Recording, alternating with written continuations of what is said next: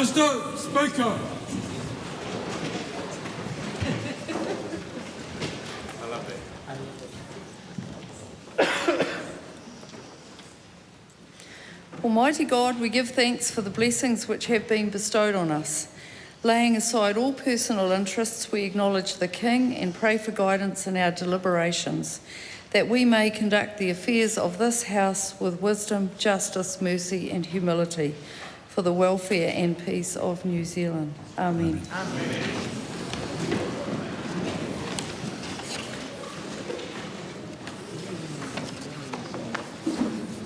Members, I regret to inform the House of the death on the 17th of July 2026 of the Right Honourable Sir William Bill Francis Birch, Knight Grand Companion of the New Zealand Order of Merit, Privy Councillor who was a Member of Parliament between 1972 and 1999.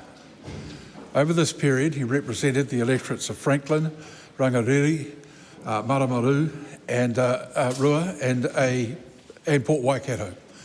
During his membership of the House, he held several ministerial portfolios, including Minister of Finance, Minister of Health, Minister of Labour, Minister of Energy and Minister of National Development.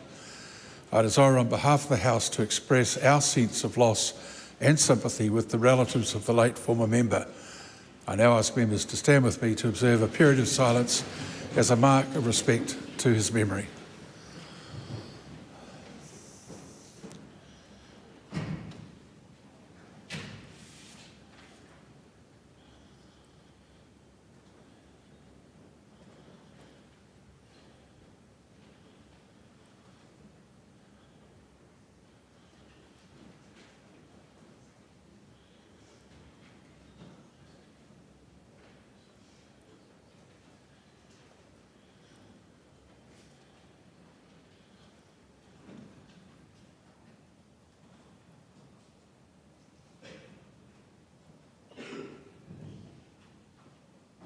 Thank you. The Honourable Paul Goldsmith. Mr Speaker, I seek leave to move a motion without notice or debate on the passing of Sir Nigel John Dermot Sam Neal. Is there any objection to that course of action being followed? There is none. I move that this House express its sorrow on the passing of Sir Nigel John Dermot, better known as Sam Neal, KNZM OBE, on the 13th of July 2026, recognising his globally significant career in film and television over 5 decades, as well as his passionate advocacy. He has entertained and challenged many of us and will be sorely missed. The question is that that motion be agreed to. Those of that opinion will say aye. Aye. The contrary, no. The ayes have it. The Honourable Mark Mitchell. Thank you, Mr Speaker. I seek leave to move a motion without notice or debate to congratulate Ryan Fox on winning the British Golf Open Championship. Is there any objection to that course of action being followed? There is none. The Honourable Mark Mitchell. I move that this House congratulate Ryan Fox on his outstanding achievement in winning the British Golf Open Championship, the first time a Kiwi has won this prestigious event since the great Sir Bob Charles in 1963, joining Dame Lydia Ko and Michael Campbell as New Zealanders who have won golf majors. The question is that the motion be agreed to. Those of that opinion will say aye. Aye. To the contrary, no. The ayes have it. Point of order, Camilla Bellich. I seek leave for the Crimes Consent Reform Amendment Bill, a member's bill in my name, that establishes affirmative consent as New Zealand's approach to consent to sexual activity, to be introduced and set down as Members' Order of the Day number 1 on Members' Day tomorrow. Leave is sought for that purpose. Is there any objection? Yes. Yes.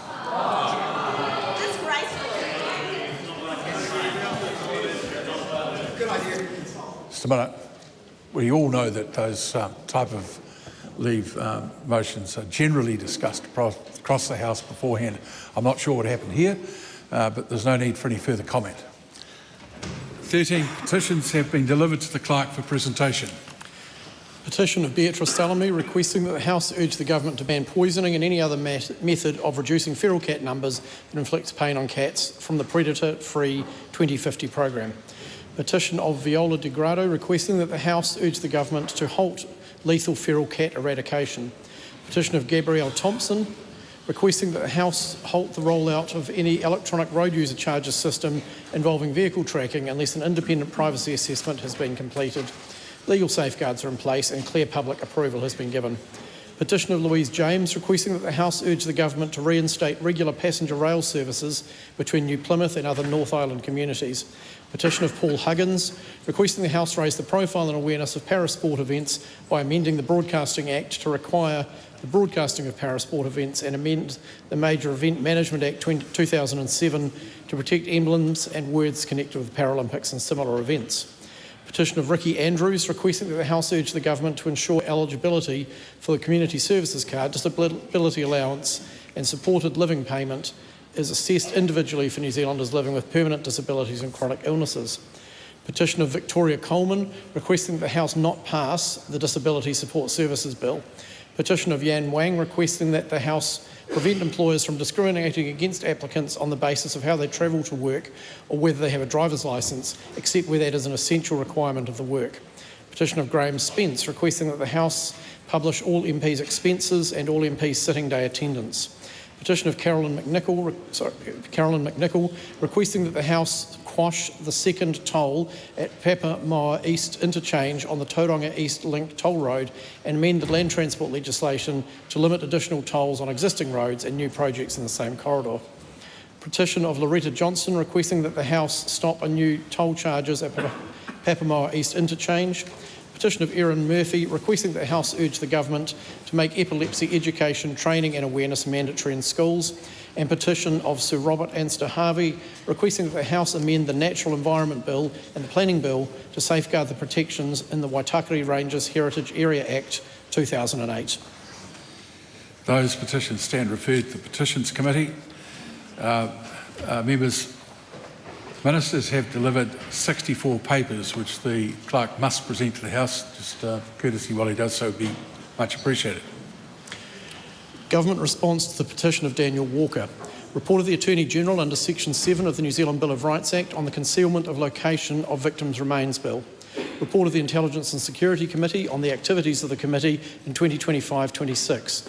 Statements of intent for Airways New Zealand, Animal Control Products, Assure Quality, Climate Change Commission, Civil Aviation Authority, Commerce Commission, Electricity Corporation of New Zealand, Government Superannuation Fund Authority and Government Superannuation Fund, Guardians of New Zealand Superannuation, Kiwi Group Capital, Kiwi Rail Holdings, Cordia Group, Landcorp Farming, Met Service, New Zealand Growth Capital Partners, New Zealand Institute for Bioeconomy Science, New Zealand Institute for Earth Science, New Zealand Institute for Public Health and Forensic Science, New Zealand Post, New Zealand Railways Corporation, New Zealand Trade and Enterprise, Pharmac, Public Trust, Quotable Value, Research and Education Advanced Network New Zealand, Retirement Commission, Tertiary Education Commission, Transpower New Zealand.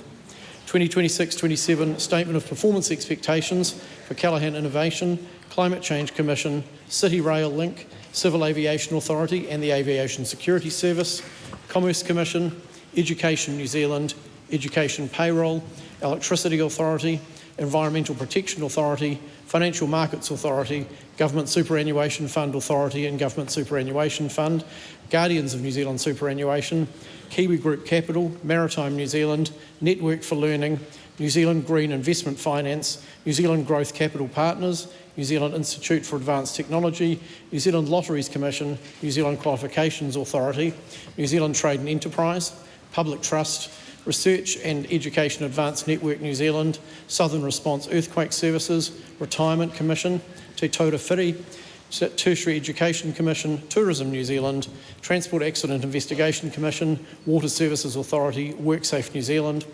Strategic Intentions for the Education Review Office and Social Investment Agency. Those papers are published under the authority of the House.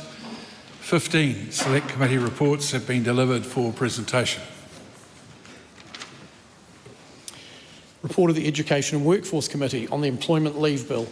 Reports of the Environment Committee on the Natural Environment Bill and the Planning Bill.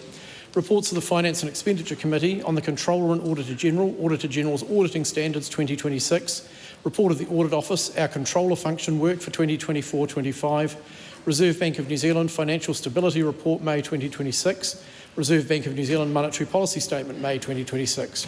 Report of the Foreign Affairs, Defence and Trade Committee on the International Treaty Examination of the Protocol to amend the agreement between New Zealand and Singapore on a closer economic partnership. Report of the Intelligence and Security Committee on the 2026-27 estimates for vote communication security and intelligence and vote security intelligence. Report of the Justice Committee on the Policing Amendment Bill. Reports of the Petitions Committee on the petition of Hone Pani Tamati Wakanene Harawera, the petition of Tori Whānau, and 3 petitions on dog control. Report of the Regulations Review Committee on the briefing on powers to make secondary legislation and treaty settlement legislation. Report of the Transport and Infrastructure Committee on the Life Jackets for Children and Young Persons Bill. Those papers are published under the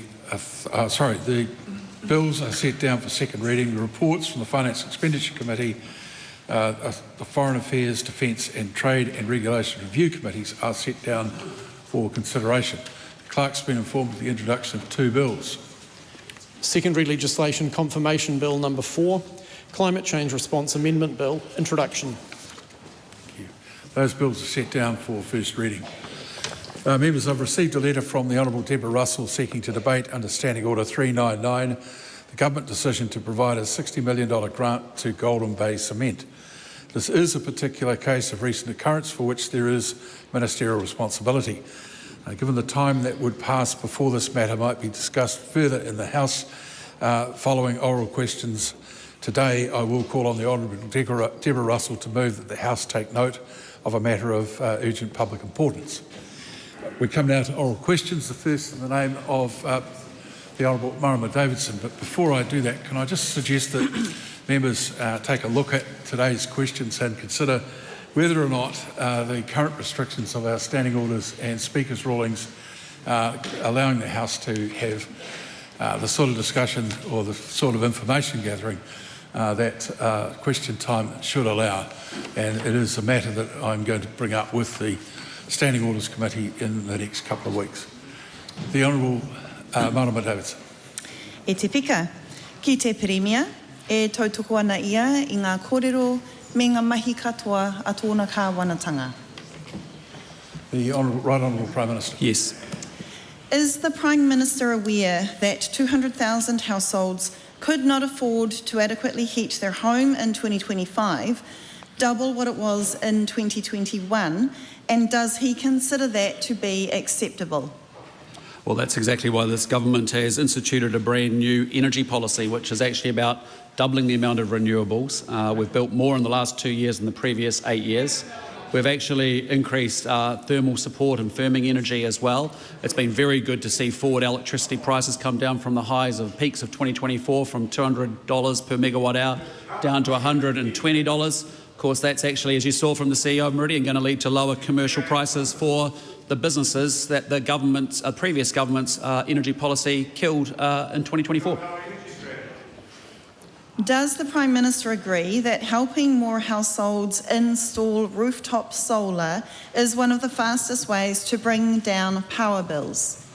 Well, unlike the previous government, we have a strategy of and when it comes to energy. And so that is why we do support rooftop solar. You've seen a National Party policy, which we'll take to the election. If other parties want to come on board and support that, that'd be fantastic. Does the Prime Minister then agree that there is no reason to delay implementing the Ratepayers Assistance Scheme, which would support more installation of solar on homes, considering he has support from a majority of the House to progress the scheme right now? Well, we appreciate the support from other parties in the House to pass that legislation in due course. But right now we are a busy government with 9 weeks to go before the election and a lot of legislation to get through this House, and we'll work with our legislative agenda. The Honourable David Seymour. Is the Prime Minister looking forward to the recommendations from the Ministry of Regulation to cut red tape on solar installation as part of this government's solution of actually making it easier to do? Absolutely, and it's a wonder it wasn't done in the 6 years of the previous government. How many more households will have unaffordable bills and inadequate heating this winter while the Prime Minister waits to act on a scheme he apparently already supports? Well, again, as I've just explained to the member, it's about a legislative programming and scheduling challenge as to why it's not been done before the election. But it's fantastic to know we have that party support for an idea championed by our party, and we look forward to getting their support in due course. Will he consider other measures to make household power bills more affordable, like more support for communities to have their own locally owned and generated energy, solar for tens of thousands of state housing tenants, or actually funding warmer Kiwi homes beyond 2027 when it is set to run out? Well, that's exactly why this government has got a renewables boom underway in this great country of ours. Things like Fast Track have helped. I'd encourage the member to get on board and support that, but also repealing the oil and gas ban, our strategic coal reserve, making sure we can actually support gas exploration, rooftop solar. It's an and. Question number 2, the Right Honourable Chris Hipkins. Thank you, Mr Speaker. To the Prime Minister, does he stand by all of his government statements and actions? The Right Honourable Prime Minister. Yes. Thank you, Mr Speaker. Supplementary. Is food cheaper or more expensive today than it was 3 years ago when he declared that bringing down the cost of living was his government's #1 priority? Well, look, I want to thank the member for his question, because I'm proud to report that food inflation in today's numbers is running at 2.5%, and under his government in June 2023 it hit a high of 12.5%. Supplementary question. One person has the floor at the moment. When he promised to bring down the cost of living, did he expect bread, butter, mince, potatoes, milk, kiwi fruit, all to rise by double digits under his leadership? Well, as I said in answer to my answer to his previous question, food inflation under this government is running at 2.5% versus 12.5% under his government. But I also am curious, because the member keeps raising this in questions, and it just speaks to the economic illiteracy from the other side, because he's arguing for something called deflation. And I haven't heard a single economist actually recommend that as a course of economic activity, because falling prices leads to less spending, that leads to businesses not investing, and as a result the economy shrinks. That's why we want inflation inside the band for 1 to 3%. Supplementary question. So why did he promise New Zealanders lower grocery prices if he's philosophically opposed to lower grocery prices?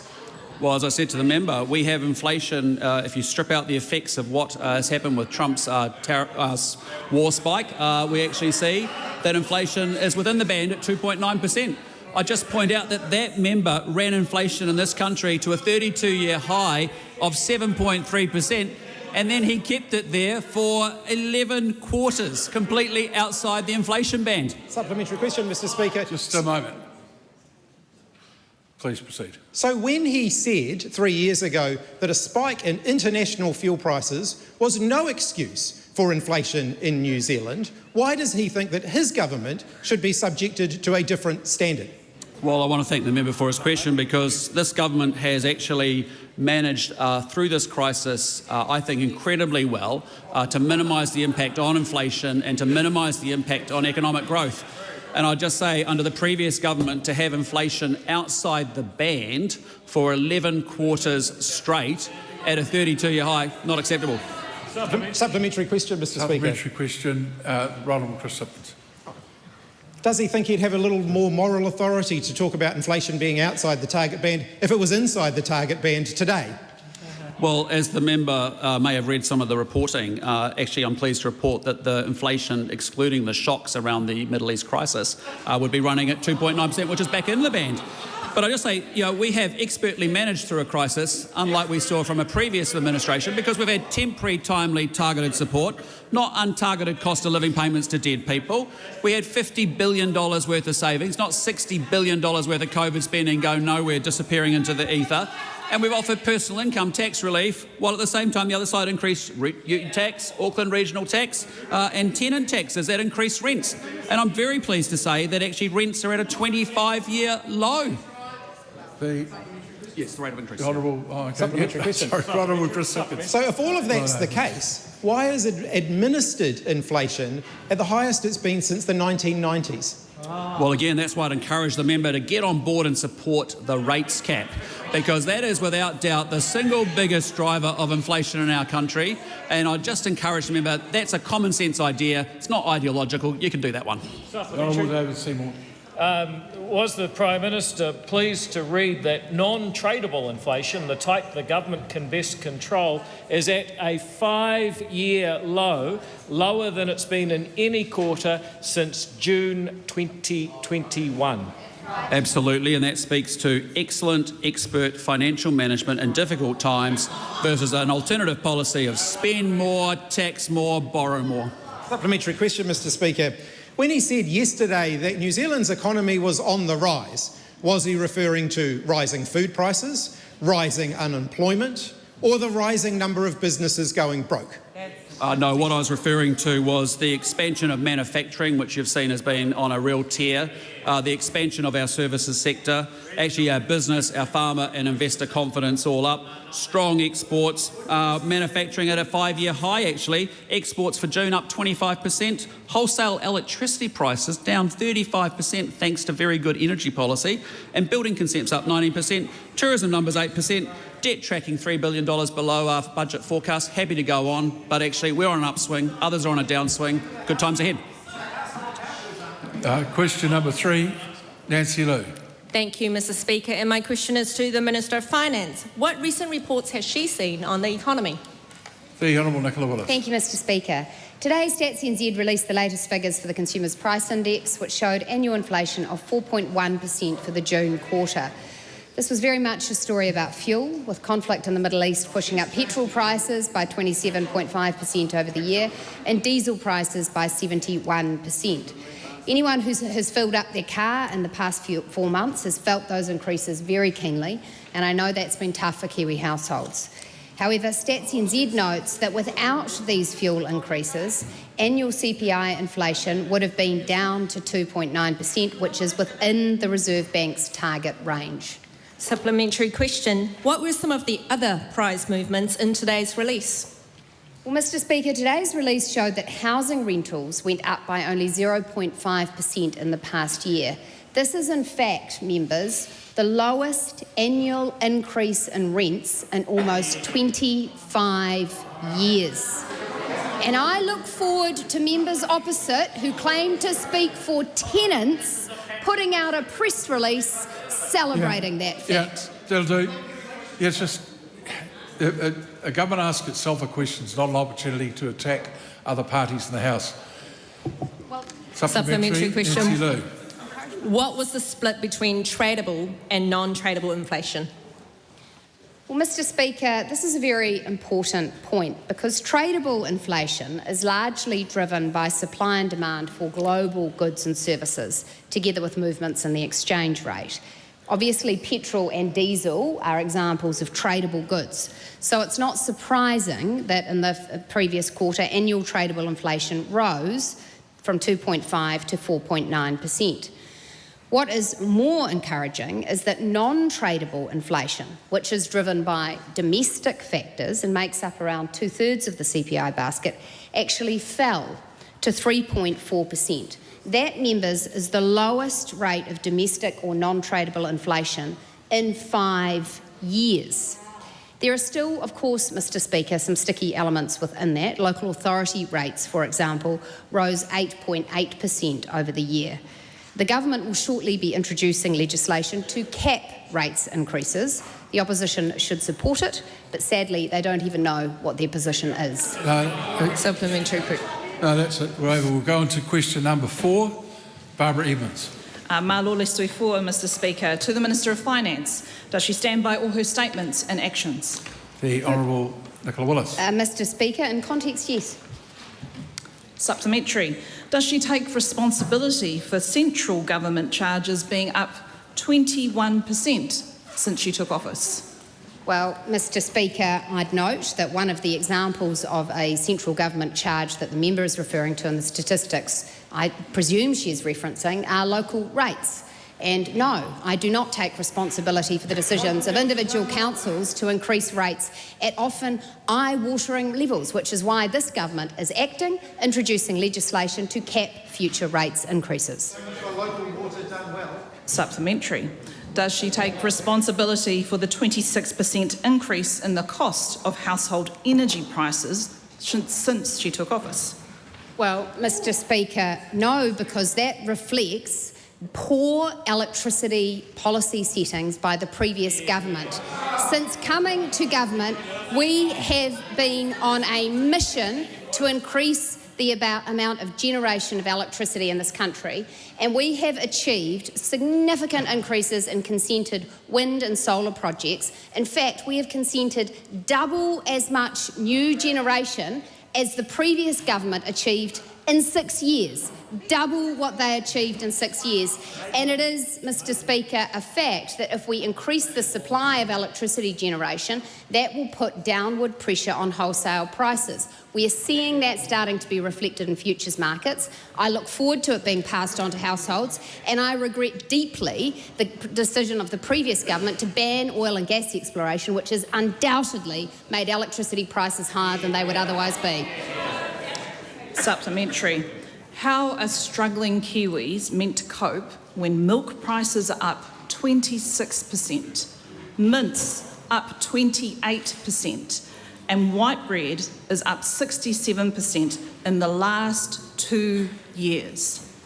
Well, Mr. Speaker, of course, this is why we are concerned to instigate policies that support inflation to be lower than it would otherwise be. I note that the member has not referred to what's happened with food price inflation in the quarter just released, which has seen it drop to 2.8%. That is welcome easing in food price growth. Let's not forget that 3 years ago, annual food price inflation hit a whopping 12.3% under the previous government. I note also that statistics released today show that the price of some foods, including fruit, for example, has come down in the previous quarter. Supplementary. How does her decision to cut excise tax on heated tobacco products help everyday New Zealanders with the cost of living? Well, Mr. Speaker, we want to see fewer people smoking and therefore have supported alternatives to smoking. If the member wants more people on the ciggies, that's for her. Supplementary.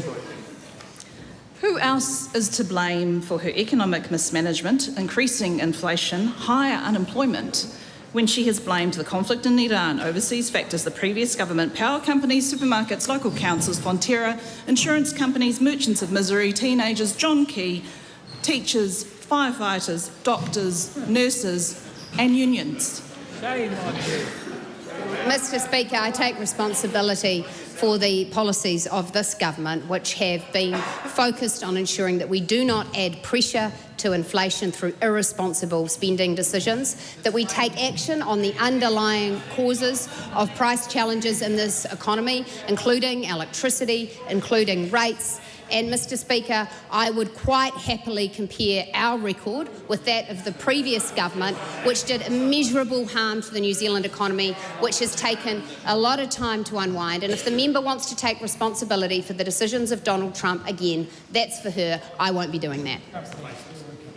Question number 5, Rawiri Waititi. Mr. Speaker, thank you, Mr. Speaker. My question is to the Prime Minister. Does he stand by all his government statements and actions? The Right Honourable Prime Minister. Yes. Does he stand by his own admission that the relationship between Māori and the Crown is, quote, I quote, probably worse, end quote, since his government came to power? And what is he doing, if anything, to improve this relationship? Well, what we're focused on is improving outcomes for Māori and non-Māori. Will his decision to scrap pre-existing mana whakahono ārohe agreements between iwi and council strengthen or damage the Māori-Crown relationship? Well, I think what's important is any agreements are in the context of new RMA legislation that's coming through the House right now. I think the second thing is it's important that it stays at a high level so we can discuss spatial planning, and clearly every Kiwi, I think, would say that it's entirely appropriate that we have support and clarity around sites of cultural significance. But importantly, it's also important at the individual project level that people can crack on and get things done and built. How can we trust that Te Tiriti o Waitangi settlements will not be breached by his government's RMA reforms when they have been so willing to scrap pre-existing agreements between iwi and councils without Māori consultation? Because we will uphold our obligations under the law. Does his government fear Māori representation? And if not, then why has he removed Māori wards, erased iwi representation in local government, overwritten pre-existing agreements between iwi and councils, and disenfranchised over 100,000 people through his electoral reforms? Again, this is a government that's focused on improving outcomes for Māori and non-Māori education. Look at some of the education outcomes, some very good improvement, good results. Question number 6, Dr. David Wilson. Mr. Speaker, my question is to the Minister for Resources. What reports, if any, has he received on the government's minerals strategy? The Honourable Shane Jones. Speaker, over a year ago, I announced the NZ Minerals Strategy, and I'm happy to report, Mr. Speaker, that mineral exports have increased, as was contemplated by the Cabinet that I belong to, from 50% to 2.5 billion, up from 1.6 billion, which means within 1 year we will be reaching our 3 billion target, which is well before 2035 if we keep this growth up. Very good. Supplementary. What other indicators are there of growth in the sector? Like other sectors, Mr. Speaker, confidence and optimism is essential. When we attract interest from both domestic investors and overseas investors, and I have learned a valuable and hurtful lesson from 2018, when sadly a decision was made about the oil and gas industry without any consultation to my leader, Winston Peters. However, we've moved on from that. In New Zealand, I have to report, New Zealanders, that the minerals and the petroleum permits are up dramatically from 450, and they're up to 521, and they are growing as we speak. Supplementary. How does the minerals sector support our economy? I'm proud to say in this small part of my responsibilities, I'm regarded as the delivery man. For every export dollar, every new permit, Mr. Speaker, every ounce, a worker, a contractor, a regional business, a community benefiting from the jobs. In fact, recently I was in the West Coast, and it's reflective of their enthusiasm, sir, for the policy and the fact there's 30 million being generated in royalties, and in good time they will very well be shared, may very well be shared with the regions they are contemplating making a bust of my good self. Supplementary. What are the next steps for continuing the growth of the minerals sector? Over the next year, the government will focus on growing international partnerships, attracting investment. That level of attractiveness grows by the week. Progressing work associated with royalty settings, implementation of major reforms, mostly being driven by my colleague Mr. Bishop. However, there was always scope for ensuring that the wording of legislation is not misconstrued or catastrophised and used as a weapon to undermine economic development, growth and the restoration of our minerals sector to a place of pride in the broader New Zealand economy. Question number 7, the Honourable Dr. Aotearoa. Thank you, Mr. Speaker. My question is to the Minister of Health. Does he stand by his statement that this government is, quote, keeping GP visit costs the same for patients as last year, end quote? If so, is it correct that current fees are the highest they've been in 20 years?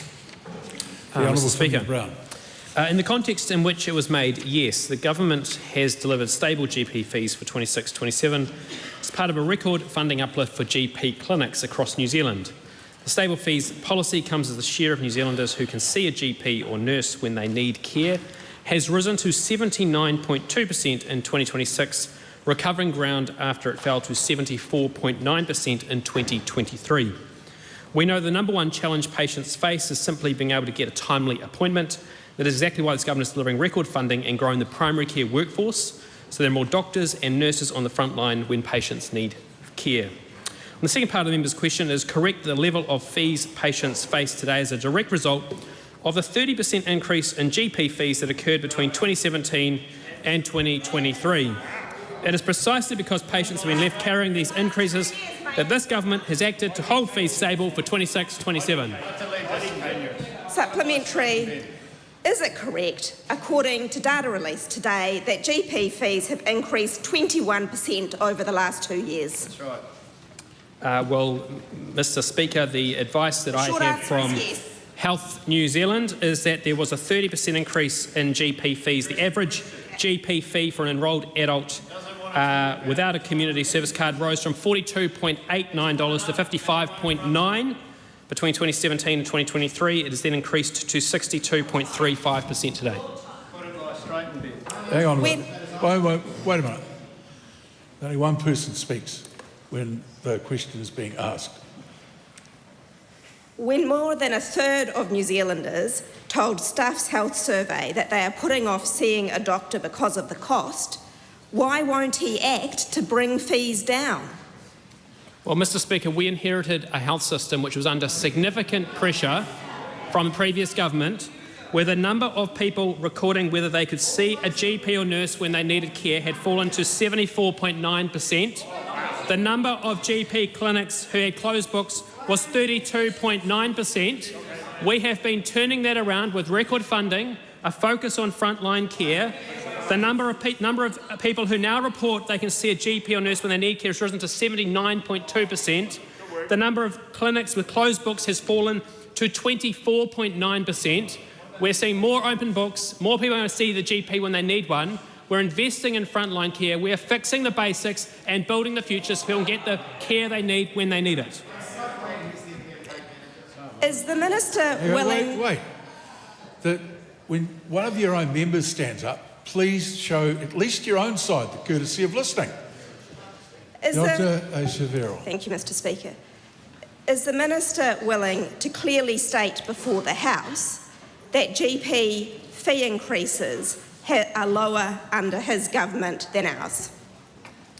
There has been an increase in GP fees, which followed a 30% increase under the previous government, which that member fails to take responsibility for. Why should a woman have to... Wait. When are you going to stop? She'd started asking the question. Why should a woman have to pay $90 for a maternity ultrasound at a time when families are facing so many cost pressures? Well, the member's question is regarding GP visits and the GP fees, and we have been very clear that we inherited significant challenges from the previous government. We've invested in workforce. We've grown the number of doctors and nurses. We backed a third medical school which Labor opposed. We're seeing more clinics have open books, more Kiwis reporting that they can see a GP or nurse when they need it. The number one challenge, as I said, facing patients is simply being able to get a timely appointment, and we're focused on fixing it, and the results and the evidence that I've presented to the House shows that is getting better. Supplementary. Why should women pay for this vital screening when every other national screening program is free and 2 parliamentary review committees have recommended making it free for all women? Well, Mr. Speaker, as I said, we're fixing the basics and building the future of our healthcare system. We're focused on growing the workforce, ensuring people can get timely access to quality healthcare. As I said, we're seeing more doctors being trained in our medical schools. We have a third medical school which has been approved. We're training more nurse practitioners. The number of GP clinics which have open books has increased. The number of New Zealanders reporting they can see a GP nurse or a doctor when they need has increased. Mr. Speaker, we are seeing improvements. There is much more work to do and will continue to do so. Question number 8, Catherine Wedd. Thank you, Mr. Speaker. My question is to the Minister responsible for RMA reform. What recent reports has he seen on the government's reform of the New Zealand planning system? The Honourable Chris Bishop. Mr. Speaker, yesterday the Hard Working Environment Committee reported back On the Planning and Natural Environment Bills, I want to thank the committee chaired by that member and the many organisations and businesses who made submissions. The government welcomes the recommendations made by the committee which strengthen the legislation and retain the core architecture of the new planning system. There's a range of practical improvements to improve certainty, reduce unnecessary compliance costs and make the legislation more practical to implement. The government will be supporting the recommendations. Supplementary. What has stayed the same in the bills and what benefits can New Zealanders expect them to deliver? Mr Speaker, the core architecture remains unchanged. It's a two-bill system with goals and national instruments setting direction from the top, a narrowing of matters that can be revisited at each successive level of decision-making, more consistent planning rules, fewer consenting requirements, higher thresholds for public participation and consents, and a clearer focus on only managing the effects that matter. For the everyday New Zealander, it means they'll be able to get on and build the deck or the fence, add another story onto their house or run their farm with less cost and less red tape. The independent analysis shows the new system is projected to increase GDP by an additional 0.56% every year by 2050, worth over $3 billion annually. There are billions of dollars in savings over 30 years through lower admin and compliance costs. The reforms are central to the government's plan to grow the economy and back our farmers, and I welcome the Select Committee's report back. Supplementary. What other amendments are being made to the bills? Mr Speaker, one amendment I would highlight for the House is an improvement to one of the goals of the legislation around competitive urban land markets and creating an abundant number of development opportunities, because we know that it is development opportunities that what New Zealanders need and has been a problem in the system so far, and ultimately tackling our housing crisis means we need a liberal planning system with liberal rules so that people who want to get on and build can go and do so. What feedback has he seen on the Select Committee's report? Oh, Mr Speaker, it's good to see Dairy New Zealand and Federated Farmers welcome the report back yesterday. Dairy New Zealand Chair said the reported back bill showed the government and Select Committee had listened to concerns raised by farmers and the wider agricultural sector. Well, the Greens are showing their contempt for the dairy sector by those interjections. Well, you're the one yelling at me about it. Mark Hooper from Federated Farmers said it's extremely encouraging to see the government's agreed to scrap the transfer of mana whakahana arohe agreements and replace them with more narrowly focused arrangements. Federated Farmers, sir, also welcome the government considering changes to address Waikato Regional Council's Plan Change 1. The government is taking further advice on that tricky issue, and we'll have more to say in due course. Question number 8, Claes Swarbrick. Ki te Premier, e tautoko ana ia I ngā kōrero me ngā mahi katoa a tōna kāwanatanga. The Right Honourable Prime Minister. Yes. Can the Prime Minister tell the House what the major driver was of inflation figures released today? A major driver would be council rates, and that is a real challenge, running at about, I think, 8.8%. Obviously, in the last quarter, we've seen the Trump spike associated with the conflict in the Middle East. But what's been very good to say, if you strip that out, would be within the band at 2.9%, and that's very positive. Does the Prime Minister agree that decarbonising our economy is the only way to reduce our exposure to fossil fuel inflation? Well, what I really hope is that we are taking a national security approach in a world that's increasingly volatile and uncertain. It's important that we just don't rely on global supply chains. They can't be relied upon. The pandemic showed us that. This current conflict has shown us that. And we're going to do an and, so we actually put a downward pressure on electricity prices, which is exactly what we're doing. Does the Prime Minister stand by his statement and his answer just then that his government will not rely on global supply chains in the context of his government's proposed $1 billion LNG import facility, which will increase our exposure to imported fossil fuel inflation? Well, what I'm pleased to see is that since we announced the LNG import facility as one of the things we are doing to drive a comprehensive energy strategy, we've seen wholesale electricity prices go from $200 down to $120 in the forward markets. That's really important because the policies of the previous administration killed a lot of businesses in 2024. Does the Prime Minister stand by the statement of his Minister of Finance just a few moments ago in this question time that his government will not, quote, add pressure to inflation through irresponsible spending decisions, end quote?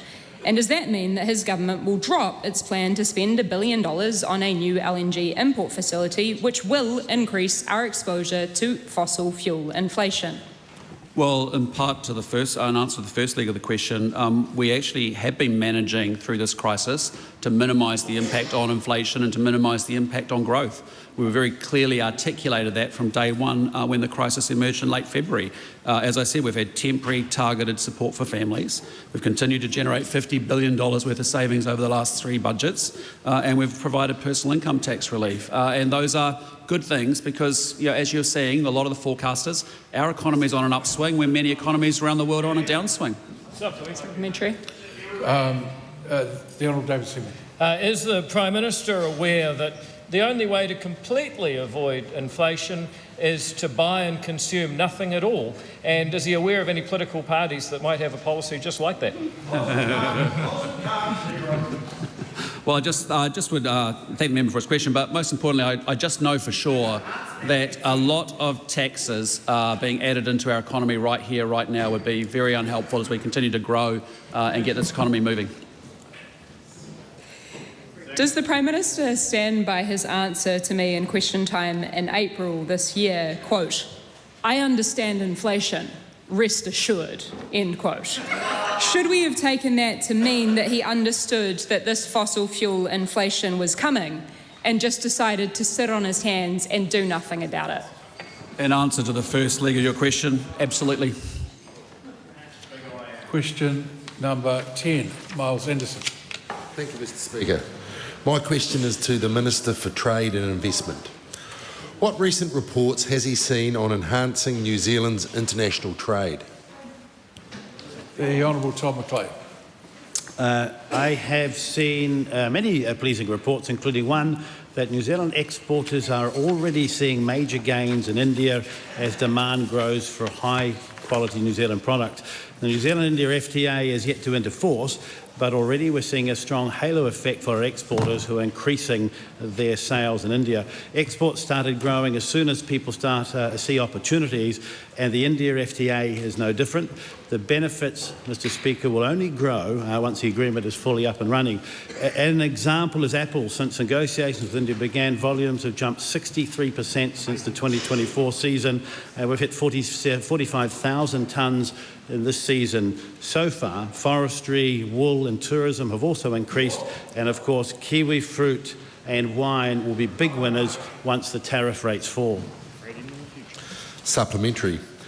What other reports has he seen on enhancing New Zealand's international trade? Mr. Speaker, reports on the Future of Investment and Trade Partnership Ministerial meeting, which we hosted in Auckland last week. FITP is for small and medium-sized economies who want to work together to find practical ways to improve opportunities for their exporters. And the size of this grouping, led by New Zealand, has grown to 19 members in less than a year from its launch. In fact, last week's meeting in Auckland was one of the most successful and largest trade gatherings New Zealand has held in 20 years. Practical outcomes from the FITP meeting in Auckland include 13 ministers issued a ministerial declaration on economic security focused on ensuring for New Zealand we have fuel. 14 ministers issued a ministerial declaration on supporting digital trade facilitation. A plurilateral arrangement on non-tariff barriers to bring costs down for exporters was supported by 8 countries. A new work stream on subsidies was launched by New Zealand to focus on the harm that industry and agriculture through unfair subsidies, and also a work stream on strengthening the rules-based trading system, which reinforces the importance of rules for New Zealanders. Supplementary. What other progress is the government making on enhancing New Zealand's international trade? Well, important progress, Mr. Speaker. Last week, I was able to announce with the Deputy Prime Minister of Singapore and New Zealand that the landmark agreement between New Zealand and Singapore on the essential supplies has now entered into force after the agreement was signed in front of Prime Minister Luxon in Singapore in May. The Aotearoa agreement is a treaty-level binding agreement to maintain the flow of essential supplies between Singapore and New Zealand during supply chain disruptions. With a third of New Zealand fuel refined in Singapore, this agreement gives certainty to New Zealanders that fuel will remain available to them. I'm also pleased to report that last week I was able to announce that New Zealand and Switzerland have agreed to establish a trade and investment dialogue to explore an agreement on trade, economic security, e-commerce, investment and sustainability. Officials between the two countries will first meet in September of this year. Supplementary. What other reports has he seen on efforts to enhance New Zealand's international trade? Well, Mr. Speaker, I've seen a very pleasing report that Associate Agricultural Minister Mark Patterson has recently visited India to champion New Zealand wool industry. I strongly endorse Minister Patterson's statement that India is a key market for Kiwi wool growers and exporters and that there is strong potential for further growth. The New Zealand-India Free Trade Agreement will unlock further value for our wool sector by immediately eliminating tariffs as well as supporting deeper trade connections. And as Mr. Patterson says, there is strong potential for further growth. The Indian textile apparel sector is the world's third largest, and New Zealand-India FTA means that New Zealand wool growers will benefit from preferential access from day one. The Honourable David Seymour. Has the Minister heard any reports that promoting the India Free Trade Agreement has made Mark Patterson a bit of a black sheep in the New Zealand First Caucus? Well, Mr. Speaker, I have respect for all of my... Not a question you can reflect on. A point of order, the Right Honourable Chris Hipkins. Mr. Speaker, the Speaker's rulings previous Speaker's rulings have been very clear. The government can't use patsy questions to attack the opposition. There's nothing to say government can't use patsy questions to attack its own ministers. Yeah, well, new day, new decision. No, I've just ruled on it. Yeah. Well, okay, that's interesting. Question 11, Aotearoa Williams. Thank you, Mr. Speaker. To the Minister of Commerce and Consumer Affairs. Does he stand by the government's decision to abolish the role of the Grocery Commissioner? The Honourable Cameron Brewer. Mr. Speaker, yes. While the Commerce Commission's reform bill, which is currently before the Finance and Expenditure Select Committee, removes the statutory position of the Grocery Commission, it does not remove the powers or functions of that role. Under this government, those powers will continue to be exercised by the Commerce Commission as a whole. The Commerce Commission will continue to enforce the Grocery Industry Competition Act and the Grocery Supply Code. This reform is about improving the Commission's governance and decision-making, not weakening grocery regulation. Supplementary. Supplementary, Aotearoa Williams, and while that's being asked, no one else is speaking. Why is the government getting rid of the one independent office dedicated to holding supermarkets to account when there is still a lack of competition in the grocery sector? Good question. Great question. Mr. Speaker, as indicated in my primary answer, the government is strengthening competition oversight. The Grocery Commissioner roles and functions continue, and in fact our moves, as submissions show to the Finance and Expenditure Committee, the majority of those that submitted on the Grocery Commission supported our moves broadly. There is no contradictory comments that they're trying to suggest. The Grocery Commissioner roles, statutory responsibilities and functions will remain, but in the Commission of the whole. Will his reorganisation of the Commerce Commission's deck chairs put more scrutiny on supermarkets and help families like Delwyn's, who told the Grocery Commissioner that she is now spending $500 a week on groceries, and that is depressing and disheartening? Mr. Speaker, I suspect these supplementary questions were written before Statistics New Zealand came out today with its latest food inflation numbers. And that food inflation, those food inflations numbers showed that food inflation was running at 2.8%, well down by the 12.5% under her administration. That's right. Why is his answer to go back in time to deregulated supermarkets when over the last 2 years the price of cheese is up 30%, potatoes are up 31% and prices continue to rise? Mr. Speaker, I think she's preempting what the Finance and Expenditure Committee and the ComCom reform bill is going to set out. That is yet to be reported back. I know the member sits on that committee, and I look forward to it reporting back as to the exact specifics of the ComCom's reforms and the structure of the ComCom and how that will be rolled out. Does the Minister think the grocery market is working when growers receive 60 cents a kilogram for peas in New Zealand and yet supermarkets sell them for $5 to $6 a kilogram? Mr. Speaker, in relation to the member's comments, I point to the latest annual grocery report by the ComCom, which shows some really encouraging signs. It shows that the measures that this government has collectively taken are making a difference. It shows that there's a number of middle-sized supermarkets in particular, Kaiko in Christchurch, to my Canterbury friends, for example, that is making a real difference to competition. This is what the ComCom conclude in their latest annual report on groceries. Yes, we've got a lot of work to do, but it's heading in the right direction. That's right. Is the government's laser focus still on the cost of living? If milk is up 26%, beef is up 36% and lamb chops are up 31% in the last 2 years? Mr. Speaker, our focus is laser focused on the cost of living.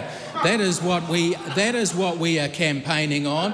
That is why you have seen food inflation drop to 2.8% when it was 12.5% under the previous administration. We are very proud of our track record as we get inflation within the band, and that's what we're predicting in the next 2 to 3 quarters. Very good. Question number 12, Tom Rutherford. Thank you, Mr. Speaker. My question is to the Minister of Commerce and Consumer Affairs. What actions... Sorry. When you're ready, we'll have question 12 heard with the rest of the House silent. Tom Rutherford. My question is to the Minister of Commerce and Consumer Affairs. What actions is he taking to strengthen New Zealand's capital markets and support economic growth? The Honourable Cameron Brewer.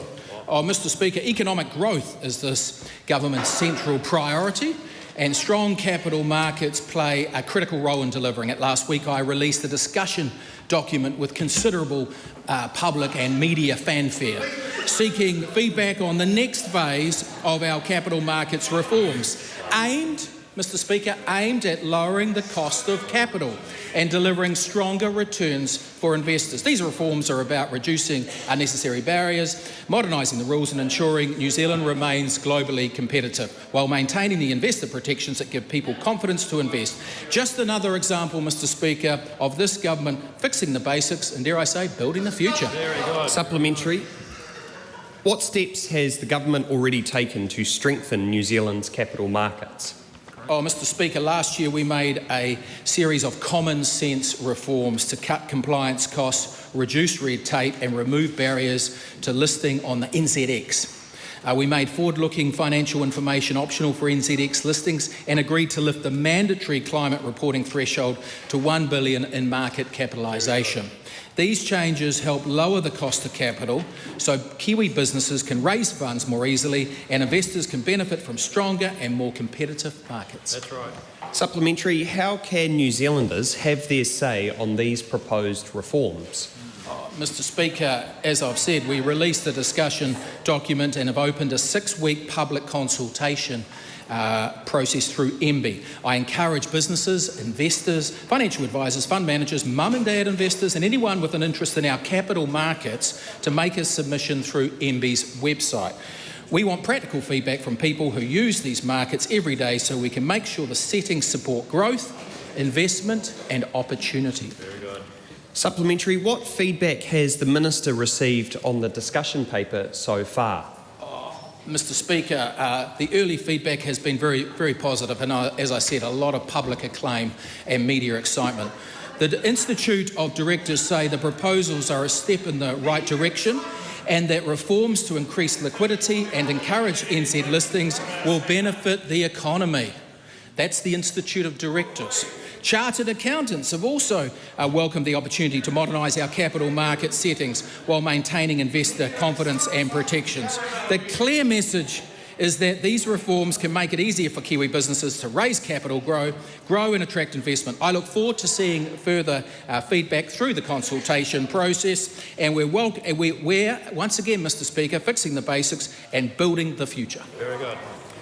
That concludes oral questions. We'll take a short period of time for people to leave the House before I call on the Honourable Deborah Russell.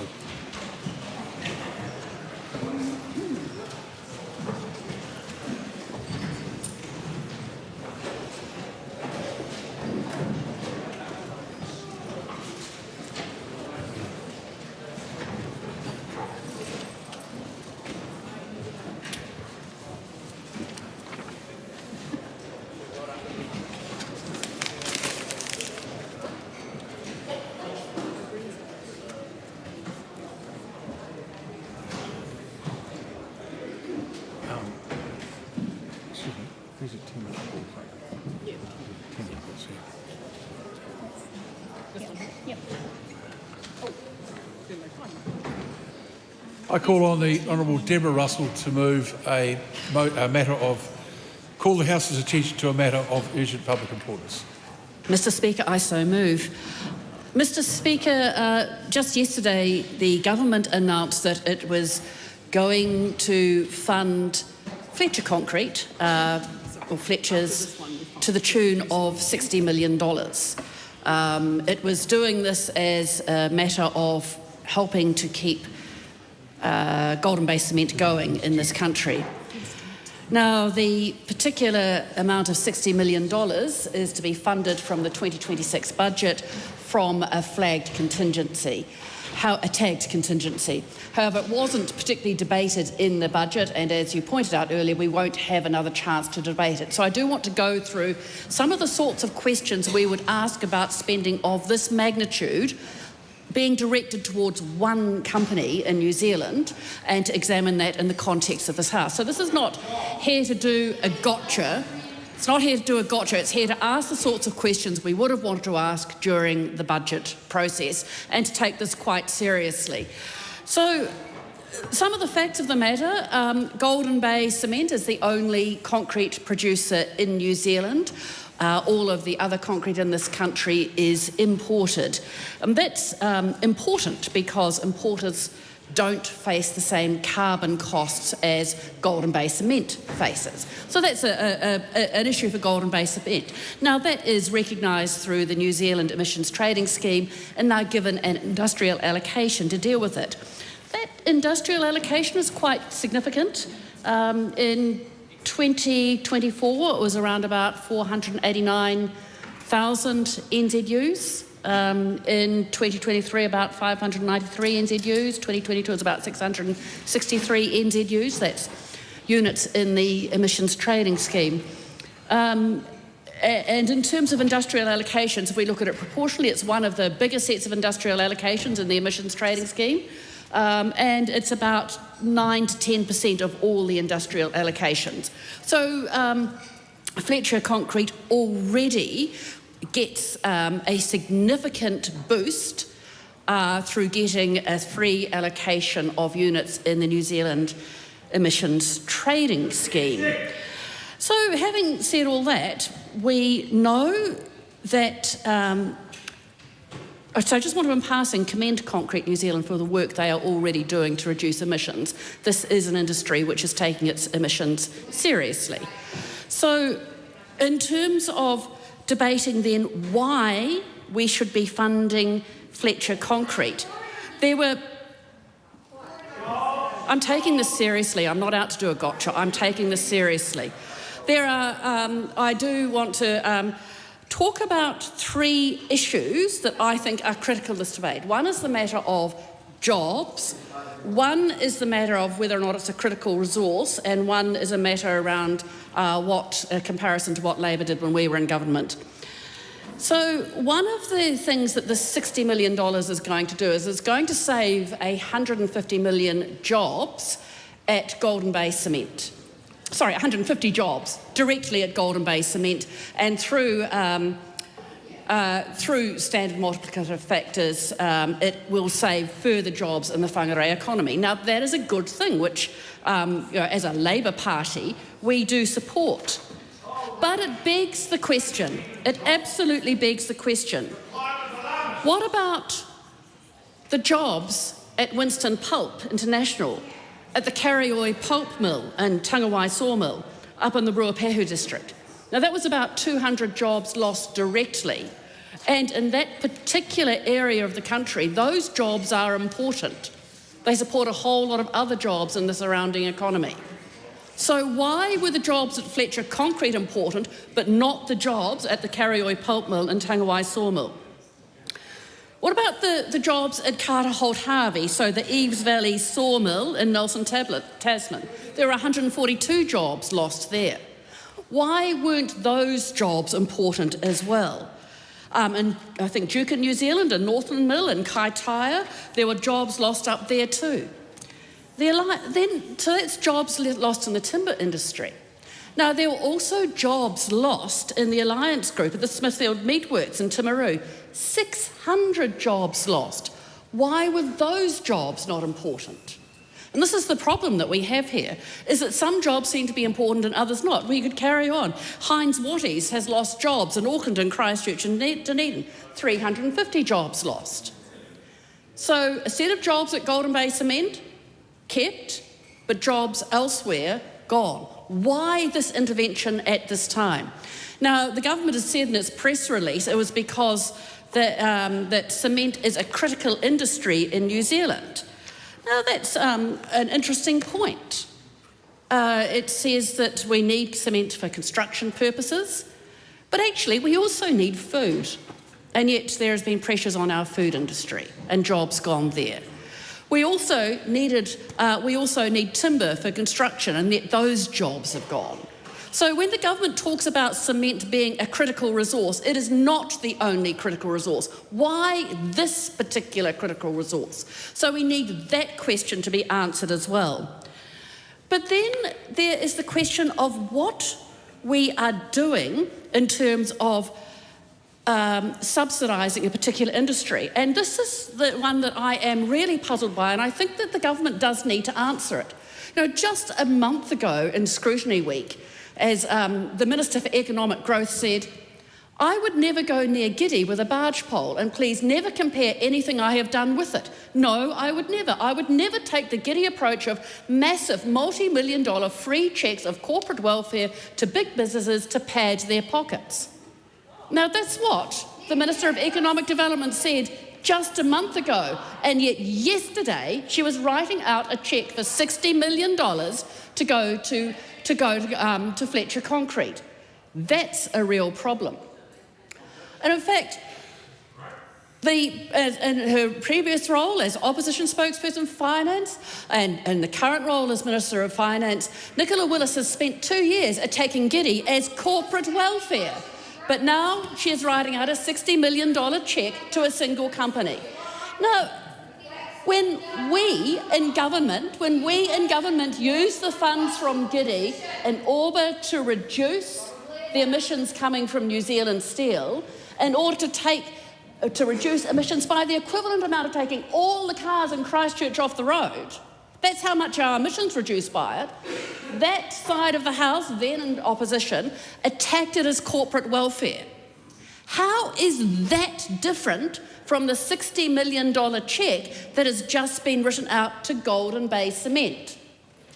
And that's the real problem here, is that on the one hand, the government is saying this is a critical industry, we need to support those jobs, we need to make sure we keep construction going in this country. But on the other, and they say it's a good thing to do, but on the other, when we did exactly the same with New Zealand Steel, they accused us of engaging in corporate welfare.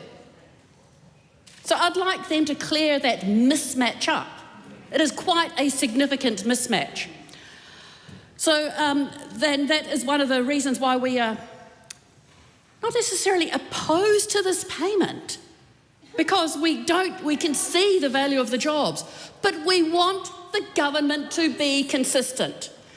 You see, the government said that if they went around and perhaps adjusted the ETS, the emissions trading scheme, to help out Golden Bay Cement, then I think the line was that there would be a conga line of other businesses queuing up for the same concession. But now that they've written out a $60 million cheque to Golden Bay Cement, surely there will be a conga line of other businesses lining up for the same sorts of concession. That is the position that this government needs to answer. Finally, I get, that businesses come and go. I get it's always hard for the people who've poured their dreams into running a business. It's always hard and difficult for the workers when they lose a job. It's always hard for people to let go of that, to see a livelihood disappear. We know that jobs are important. And we know that when businesses are finding times tough, government has to make tough decisions. And governments make tough decisions all the time. I don't for a moment doubt that this was a very hard decision for the government to have to make, to weigh it up back and forth. But why exercise it only on behalf of this one company? Why not all the other businesses in this country that have been doing it tough over the last few years? Why not other businesses that are trade exposed? Why this extra money going to a company that already gets a large subsidy through the emissions trading scheme? The government has some questions to answer.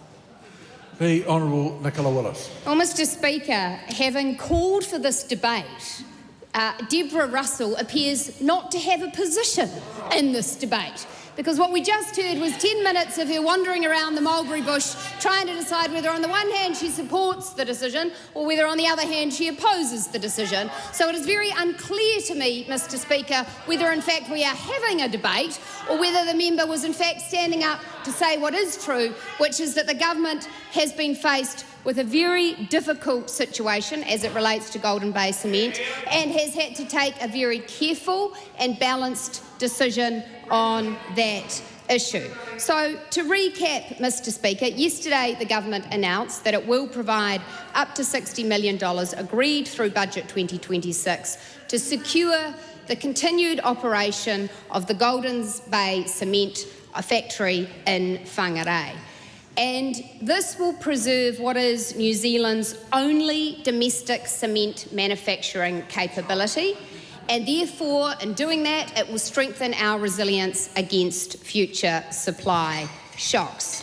Mr Speaker, as a government, we believe that markets should generally determine commercial outcomes. And so it is true to say that we have come to this intervention reluctantly and carefully, because we believe that intervention of this sort should only happen in the most exceptional circumstances. And this is one of those circumstances. I'd remind the member that the world has changed. COVID exposed global supply chains. Conflict in the Middle East has disrupted international shipping. Recent fuel price spikes have shown just how quickly events offshore can affect New Zealand. There are many members of the public who have reflected that the closure of the Marsden Point refinery, in retrospect, looks short-sighted. I did not want to be a minister, and nor did the ministers in my cabinet want to be the ones defending New Zealand's inability to produce cement in a global supply shock, because we knew that that would be devastating for our economy. Because here's the thing, you can't build a house a hospital, a road or an infrastructure project without cement. It is not readily substitutable. And in a circumstance in which we were completely reliant on importing cement, and then we had a disruption to that, we would potentially be in a position where construction activity across the New Zealand economy would come to a standstill. And with that, the jobs, incomes and activity that construction and infrastructure sector supports. And our government was not prepared to take that risk. And so the lesson that our government has reflected on is that while New Zealand will always rely on international trade, we must also preserve some critical domestic capabilities. And to quote a commentator who put it, I thought, very well today, they said, "This reflects a deeper recognition that New Zealand must now be smarter about its self-reliance in a world of oil shocks and Trump tariffs." And so the real challenge for this House that member failed to grapple with, despite asking for the debate and presumably having all morning to prepare for it, is that the real challenge is assuring that when the government does intervene, it does so not simply to hand out money to companies who should be lifting their own productivity and competing internationally, that it applies very careful tests to that intervention, that conditions are applied very carefully in terms of what that money is granted for and what it must achieve, and that at the same time companies in receipt of it are having to continue to modernise and compete. So, Mr. Speaker, this is where there is a very relevant set of questions that the member has asked about what were the tests that we applied. And for us, the first issue was, is this actually a critical piece of economic activity? Because there are many things that could make that claim, but we applied a high bar, and those tests were: one, is cement essential to economic resilience? And our judgment is yes. Second, is it a substitutable good? And the answer to that is no, so it meets that test. The third test was, are there abatement constraints in the ability of that industry to reduce its carbon use? And the answer is yes. Are there leakage risks, i.e. if we closed that industry, would we in fact be importing higher carbon goods from elsewhere? The answer is yes. Was there a genuine closure risk? And I have to say, Mr. Speaker, that I am a sceptic when commercial companies come telling me that they're poor. And so we first tested that commercial reality by having an open book exercise conducted by Deloitte, who went and scoured through the books of Golden Bay Cement to check whether the claims being made about its lack of commercial viability in the future were in fact correct. And what that exercise showed was that aside from the costs of having to meet its emissions trading obligations, it is in fact a viable business, but with those carbon costs attached, it would be nigh impossible for domestic cement production to compete with the internationally imported product. And so that is what brings us into a situation where we then looked at, is this a firm that has had high levels of previous government support that would mean that we shouldn't be going back to the well? And no, it hadn't had that. So we applied very real tests. So in answer to the member's question about whether there are other firms who could make similar claims, I would say that the Golden Bay Cement case has been distinguished for the following reasons. Number one, it is New Zealand's only domestic cement producer. Not many firms can make that claim. Number two, cement is a foundational input to the construction and infrastructure industries. Number three, short-term substitution through imports is at risk of constraint in any kind of supply or trade disruption. And finally, intervention here is aimed at preserving a specific national resilience capability rather than offsetting a generalised commercial position. The member then went on to ask, well, how is this different from the Labor government's beloved Giddy Fund? And let me tell you the ways. The Giddy Fund, Megan Wood's claim to fame, was an untargeted, contestable fund open to process heat users on the base. It was New Zealand Steel was one of the biggest benefactors from that fund. It was not going to go out of business. It was not going to stop producing steel if it didn't receive Giddy funding.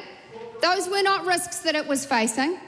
And instead, what we have done is a time-limited targeted intervention to prevent a nationally significant sole domestic supplier of cement from closing. The member opposite says it's free money. Well, let me tell you, on this Finance Minister's watch, there is no such thing as free money. So we have put in place very stringent requirements in exchange for these funds. They are, number one, that this firm must remain open until at least 2040. Number two, it must sustain the levels of employment in that plant.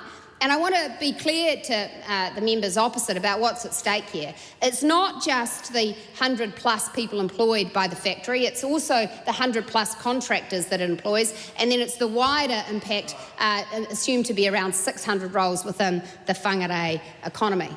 The third factor that we attached was that we wanted to see the firm continuing a program of investment to lift its own carbon efficiency and its own productivity. And they have committed to invest at least $150 million of their own money in this domestic factory. The fifth condition that we imposed was that we're not just going to take their word for it, we will have an ongoing ability to look at their books, to audit it, and we have an ongoing expectation of reporting against the commitments that have been made. And finally, Mr. Speaker, because there is never any free money, we have also said that if those conditions that we have set are not met, then we will claw back the funds. Now that, Mr. Webb, is what you do when you're a government that cares about taxpayers' money as dearly as we do. Because if I can, Mr. Speaker, I would offer a reflection, is that when I came to government as the Minister of Finance, it was never my desire to be in a position where we would ever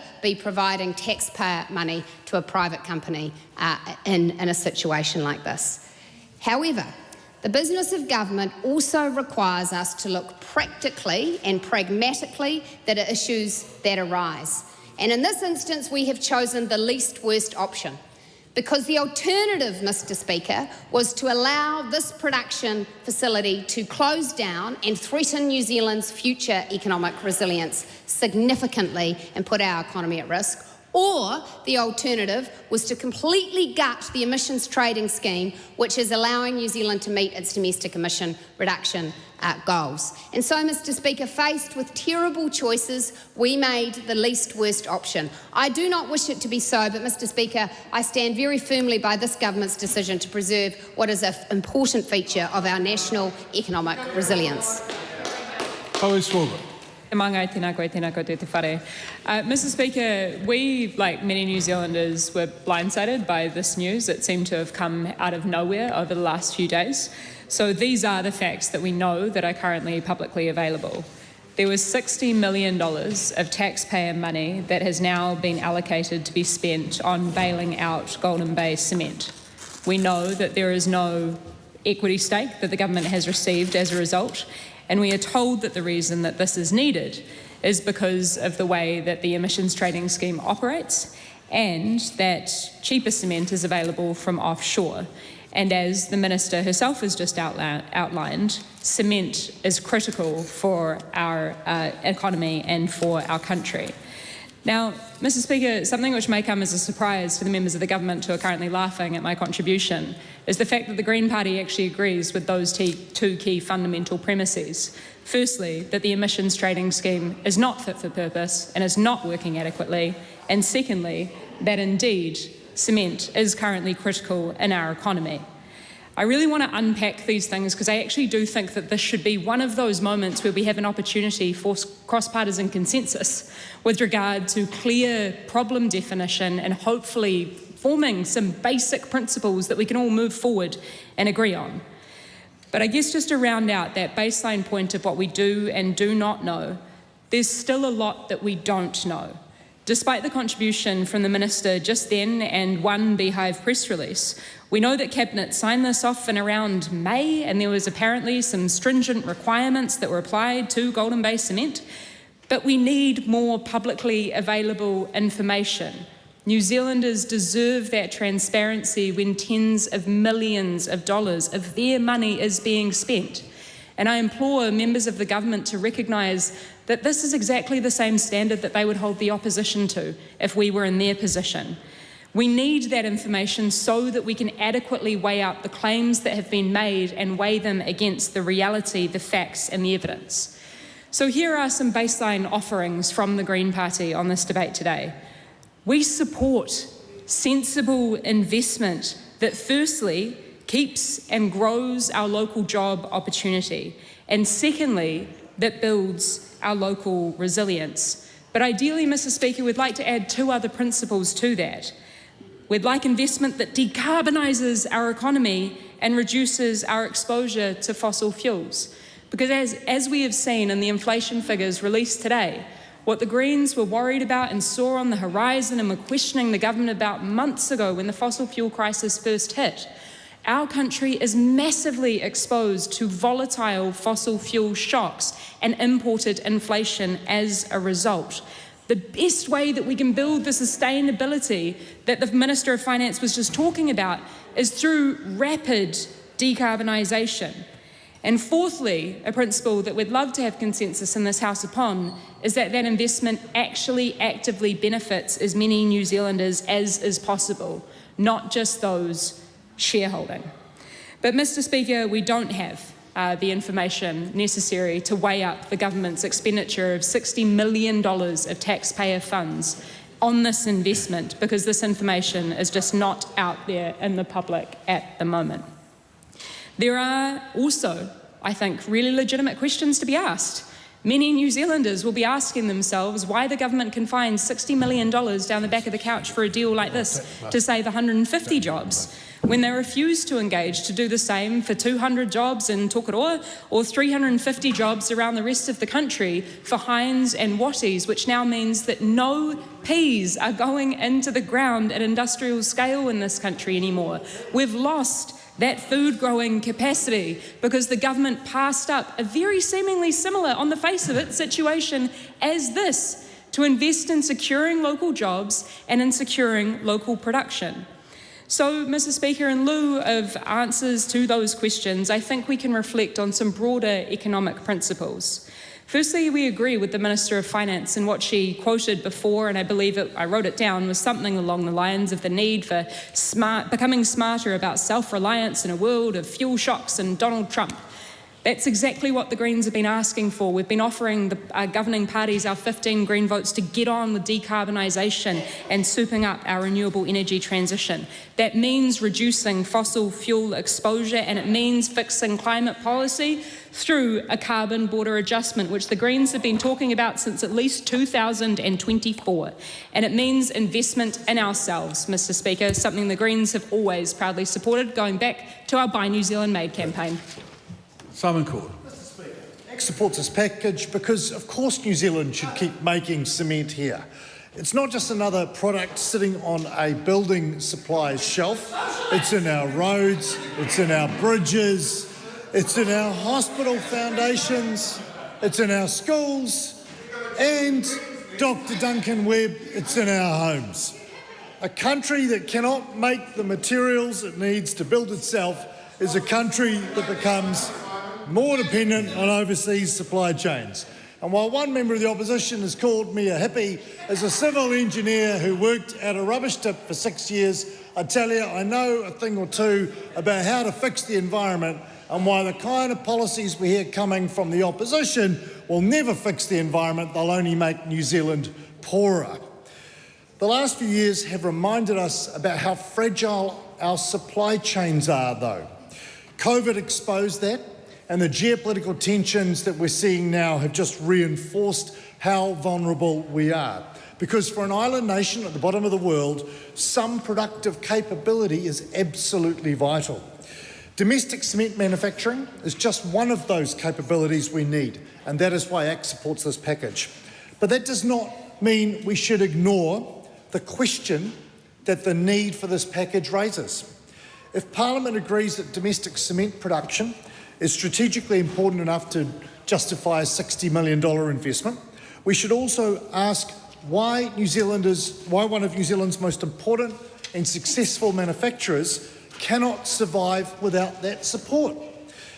This package addresses today's challenge.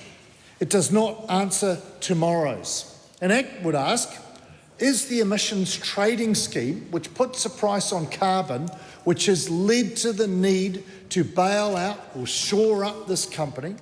Is the design of the emissions trading scheme still fit for purpose? Because if the scheme was working properly, we wouldn't need to ride to the rescue of otherwise successful companies. Does the scheme actually deliver on Parliament's intent when it was established? Because an emissions trading scheme should encourage innovation. I've been to Golden Bay Cement. I've seen what they do there.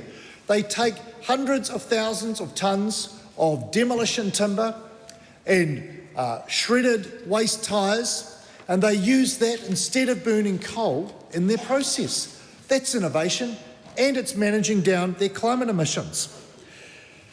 But the scheme, as it currently stands, makes it easier to import high emissions cement from overseas than to manufacture them here in New Zealand, even with all the investments in innovation and process improvement. And what does that mean? Well, if production was to move offshore, we'd lose the investment, we'd lose hundreds of skilled jobs in the Northland economy, and we would weaken New Zealand's productive capability. And of course, global emissions would not go down, they would only go up. ACT supports this package because keeping productive industry in New Zealand is better than losing it. But our ambition should be much higher than repeatedly stepping in after existing policy has created a problem. ACT is not afraid of standing here in the House and going out there and telling New Zealanders that if a policy doesn't work, it can be changed, it can be fixed. Now, when a government keeps saying that an industry is strategically important while making it harder for that industry to compete, it's time for government to get out of the way. And that is why ACT is asking, is the design of the ETS still achieving what Parliament intended? Because the real test of a good policy is not how often the government has to step in to save it, it's whether New Zealand manufacturers can continue to stand on their own 2 feet. That's the challenge this package should present to Parliament today, and that is a challenge ACT will take up. The Honourable Shane Jones. Jobs have now been saved in Tai Toketo Whangarei. There were 2 ways, Madam Speaker, to approach this unwanted development. Number 1 was to have followed my instincts as a New Zealand First MP and have a wholesale exemption of all firms in New Zealand that are exposed to this deadweight cost of climate alarmism, whilst the originators, the architects, represented by the 2 earlier speakers, the member from the Labour Party delivering a speech akin to a sleeping pill, the Green member, some sort of display of pheromone intoxication for lemmings, something I'll never follow. We have to turn around manufacturing industry. We need to keep intact in New Zealand those institutions that give us our resilience. So full marks to our Finance Minister for making the allocation of this capital, of this pūtea, to this share market company. But there's a deeper issue. How long is it going to take before the elements on the left side of politics accept that this devotion, this continual kneeling at the feet of climate idols is making this country broke? No, what we find is this slavishness from the Labour Party. What we find is this juvenile devotion from the Greens that somehow that New Zealand is single-handedly going to save the planet while China, India, United States of America are emitting more in 2 or 3 minutes than our entire yearly contribution. That's what the next election's going to be about. That's the perfidy, that's the hypocrisy that lies at the pith of the problem that we've saved, that we've solved by saving those jobs up in Whangarei. Now, it could be said, is this a sensible use of taxpayers' money? It will have to continue if we are going to save those key sectors that give us resilience. But it was the Labour Party and Megan Woods who insisted that the refinery be drowned, insisted that the refinery be burdened with the full impost of climate levies, thus driving towards her secret agenda, which was to close down the refinery. Well, fortunately, this particular organisation is within visibility of the refinery. That Labour Party condemned the refinery to termination. This side of the government, us the government, the coalition government, have resuscitated, have salvaged, have saved the jobs associated with the cement factory. And of course, I've been working for many years. Back to the days of Nick Smith, back to the time when there was a sum of $11 million made available, could be back in 2015, 16, 17, to enable them to move towards burning tyres and other types of waste material.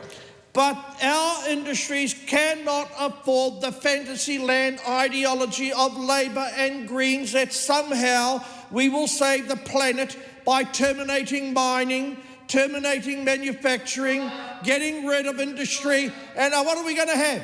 Well, we're going to have the Labour Party view of our economy doing each other's dirty washing. That's why we need to do more of this, not less of it. And there's no need to parade out a whole bunch of arguments justifying what we've done. We will get our justification when we go to the election. This is what Kiwis want. They don't want zombie towns. They don't want hollowed out locations.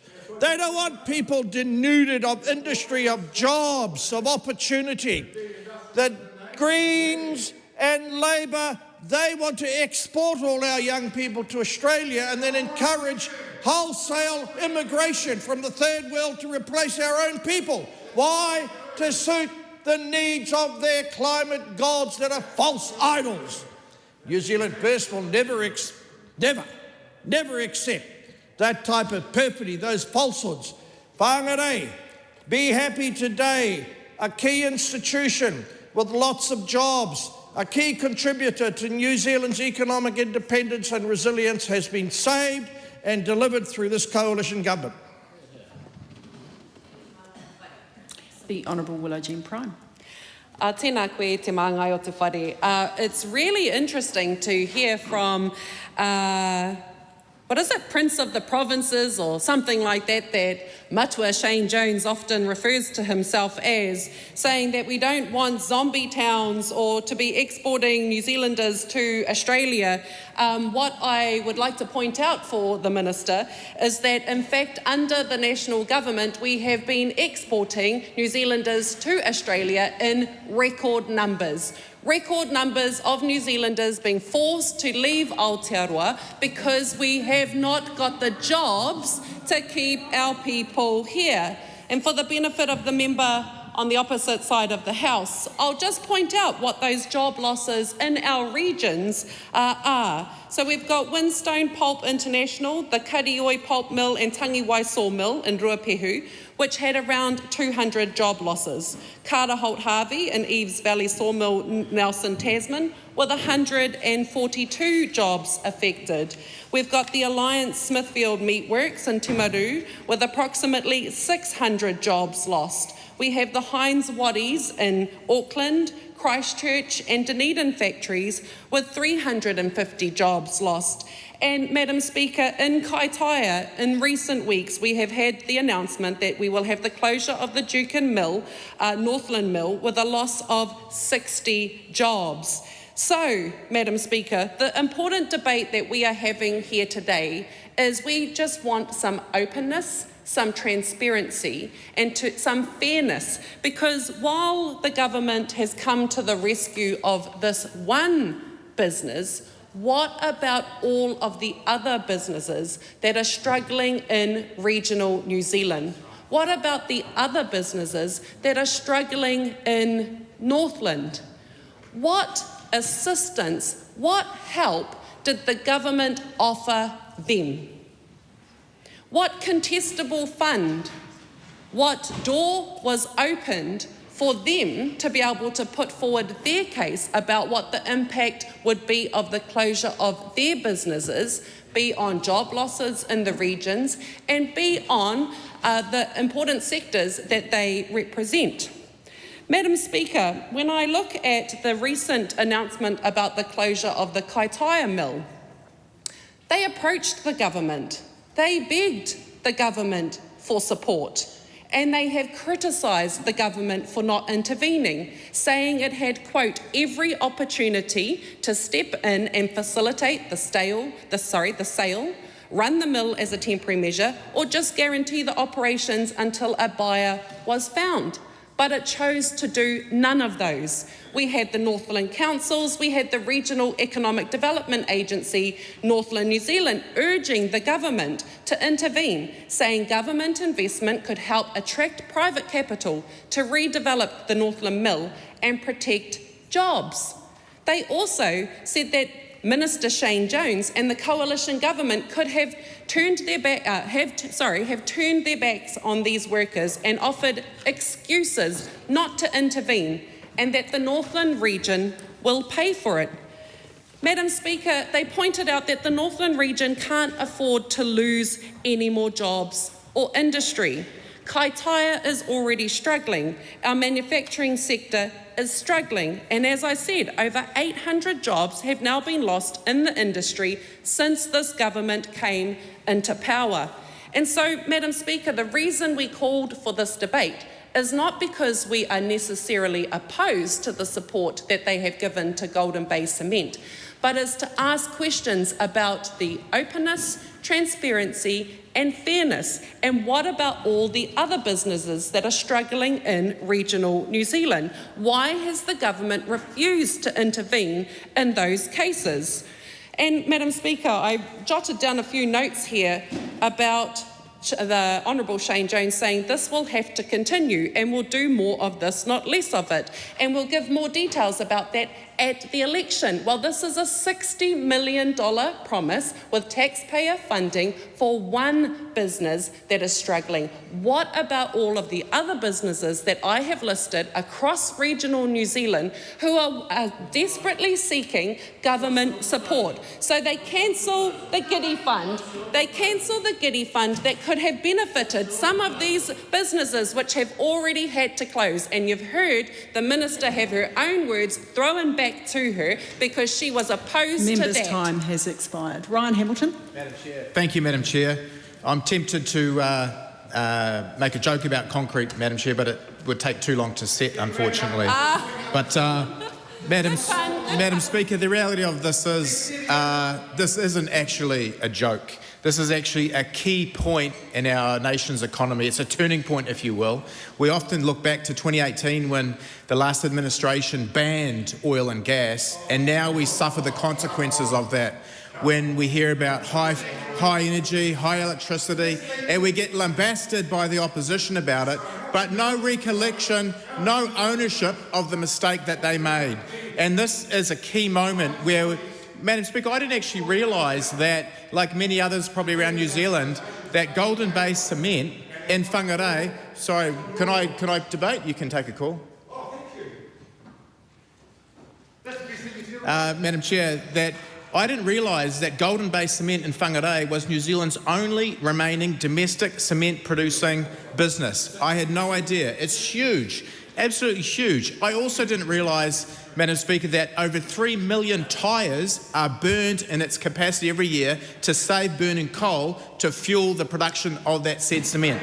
So, Madam Speaker, this is such a key investment, co-investment, to make sure that we retain that infrastructure building capacity within New Zealand so we can build roads, continue to build housing, save 600 jobs and keep it going till at least 2040. Madam Speaker, it's a no-brainer. We're also putting the pressure on Golden Bay to co-invest $150 million. This is a real key balance between economic resilience, infrastructure security, regional employment and emissions reduction while requiring co-investment. Madam Speaker, it's a no-brainer.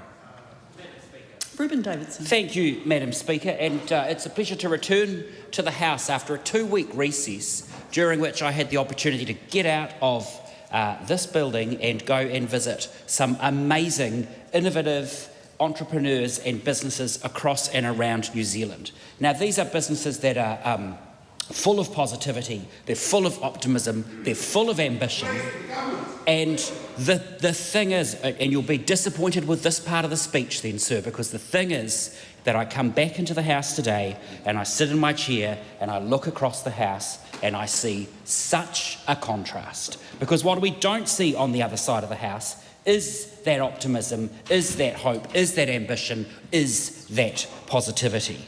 What we hear instead from the Minister of Finance, and I go back to a quote that other members have read in the House today.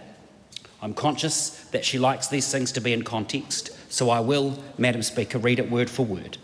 I would never go near Giddy with a barge pole, and please never compare anything I have done with it. No, I would never.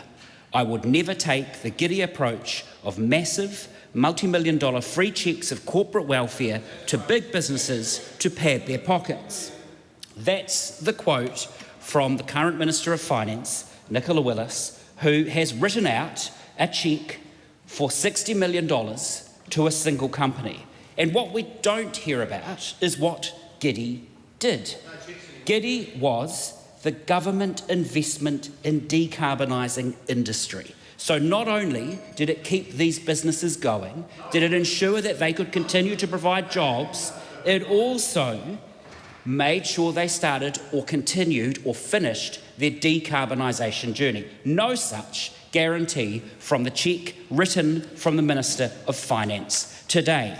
Now, on top of that, Madam Speaker, to make things worse, it seems that the Minister is a little late to the party, because we have seen in this term of government hundreds and hundreds of job losses in the regions across New Zealand, and people coming to Parliament asking for help, for assistance, for support for their businesses, for their industry in their regions to be able to continue to provide the jobs that are needed for the people in those places. And time after time, those requests have fallen on deaf ears. This government has failed to act. Those businesses have shuttered up.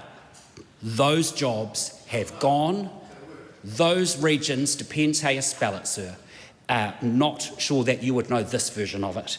But those regions are now left with people and high levels of unemployment. These are the places we've heard about: the Winston Pulp International, Karioi and Tangiwai sawmills, Carter Holt Harvey, the Eves Valley sawmill with 142 jobs affected, Jukin, New Zealand, the Northland Mill in Kaitaia, the Alliance Group with the Smithfield Meatworks in Timaru losing 600 jobs, and Heinz Watties in Auckland, Christchurch and Dunedin losing 350 jobs in those factories. And every time when those companies, when those places were having to lose these people out of those jobs, this government did nothing. Absolutely nothing, at the same time as we are seeing liquidations nationwide at a 15-year high. Businesses falling over, businesses not getting the support that they need to be able to continue, and this government and that Minister of Finance turning a blind eye to their need.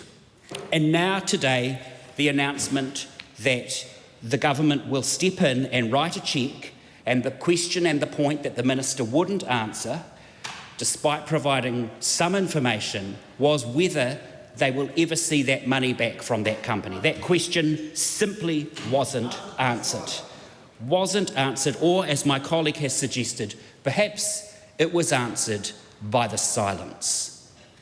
Perhaps the fact that there wasn't an answer to that question in this House suggests that the same Minister of Finance who said she would never write a cheque has just written a $60 million cheque that she never expects to get back.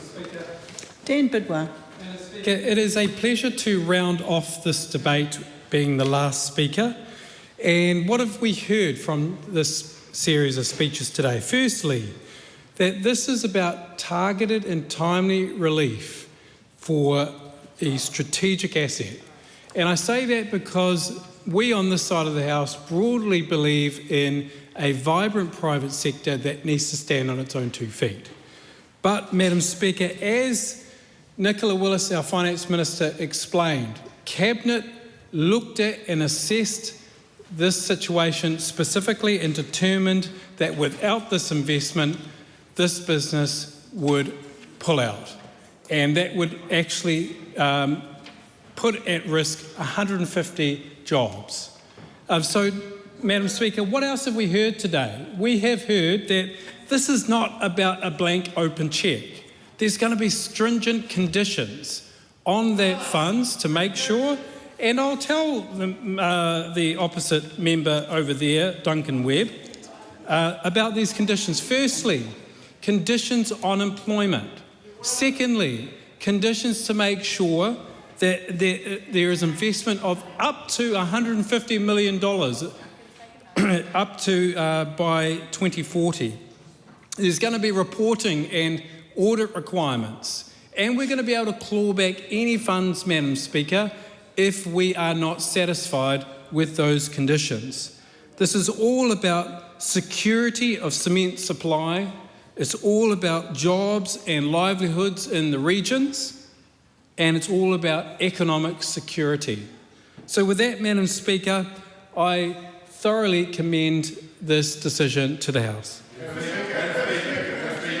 Grant McCallum. Thank you, Madam Speaker. As a member who resides in the north, in the mighty electorate of Northland, which surrounds the Whangarei electorate, it's interesting, I've been listening to some of the speeches from the other side and people, why aren't the government doing more? I find it rather hypocritical that where Golden Bay Cement is, you look and you can see the refinery. Well, what happened to the refinery under the last government? They shut it. They could have done something about it, but no, they chose not to. So what are we doing? We are being sensible and pragmatic here. This Golden Bay Cement plant, which I've visited on several occasions, produces 60% of New Zealand's cement. It is the only producer of cement in the country, and it is vital for all the infrastructure work we need doing. Whatever we're building, whether it be roads, whether it be more buildings, houses, whatever it is, we need that cement. This is about security of supply, and it's about also security of the jobs for the people who work at Golden Bay Cement, and it's about and the downstream people who all service the plant. Somewhere in the region of 600 jobs.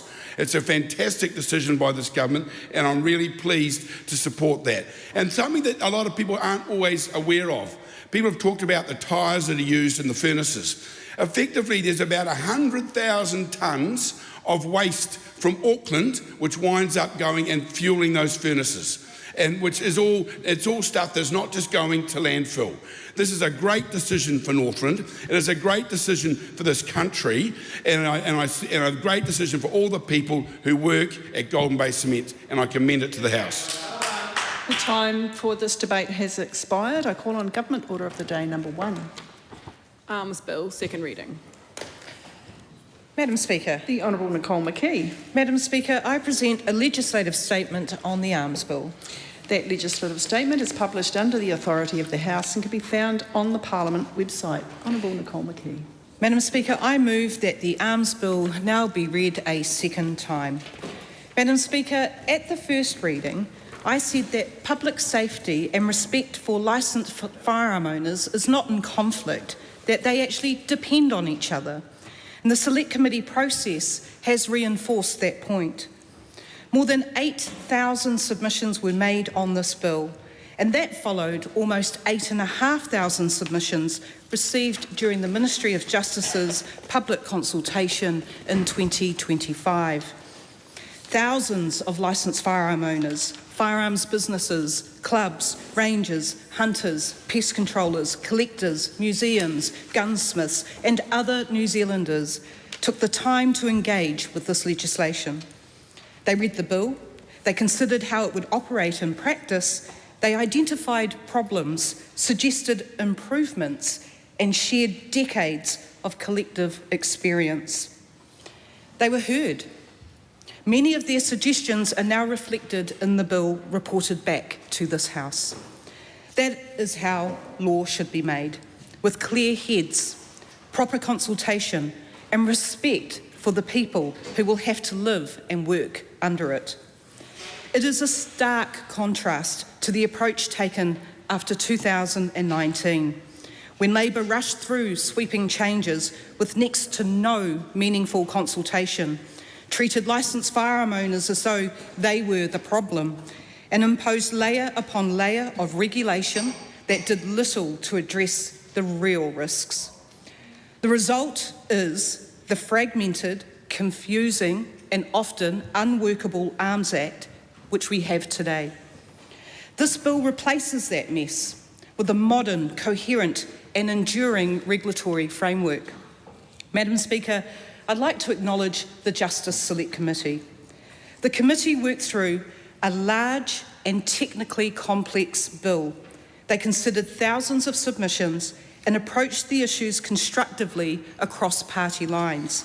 And I want to acknowledge that every change that has been recommended by the committee was agreed unanimously.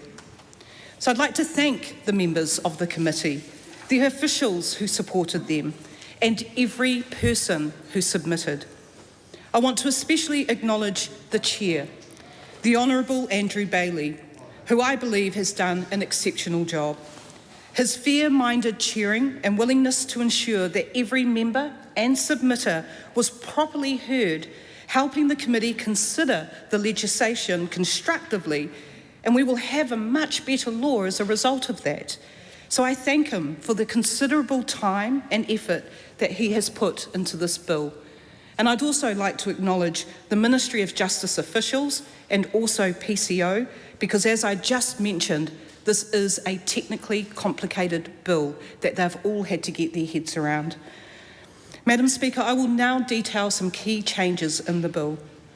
The bill as introduced provided an exemption from the requirement to obtain a permit to possess or immediately record a transfer in the firearms registry when a restricted firearm was left with a licensed business, such as a gunsmith, for repair or for modification. That exemption originally applied for 7 days, but submitters told the committee that 7 days was often insufficient where parts needed to be ordered, or specialist gun work was required, or businesses had existing workloads. The reality is we do not have gunsmiths in every town. In fact, we have very few of them. So their work program is absolutely huge and often not able to be completed within 7 days. The committee listened and they recommended extending the period from 7 days to 21 days. And that, Madam Speaker, is a practical change that reduces unnecessary paperwork without weakening public safety. The committee also recommended extending multi-entry visitor licences from 12 to up to 18 months.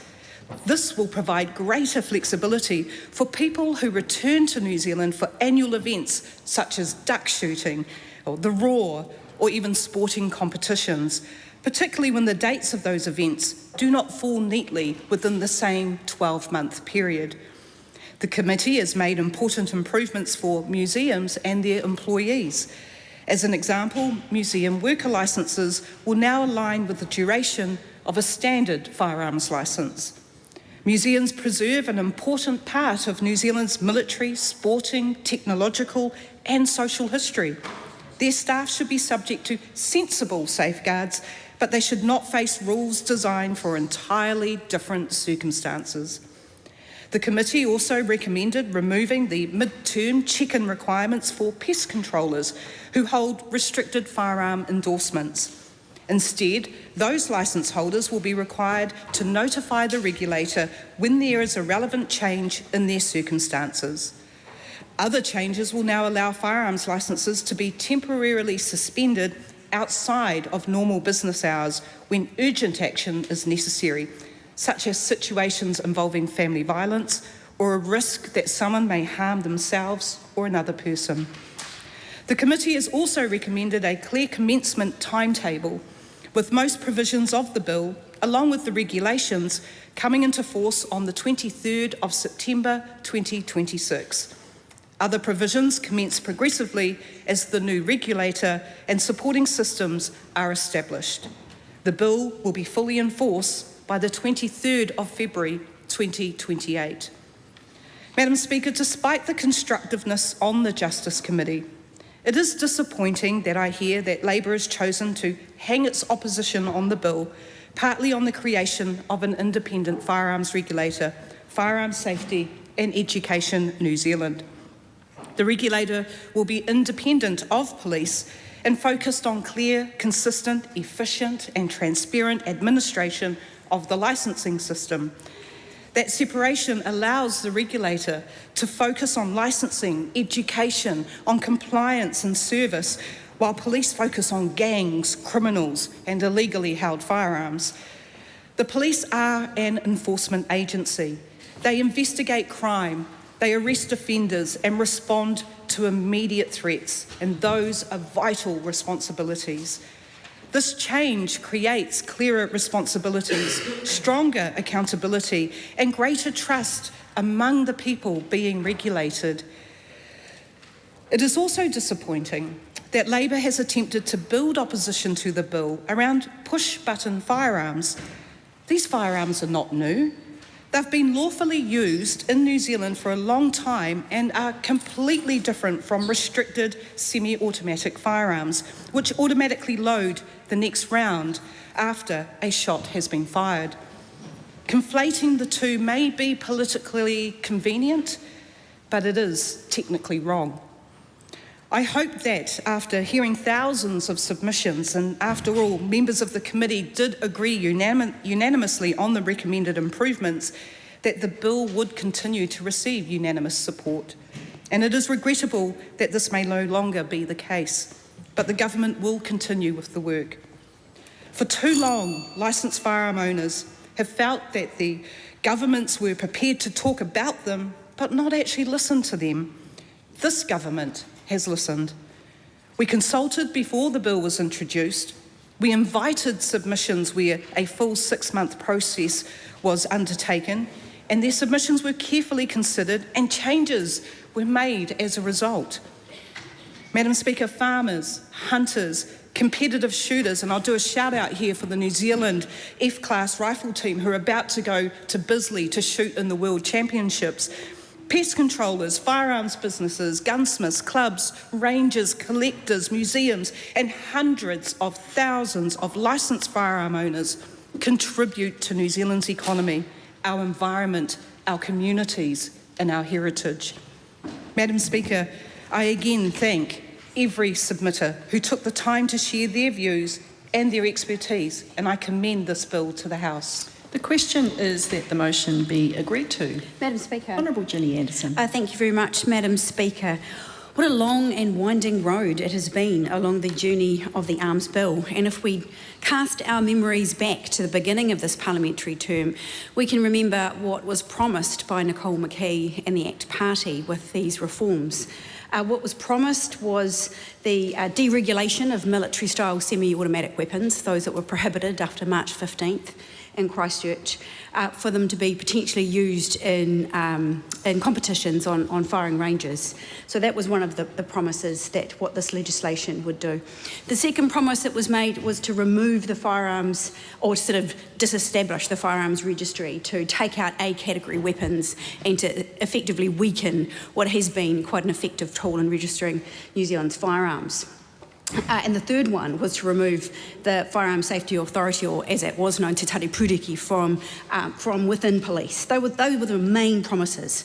And so in terms of delivery on those promises, we see that MSSAs, those prohibited weapons, continue to be prohibited in New Zealand. And here in Labour, we commend the National Party on holding your coalition partner to account on keeping those dangerous weapons off New Zealand's streets. Secondly, the firearms registry.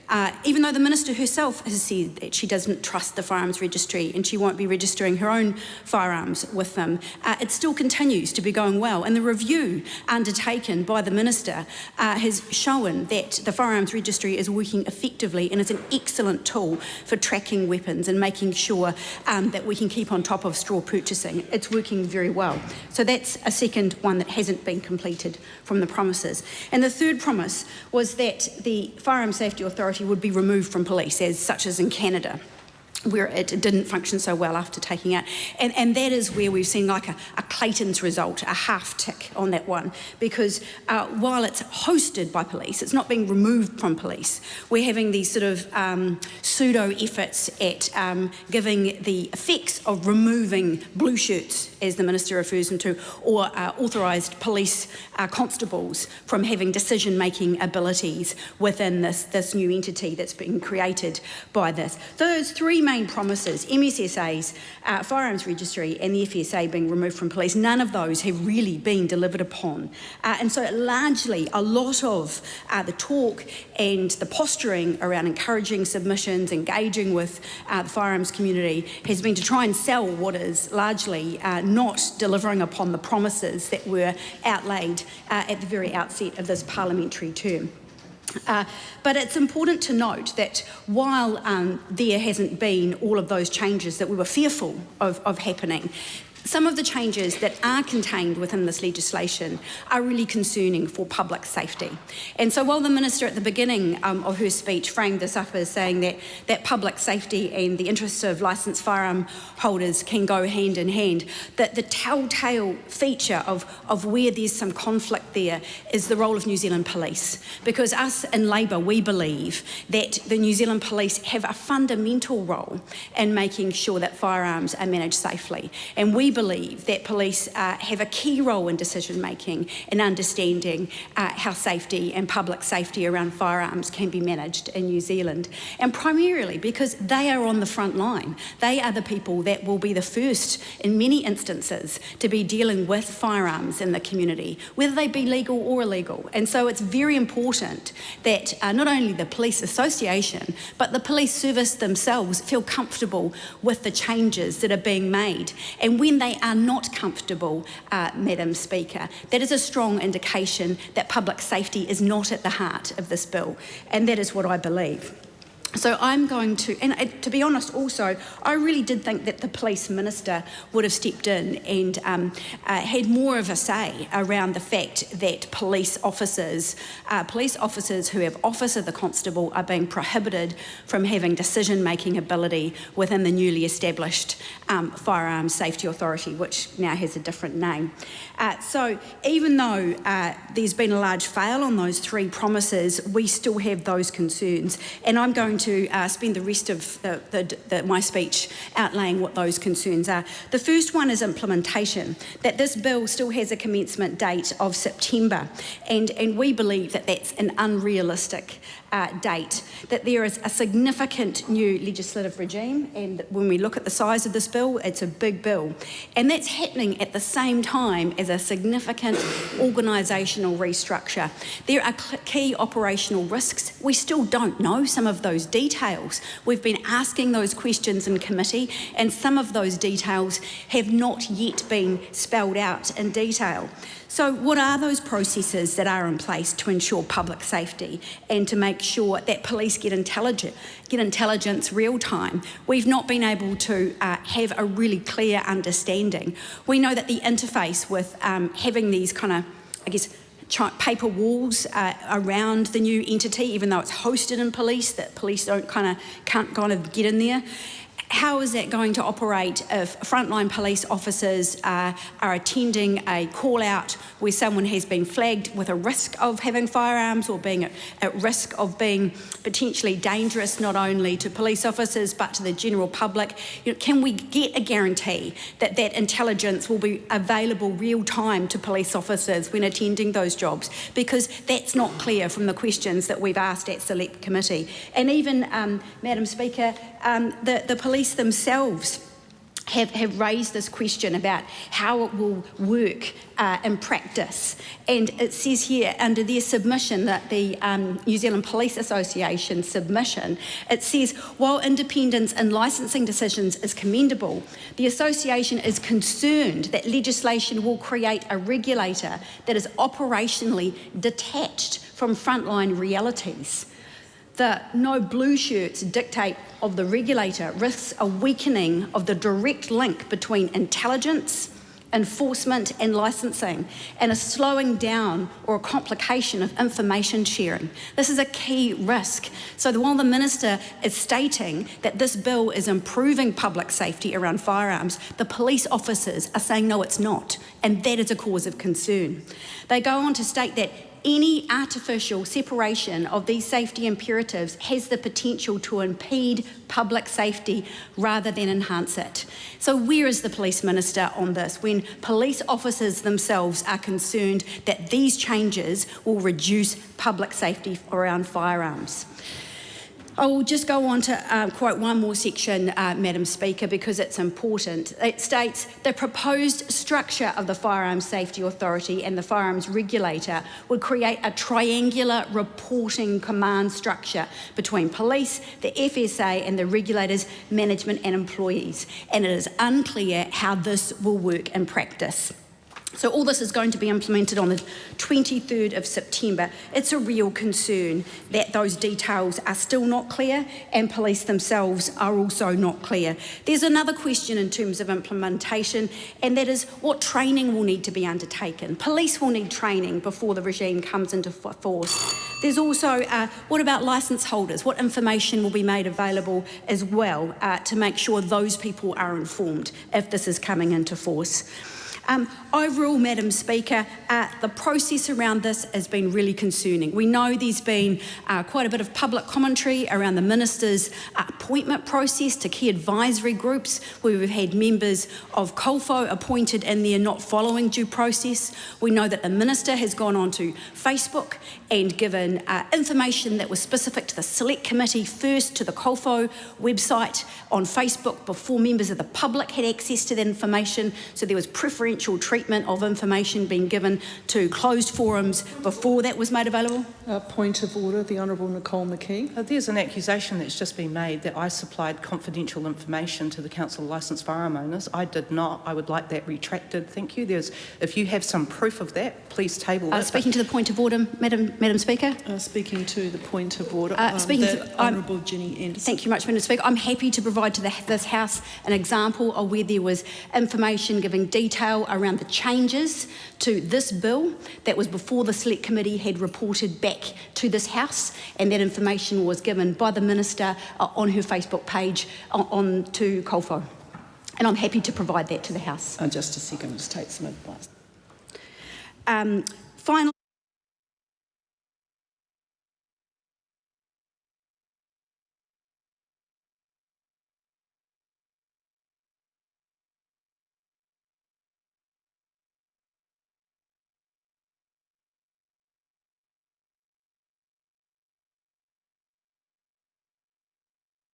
I'll invite the member to complete her speech, but we'll have some information at the end of your speech. Just give the clerk some time. Okay. Thank you. Thank you very much, Madam Speaker. I'd like to conclude by saying that if this really is about public safety, then all New Zealanders deserve to have that information, all New Zealanders at the same time. It's important that we all have trust and confidence that these changes will in fact make New Zealand safer. And so while I am relieved personally that we do not have MSSAs being made more readily available, that we still have a strong and functioning firearms registry, and that police have still house the Firearms Safety Authority, those changes in terms of how it will operate, we are concerned that it will significantly weaken what has been a really strong public safety approach from the changes that were put into place post March 17 in New Zealand. So we are really concerned that in terms of police officers having real-time intel to be able to respond to firearm safety concerns in New Zealand, that this legislation weakens that. And we use as a clear example to that the words of the Police Association themselves, who are concerned about this. This has been largely a PR exercise for that, and we do not commend it to the House. I'm just before I take the next call, I'm going to take some advice from the clerks.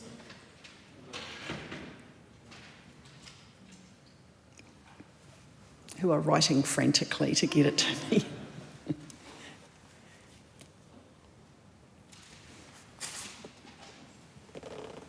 Thank you, Tara. So basically, it is a matter of putting it. Yep. Thank you. So the member has raised a matter of disclosing confidential committee proceedings. It is a matter of privilege, and there are other channels for raising matters of privilege. So I invite the member to raise it not in a debate, but through the appropriate process. Okay. Madam Chair. Scott Willis. Thank you, Madam Chair. And I would like to speak to this bill and also mention the good work, as the Minister has, of the Justice Select Committee, and thank the 8,000 plus submitters who really did participate thoroughly in this bill and expressed a great diversity of opinion, but were very, very helpful in helping us work through where we think this bill, or how this bill should shape up. And I'm very pleased, as my colleague has just mentioned, to see that the Arms Registry is retained. And of course, after 40 years with lots of amendments, the Arms Act did need updating. But, Madam Chair, we also have to consider what we would do if we had the majority and if we were able to make the changes that we want. And for that reason, we have expressed our opposition to the establishment, to this bill, because of the establishment of a separate statutory regulator separate from the police, no sworn police officers. That's essentially the problem we see with this bill. And I think it expresses the danger of the Minister listening to a small lobby groups, essentially, because unless the Minister in question is a member of such lobby groups like the Council of Licensed Firearm Owners, which represents less than 5% of the 2,200 licensed firearm owners, or other groups like Kiwi Gun Blog, lovely people who have referred to me as a small dick tree hugger. Madam Speaker, is something that I think we really don't need. We don't need that type of discussion in this for such serious legislation. Madam Speaker.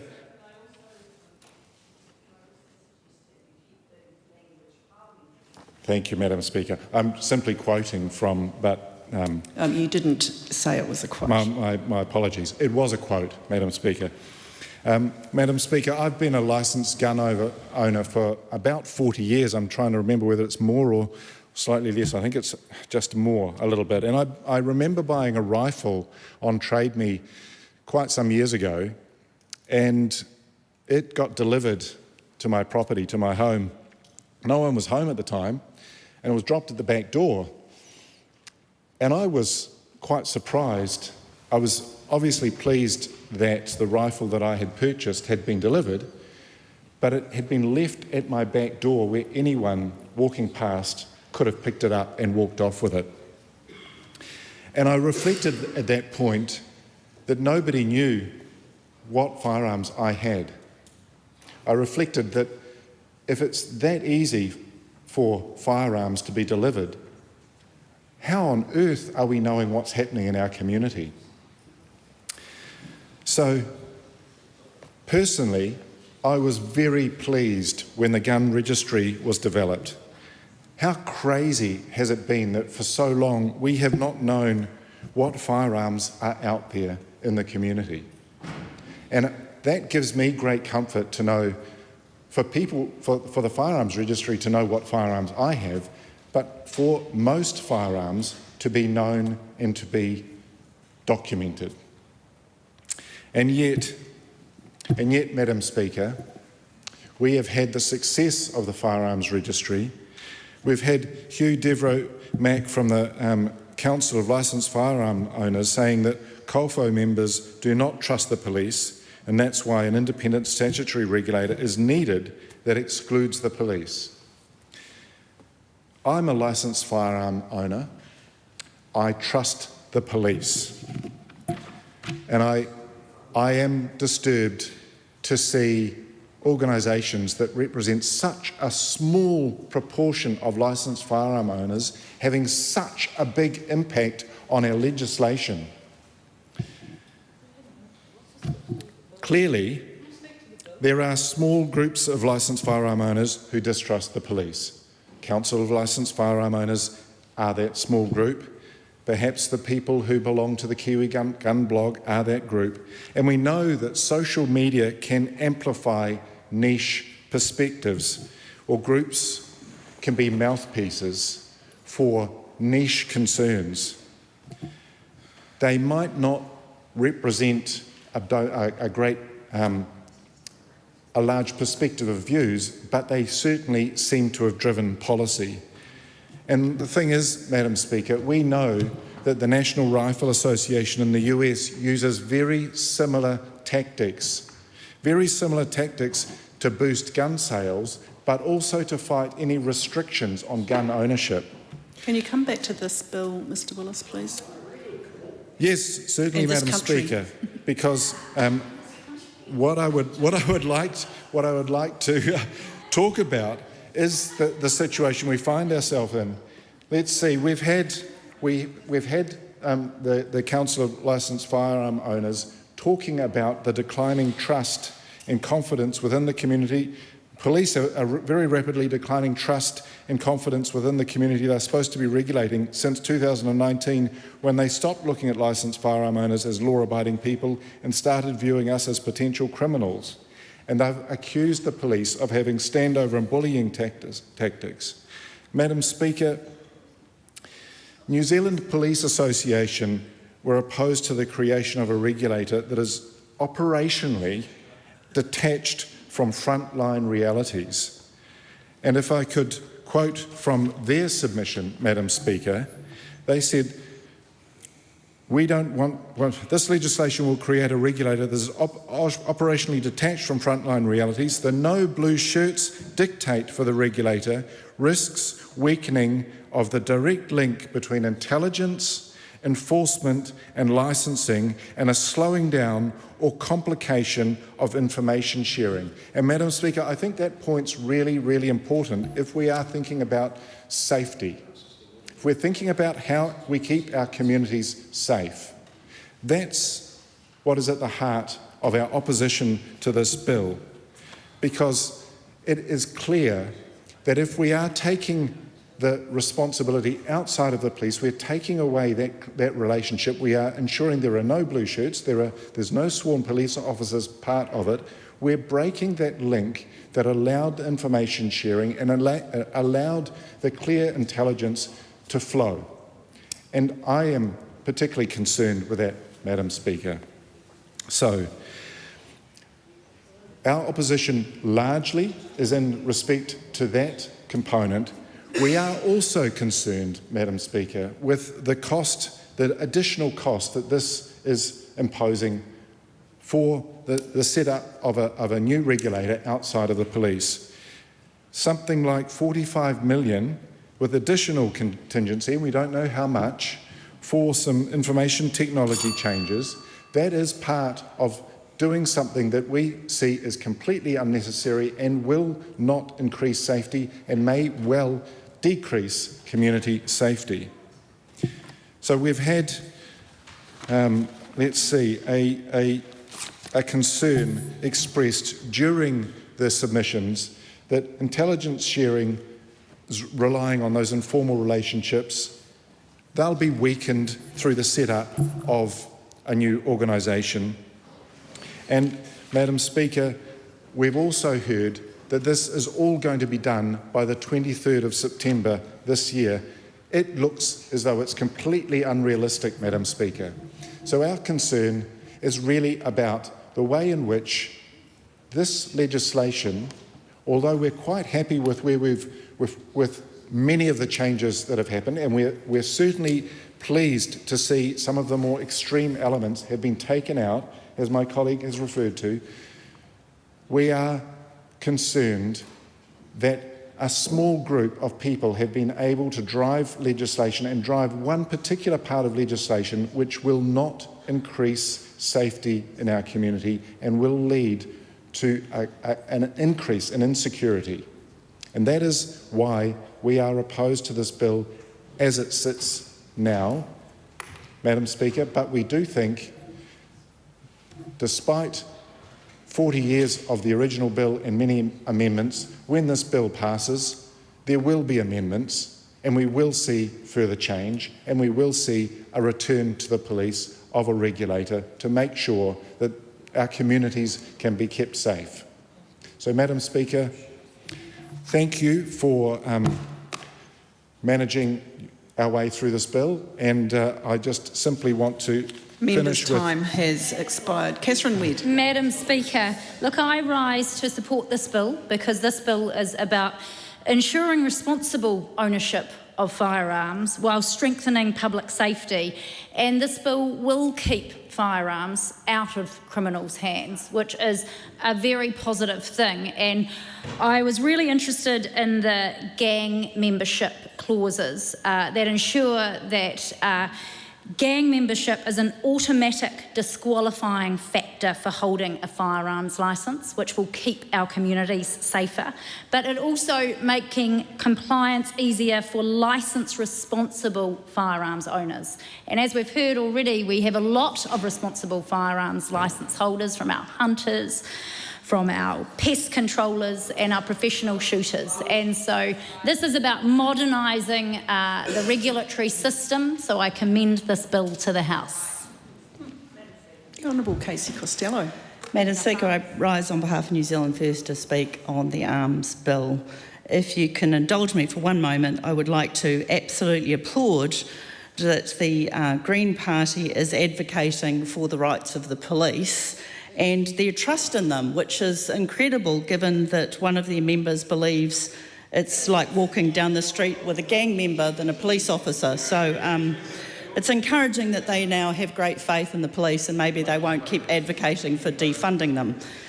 Back to the bill, Madam Speaker, is firstly it was with, I applaud the Minister for the hard work in advocating quite conversely to what the other side of the House has said, broadly with New Zealanders, has had a very open door policy, a very robust select committee process, and engaged broadly with all of those that are impacted by this legislation. This is a complex bill. There is no doubt about it. It is complex because it deals with a range of things, including the use, carriage and the licensing of firearms. Shifting the firearms into a authority over a managed process, unlike has been alluded to in the House, that this is going to occur in September this year. It is a managed process and it is complex. The investment that needs to be made into this program of work would have need to be made whether there was continuing within the police environment or under a new authority. This is a practical legislation that is managing public safety at its core and ensuring that all of those who use firearms for a range of reasons have the legal protections to do so within the realms of the law, and those who do not comply with the law or have any illegal intentions will be better managed through a proper legislation that has clarified the clauses, that has made it easier to manage and navigate, easier to prosecute criminals, and absolutely greater visibility over who owns firearms. It is a positive step forward around a piece of legislation that has long been overdue for reform. It is an effective piece of legislation that will continue to ensure public safety is at its core, while respecting those lawful gun owners and enabling them to have possession of firearms, to do the recreational and sport activity that comes with that, and work that relates to those firearms legislation, firearms activity. It is a positive step forward for this government. It has been a massive piece of work. I applaud the Select Committee on the effort that they did to ensure that the amendments were put forward, and I commend the bill to the House. This is a split call. I call Lawrence Sunan. Thank you, Madam Speaker. As we heard from my colleague Scott Willis, that the Green Party does not support this bill, but I do want to acknowledge the work that the Justice Select Committee did on this particular bill as I was working through. As members have seen from the commentary of this bill, that while the Greens opposes this bill, that we do support some of the amendments that have been adopted by the Select Committee that overall improves the bill. I also want to acknowledge my colleague Scott Willis for shepherding through this bill through the Select Committee process on behalf of the Green Party as probably one of our only members who have himself experience with firearms as a firearm licensed holder. Now, as members of this House would know, that I am more old school. Firearms is not for me. I prefer bow and arrow, recurve, not compound. Thank you. But there are a couple of things that I want to address in terms of this bill. And I think, the first one, as my colleague Scott Willis mentioned, is around the concerns of the role of the police within this particular organization. I hear the previous speaker in terms of the fact that the Greens seems to be loving and hating police at the same time, but at the same time I would say to that political party that they seem to be loving India and hating India at the same time. So, I think politics is complex, and I think how we feel about a particular agency and the work that agency do is also complex. But in terms of this, the role of the police is concerning that they are going to be under this new independent regulator, that there will be no sworn police officers from here. And I do want to reiterate the Police Association's concern around the fact that, the legislation creates a potential for weakening of connections between intelligence enforcement and licensing by excluding sworn police officers from the regulatory agency. Now, this is quite important later on that I want to mention on why that potentially can be quite crucial when we're looking at checks and balances. However, I am pleased to see that the fact that through the Select Committee stages, additional clauses have been added in that does allow for some of that checks and balances, particularly around the role of IPCA and MOJ when it comes to this idea of scrutiny, I believe, of the regulator in this case. I think that is an important move, yes, the application of the Independent Police Conduct Authority when it comes to the Chief Executive, while noting that while the employees are employees of the New Zealand Police, the Chief Executive isn't part of the scrutiny process. And so I think it does help providing some consistency to the overall purpose and principles of this bill, and that's important to see.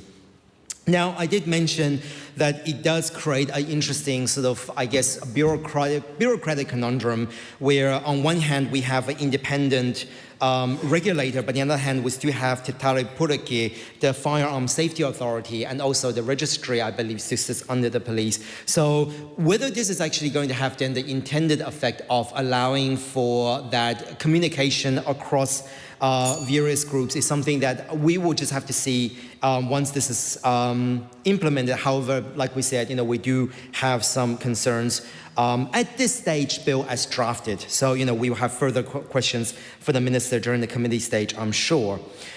And I think the other concern that we have is around some of the definition. Again, this is something that was addressed through the Select Committee, and this is something that, as a part of the Regulation Review Committee, that we have concerns over the way that the definition for restricted firearms could be set under regulations, and particularly when we're looking at things like semi-automatic rifle.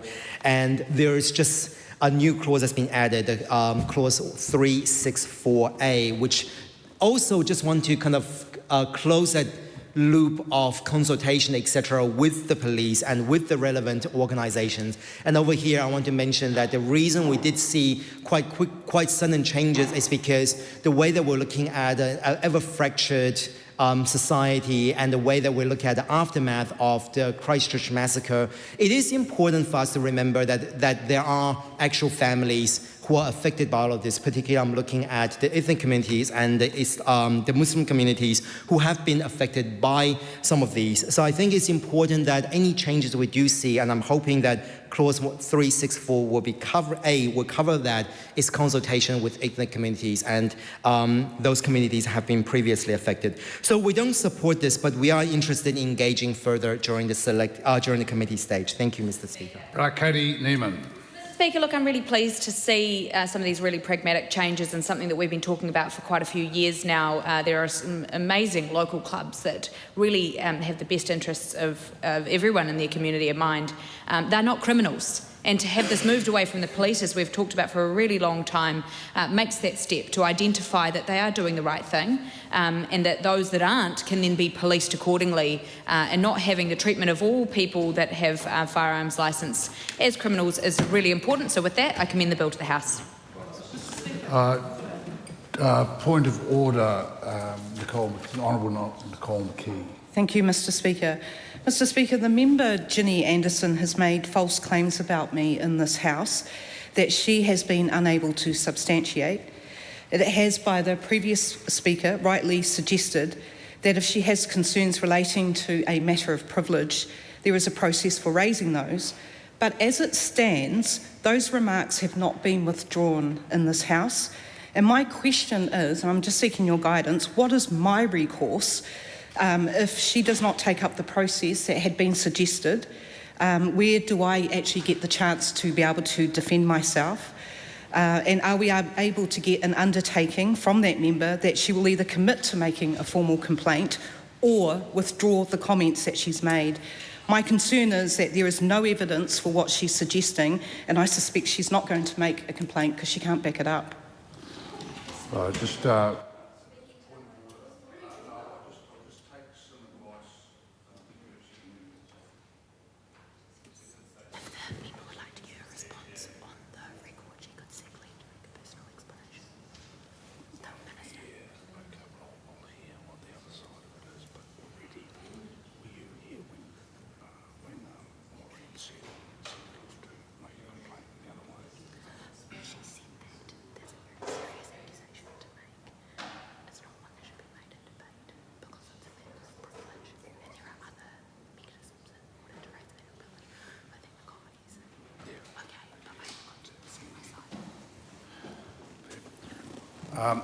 Right now, the previous speaker has already made a ruling about where this should be dealt with, and I'm aware of that.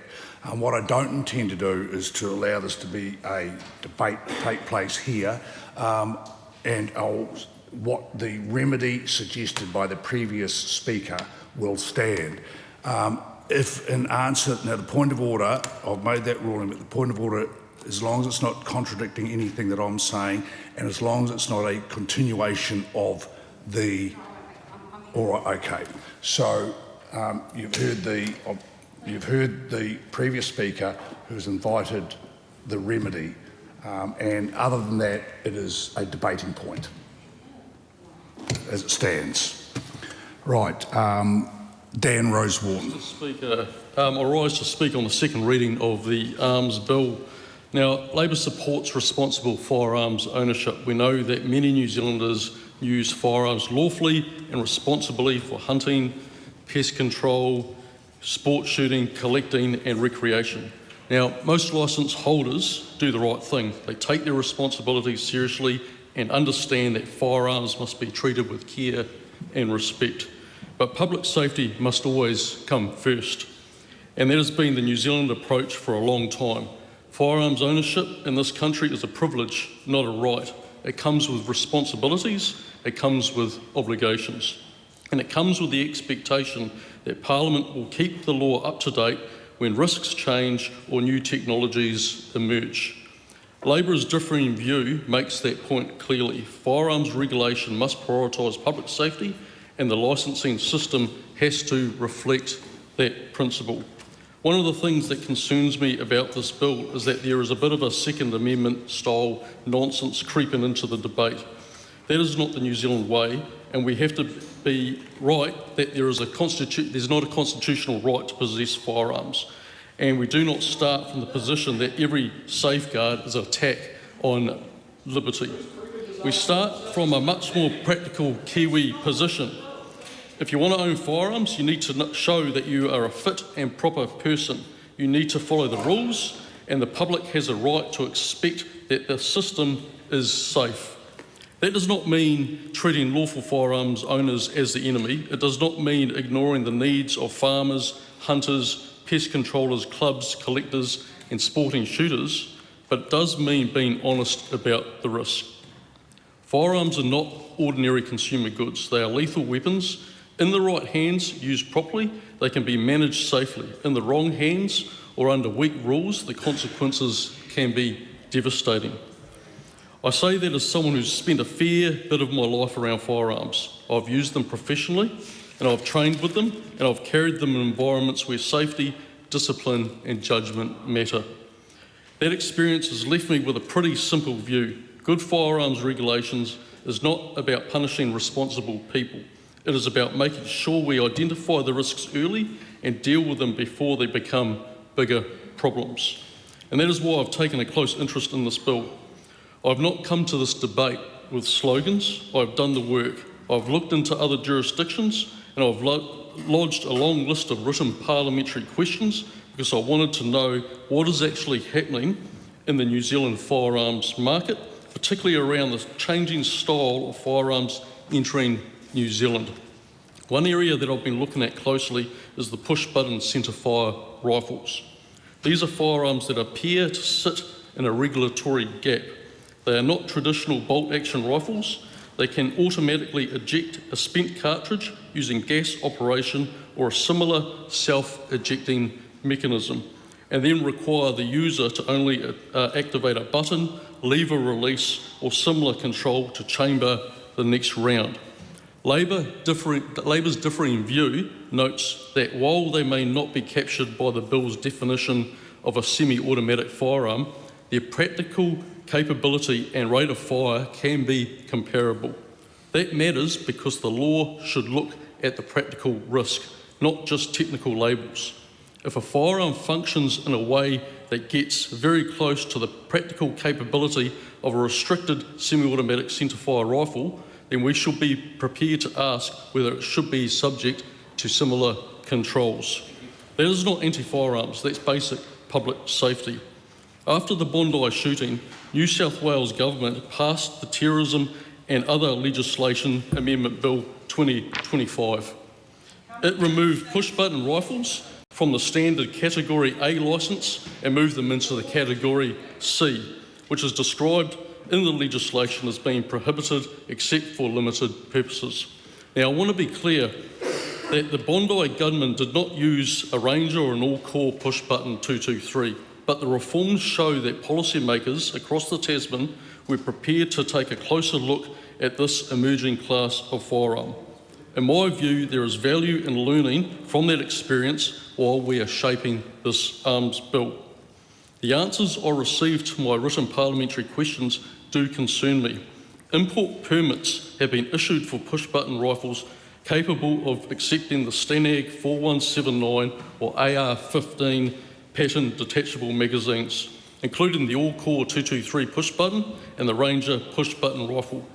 For example, the government has confirmed that 81 223 calibre Ranger push-button rifles were imported into New Zealand between 1 January 2023 and 14 June 2026.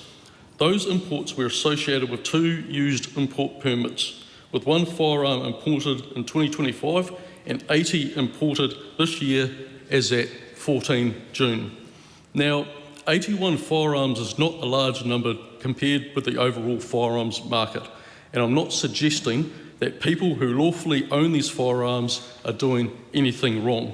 But what it does show is that this type of firearm is beginning to establish a presence in New Zealand. These firearms automatically eject the spent cartridge after firing and require only the activation of a button or release mechanism to chamber the next round.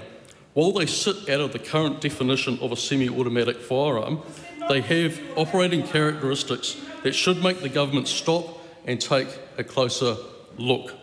When Parliament restricted military-style semi-automatic firearms, it should not have surprised anyone that manufacturers looked for alternatives. That is what happens when regulations change. One pathway closes and another one opens.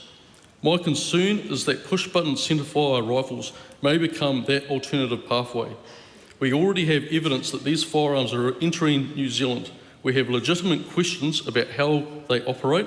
We have legislation before Parliament right now. This is the moment to deal with the issue, not kick it down the road. If we can see that gap today, why will we wait for a future order in council, a future government, or a future buyback program funded by taxpayers when we could deal with it now? That is why I've proposed an amendment to clause 9. My amendment would classify certain push-button style centre-fire firearms as restricted firearms where they use gas operation or another self-ejecting mechanism to automatically extract or eject a fired cartridge case and require only the activation of a button, lever release or similar control to chamber the next round from a magazine. The purpose of that amendment is straightforward. It would ensure that firearms with substantially similar practical rate of fire and operating characteristics to restricted semi-automatic centre-fire rifles are subject to the same kind of regulatory controls. This is not radical, it's practical. It says that if the risk profile is similar, the controls should be similar. It says Parliament should not always be one step behind emerging firearm technology. It says that we should not be reactive when we have the chance to be proactive. Emerging firearm platforms is one side of the public safety equation. The other is making sure that people who hold firearm licences remain suitable to do so. Now, quickly, the second area I think the bill falls short is the fit and proper person test. For me, this is central to the whole firearms system.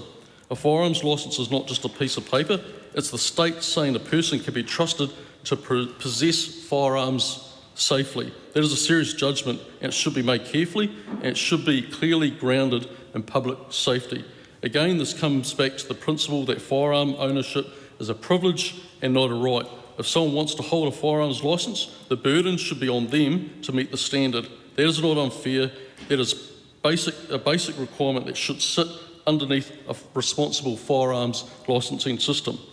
And I'm also concerned that the law needs to do better to reflect the world that we live in now. Radicalisation and extremist behaviour do not always happen in obvious places. They do not always happen in public meetings or in formal organisations. Increasingly, they happen online. Now, a few months ago, I posted on social media about my concerns regarding push-button rifles. The response included vitriol, abuse and extremist commentary to such an extent that I removed the post and sought advice from Parliamentary Security. I took the post down because I did not want it becoming a platform for online hate. And if any of the individuals posting that material happen to be firearms licence holders, then in my view that should raise serious questions about whether they remain a fit and proper person to possess firearms. So that online activity and that participation in that online activity is cause for concern that we need to address in this bill. So therefore, Mr Speaker, have huge concerns and this is an opportunity to put it right. Thank you, Mr Speaker. Dr Vanessa Wenink. Thank you, Mr Speaker. It is an honour to speak in the second reading of the Arms Bill. As a doctor at the time of the Christchurch shootings, I did have patients from our practice who were killed and their families affected. However, my family are also owners of firearms and I understand the perspective of people who are very law-abiding citizens who have felt targeted because of their ownership of firearms, and therefore I think this bill has created a strong and balanced compromise, and I commend the bill to the House. This is a 5-minute split call. Dr. Duncan Webb. Thank you, Mr. Chair. This is a bill of two halves in some ways, because as the Minister in her speech observed, the committee worked pretty cooperatively to just make the rules around arms workable for things like museum curators and overseas visitors and things like that, including rules around when a licence is suspended or when a firearm is uplifted from a premise. And there were some really useful discussions, both around balancing, for example, the risk of a firearm and the essentially the inconvenience of the rule. So a good example that the Minister referred to was the length of time that a firearm can be left at a gunsmith without having to identify its precise location on the register. And obviously there are situations where it takes a fair length of time to get parts for a rifle or to just do the necessary work. And so the 7-day period was thought to be a little unrealistic. And also recognising that a gunsmith is a trusted person who's got a higher level of had a higher level of scrutiny than just an ordinary firearms licence holder, and so that length of time was pushed out to 30 days, I think it was, from memory. The other half of the bill, though, is this idea that we need to sever the relationship of firearms regulation from the role of policing. And our concern around this bill is that firearms are used throughout criminal networks, and there is a grey area. It's just not the case that every person who is a licensed firearms owner is good, and every person who has a firearm and doesn't have a licence is problematic. The second half's true, but in the first half there is clearly a class of people, and the police are onto it, that are assisting criminal elements to obtain firearms. And even apart from that, it's critical that the police can have ready access to information when they're attending a premises or an incident to know the likelihood that firearms will be present. And that's a critical part of it. And it's not clear to us, and we could not be assured, that under the proposed system this would be the case. So we consider that the move to create an agency, albeit within police, but without commissioned police, sworn police, having a functional role within the organisation, we don't think it's a good move. And we also, we don't think it's good value either, because it's going to cost many tens of millions of dollars. I think the estimates are over $50 million over 4 years to transfer this function into this new organisation, which seems to be mainly a kind of doctrinaire approach rather one of pragmatics. So we do have concerns. I must say, without being too flattering, it was very good to have Dan Rosewarne on the committee, because he does have a comprehensive knowledge of firearms, and he was able to inform the committee and his colleagues very well on these matters, and his concerns around push-button firearms are real. These are firearms which discharge the cartridge automatically and use the gas generated by the discharge to kind of preload the next cartridge, and you simply press a button, which on some versions of this is on the stock. So it's pull the trigger, press a button, shoot, and so you can imagine, and you only have to go to YouTube to have a look and see how rapidly these rifles can fire. And in fact, there was one YouTube clip I looked at where they were glowingly saying how they had shot off 2,000 rounds in a couple of hours. Now, that's not something I'd be particularly proud of. It suggests that the speed of fire is the main thing there, and we know that this House barring one vote, ban semi-automatic weapons. So I think we do need to keep a close eye on push-button firearms. So that's why we're not supporting this bill. Mr. Speaker. Miles Anderson. Thank you, Mr. Speaker. I rise to speak on the arms bill in the second reading, and amongst many provisions in this bill, I'm really pleased to see that there are improvements for specialist users, including dealers, pest controllers, gunsmiths, collectors, museums and other businesses, that there has been a lot of commentary around that in this community when the changes came through in 2019, so I'm pleased to see those changes being made, and I commend this bill to the House. Speaker. Georgie Danzy. Thank you, Mr. Speaker. I rise to take a call on the arms bill.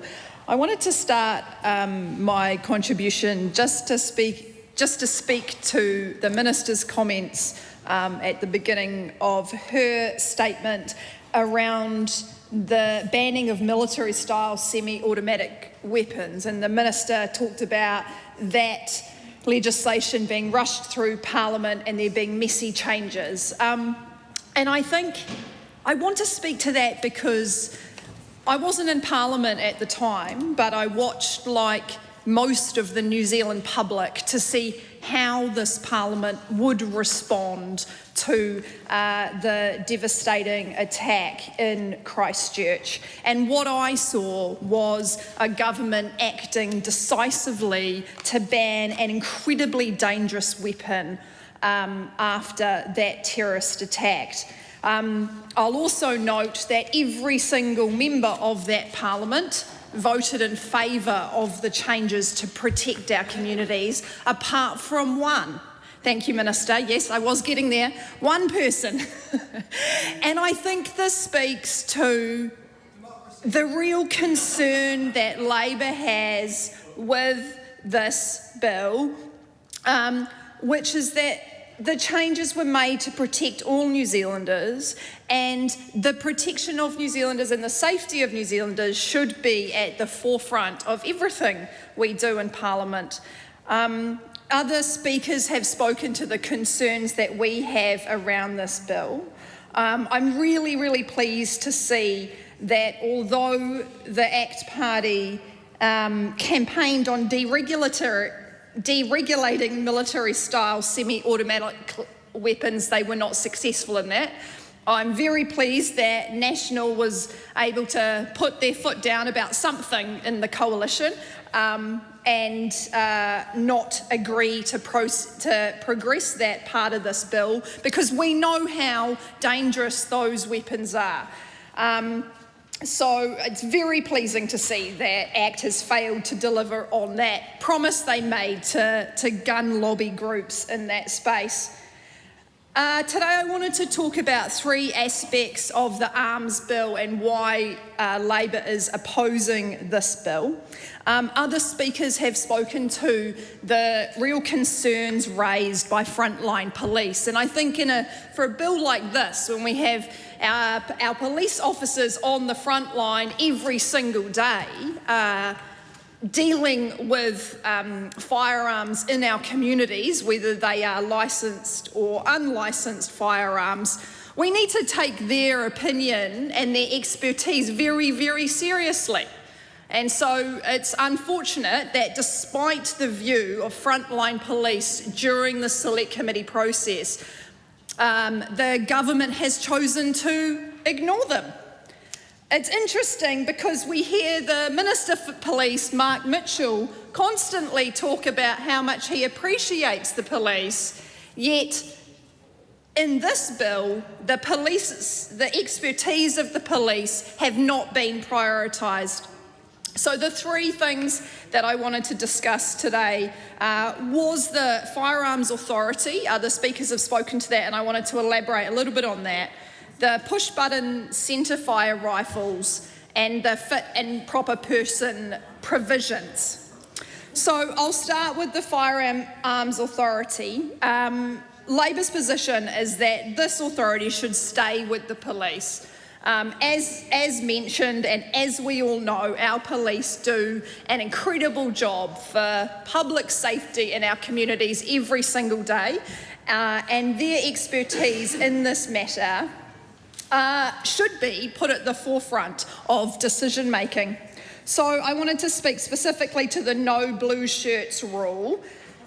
So this rule, for the listeners at home, means that sworn police officers are prohibited from being employed by or involved in the new firearms regulatory agency.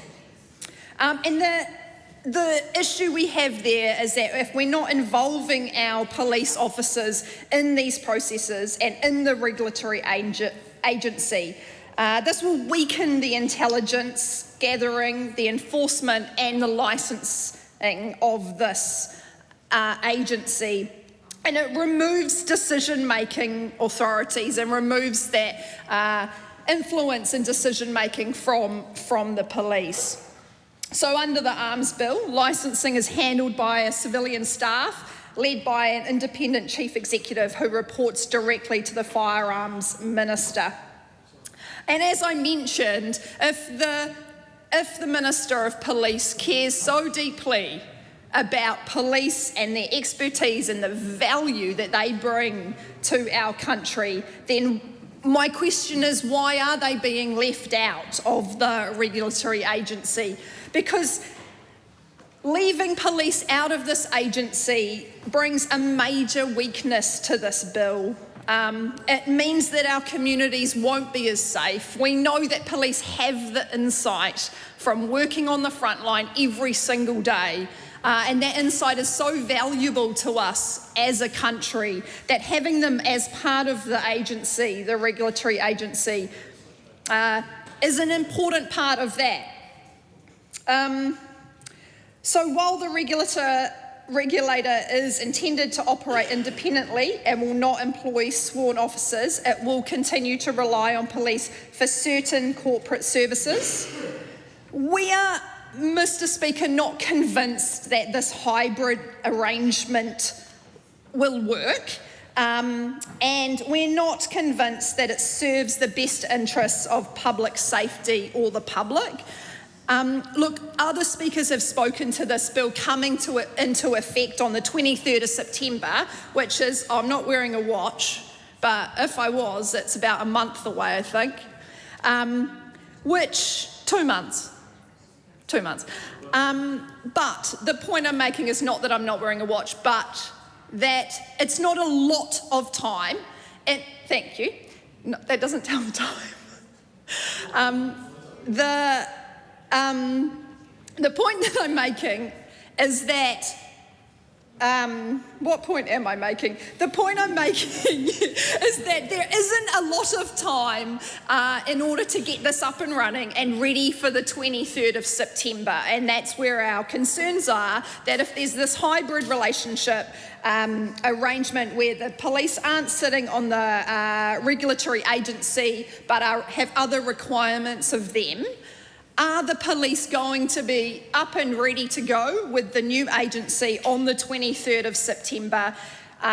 Will they have the training required to implement new processes? And the lack of detail around that specific issue is where I have a number of questions, just to ensure that everyone is prepared for this process. I am concerned that the bureaucracy of this will balloon out of hand, and so I have further questions around how will bureaucracy be reduced and managed during this process with the new regulator. The second point that I wanted to mention, and my colleague Dan Rosewan has spoken to this, is the push-button centrefire rifles. Labor remains concerned about a regulatory gap relating to push-button centrefire rifles. So these are self-ejecting gas-operated firearms and require only a manual bolt release between shots.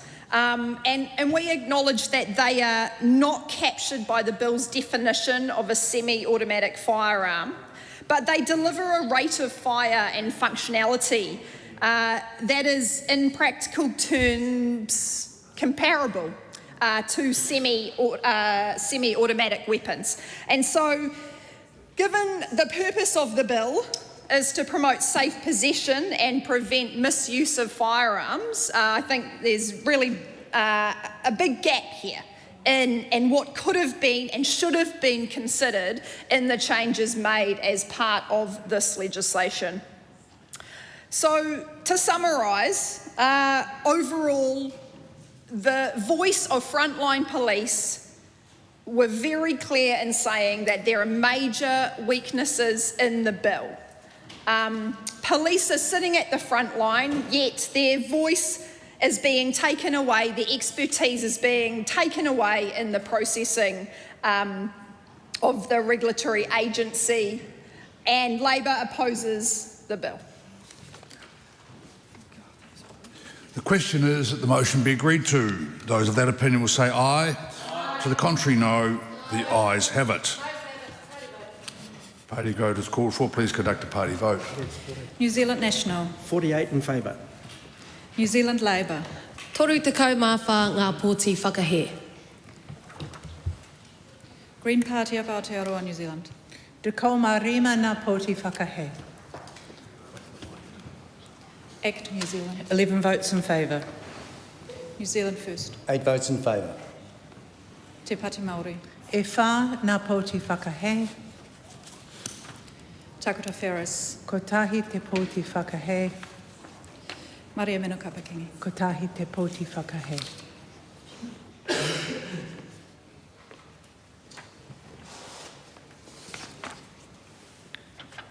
The ayes are 67, the noes are 55. The question is agreed. Arms Bill, second reading. This bill is set down for committee stage next sitting day. Call on Government Order of the Day number 2. Employment Leave Bill, second reading.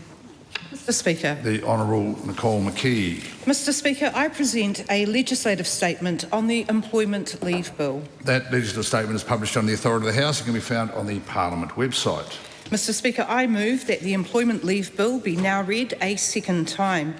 I want to begin by thanking everyone who made a submission to the Education and Workforce Committee on this bill. The committee received a high volume of submissions from workers, employers, payroll specialists and representative groups, and that feedback has been critical in improving the workability of the legislation. I also want to acknowledge the members of the committee for their careful consideration of the bill. They have tested the detail thoroughly and recommended targeted improvements while retaining the bill's core objectives. As reported back, the bill maintains its central purpose to replace the Holidays Act 2003 with a simpler, clearer and more transparent framework for employment leave. It introduces an hours-based system for accruing and taking leave, improves clarity for both employers and employees, and reduces the risk of errors that have led to widespread non-compliance and costly remediation. Put simply, this bill is about making the system easier to understand and easier to apply, so that people can have confidence that leave is being calculated and paid correctly. Today, I want to focus on 4 key changes made through the Select Committee process. These changes respond directly to submitter feedback and improve how the bill will operate in practice.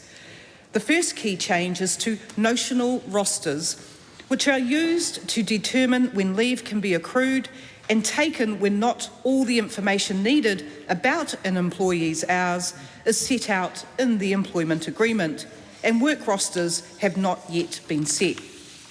Submitters raised concerns about the administrative burden of agreeing and maintaining notional rosters, particularly for employees with highly variable work patterns. In response, the committee has recommended an important change. While the existing approach remains the default, the bill will now allow employers and employees to agree in writing to a methodology for determining a notional roster, rather than having to rely on a fixed static arrangement. For example, parties could agree to use a rolling 13-week average of days and hours worked. This is a practical refinement. It maintains clarity and structure while providing flexibility for more complex or variable working arrangements. The second key change relates to employees who hold multiple roles with the same employer. Submitters raised concerns about how leave should be managed in these situations, particularly where roles may have different hours, rates of pay, or patterns of work. They worried that a requirement to treat each role separately could make it more difficult for employees to apply their leave entitlements cohesively across their roles. The committee has recommended that employers and employees must agree on how roles will be treated for the purposes of leave entitlements and payments. The approach originally proposed, where roles are treated separately, will remain as a backstop if no agreement can be reached. This strikes a sensible balance. It provides flexibility for tailored arrangements while ensuring there is always a clear default position. The third key change relates to the method for determining whether a day is an otherwise working day, which determines eligibility for public holidays and related entitlements. Submitters identified a gap in the bill. Employees who have agreed working patterns but regularly work additional days could be disadvantaged under the original framework because their otherwise working days would be determined based on their agreed working pattern, rather than by applying the new otherwise working day test, which would also take their additional days of work into account. The committee has addressed this by extending the bill's new otherwise working day test to also apply to these employees. This ensures that employees who consistently work beyond their contracted days are treated fairly and that public holiday entitlements better reflect actual working patterns. The fourth key change deals with situations where leave has been incorrectly accrued, where leave compensation payments should have been provided instead. Submitters raised concerns that the original approach to allowing employees to cash up an incorrectly accrued annual leave would not result in the same outcome for the employee as if they had received leave compensation payments. Employees would not receive the additional value of the leave compensation payment. The committee has recommended a clear solution. Where this occurs, the employee will be entitled to the standard cash-up payment for annual leave and a payment reflecting the additional value of the leave compensation component, adjusted to account for employees retaining any incorrectly accrued sick leave. This ensures that employees receive an amount that more closely reflects what they would have received had leave compensation payments been provided correctly. In closing, Mr. Speaker, I again thank all of those who contributed to the Select Committee process. The changes made have strengthened the bill. They improve clarity, respond to real operational concerns raised by both employers and employees, and ensure the framework will work in practice for a wide range of working arrangements. This bill remains focused on its core objective, a leave system that is simpler, clearer and easier to get right for both employers and employees. It enhances certainty and practicality, restoring confidence in how leave is calculated and how it's paid. Mr. Speaker, I commend this bill to the House. The question is the motion be agreed to. The Honourable Ginny Anderson. Mr. Speaker, at a time in New Zealand where families are struggling to be able to put food on the table each week, to be able to pay for petrol, to be able to afford their weekly rent or mortgage bills, this government makes life even harder for those New Zealanders right across the country. I speak in opposition to this employment leave bill, and while I do acknowledge the work that the Select Committee has done and the amendments that have been made throughout the process, Labor remains unable to support this bill. The changes recommended by the committee address some of the technical concerns, but they in no way, Madam Speaker, resolve the fundamental flaws at the heart of this legislation, which is to undermine the rights of workers in New Zealand. Yet one more piece of legislation delivered by this government that makes life harder and makes life worse for workers in New Zealand. At its core, this bill creates a system where workers can do the same work for the same employer, yet receive different leave entitlements depending on how their hours are classified. That is not fair. That is not simple, and is certainly not a principle that Labour will stand by in any form. This bill ties annual leave and sick leave primarily to standard hours rather than all hours worked. Quite simply, Madam Speaker, that is not a fair go for workers in New Zealand, and it should be called out. On paper, for employers or for those opposite, it might be administratively tidy, but in reality, it absolutely ignores the complexity of modern work in New Zealand. Thousands of Kiwi workers work variable hours. They have to work additional shifts in order to make ends meet. They have to do seasonal work. They have to do casual work. They have to do rostered employment and multiple roles.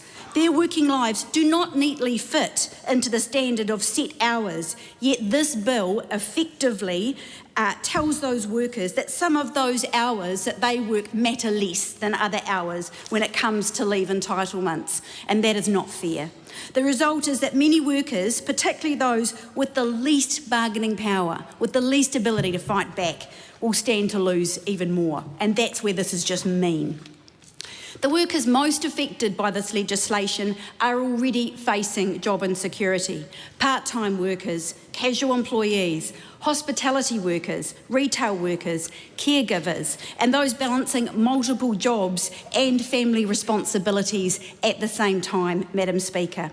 Rather than strengthening their rights, rather than enabling those people and those families to cope better with the cost of living crisis that they presently are feeling, this bill weakens those rights.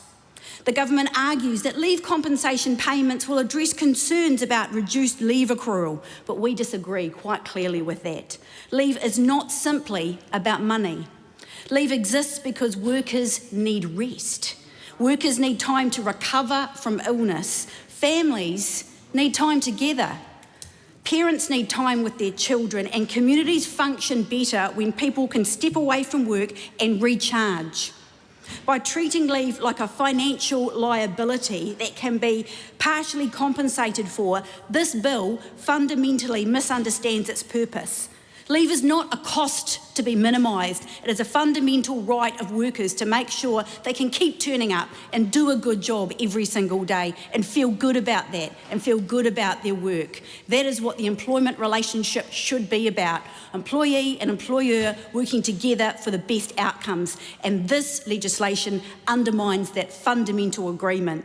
New Zealanders are already working among the longest hours in the developed world. At a time when so many families are under pressure, you would think that we would have a government that strengthened those accesses to leave, not creating mechanisms that undermine and reduce it. We are deeply concerned that the bill retains the prorating of sick leave. From the beginning, we have opposed this approach, and this and the Select Committee submissions was one of the main things we heard. Out of the 661 submissions, 569 opposed, and sick leave was a key factor that was raised time and time again. The submissions that we heard in Select Committee laid it out plain and clear that sick leave is a health entitlement, not a reward for having a predictable roster, as this bill would have you believe. People do not get sick according to their scheduled hours. A worker with irregular shifts can become just as ill as a worker with fixed hours. A parent who's caring for a sick child at home needs the ability to take leave regardless of how variable their working pattern might be. The retention of prorated sick leave means that many workers will continue to receive reduced entitlements simply because of the way their employment is structured, and that is not fair. That is inequitable, and it disproportionately affects vulnerable workers in New Zealand. I want to acknowledge several of the Select Committee amendments because they do go some way to improving parts of this bill. The committee strengthened Clause 9 by requiring notional rosters to be accurately reflected at actual work patterns, to be agreed in writing and to be kept up to date. It also broadened the definition of a work roster and expanded the ordinary working day to better reflect real-world employment arrangements. Employees who are working in multiple roles can now agree with employers how leave balances are treated. The committee confirmed that employees cannot be required to work additional hours while they are on leave.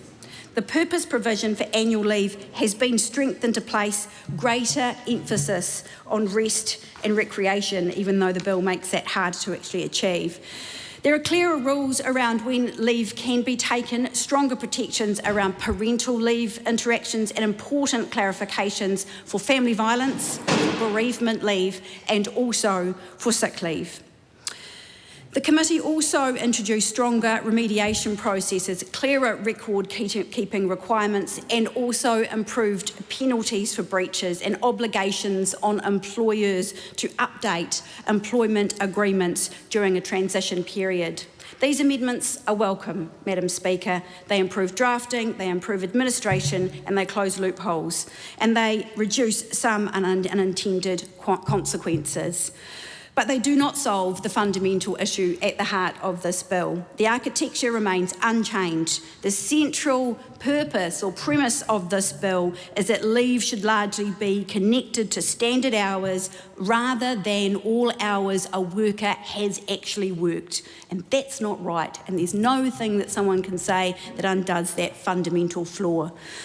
The central premise remains that leave entitlements can be reduced and save the employer money. That's great, I can see why they've done it, then partially compensated through payments. But the basic idea in this bill remains that workers with irregular and unpredictable employment patterns will receive less certainty and in many cases less leave. Those underlying problems remain despite the amendments. The risk is here, Madam Speaker, that this legislation entrenches a two-tier system in New Zealand. We already see that playing out in our economy, and this legislation makes that even more the case with employment law. One system for workers with predictable hours and established bargaining power, and another system for those workers with variable schedules and less control over their employment, and in many instances those who are often paid a lower hourly rate. That is not the direction New Zealand employment law should be heading. Good employment law should create certainty, fairness and dignity. It should recognise that the realities of modern work without creating disadvantage or increasing existing disadvantage. It should ensure that every hour work contributes fairly to a worker's leave entitlement. And most importantly, it should ensure that workers are not made worse off than they are already. And this bill fails on that standard. The Select Committee has worked hard. Officials have put a lot of effort into this. But the reality is that this bill leaves New Zealand workers already in precarious situations working, already vulnerable workers, worse off than they were before.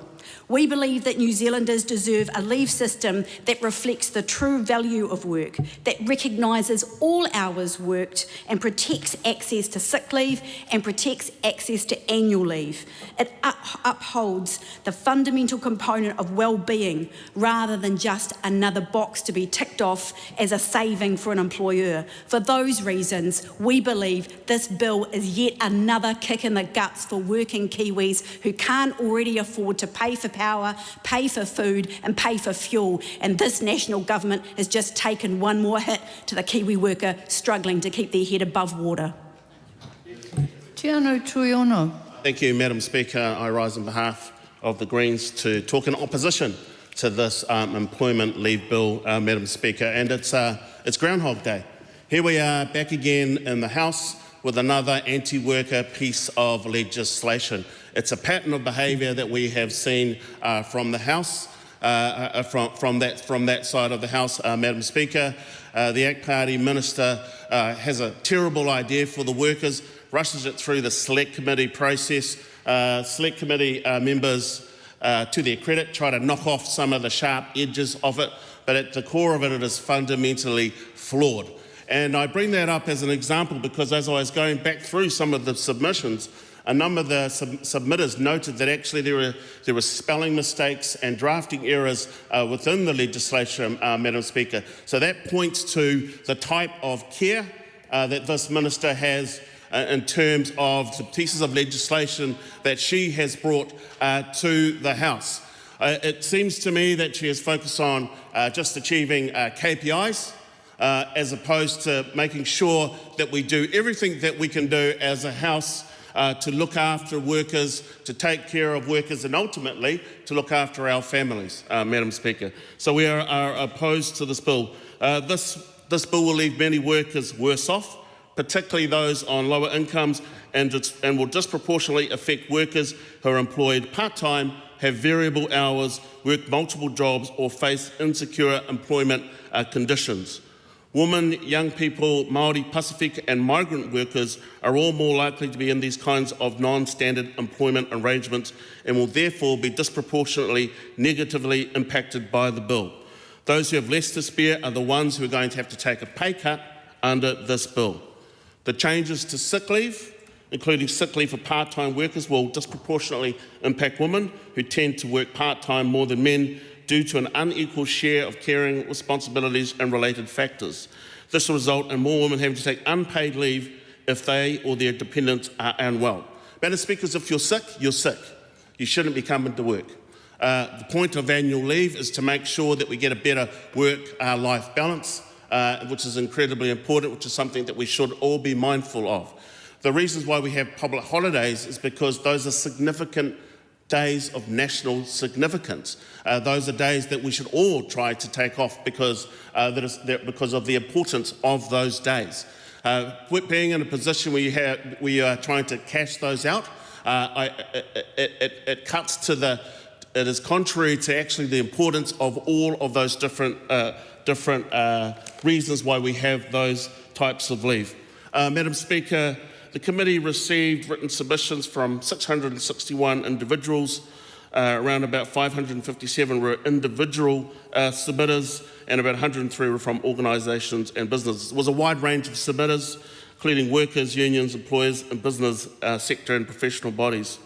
Madam Speaker, of all of those submissions, 86% oppose the bill.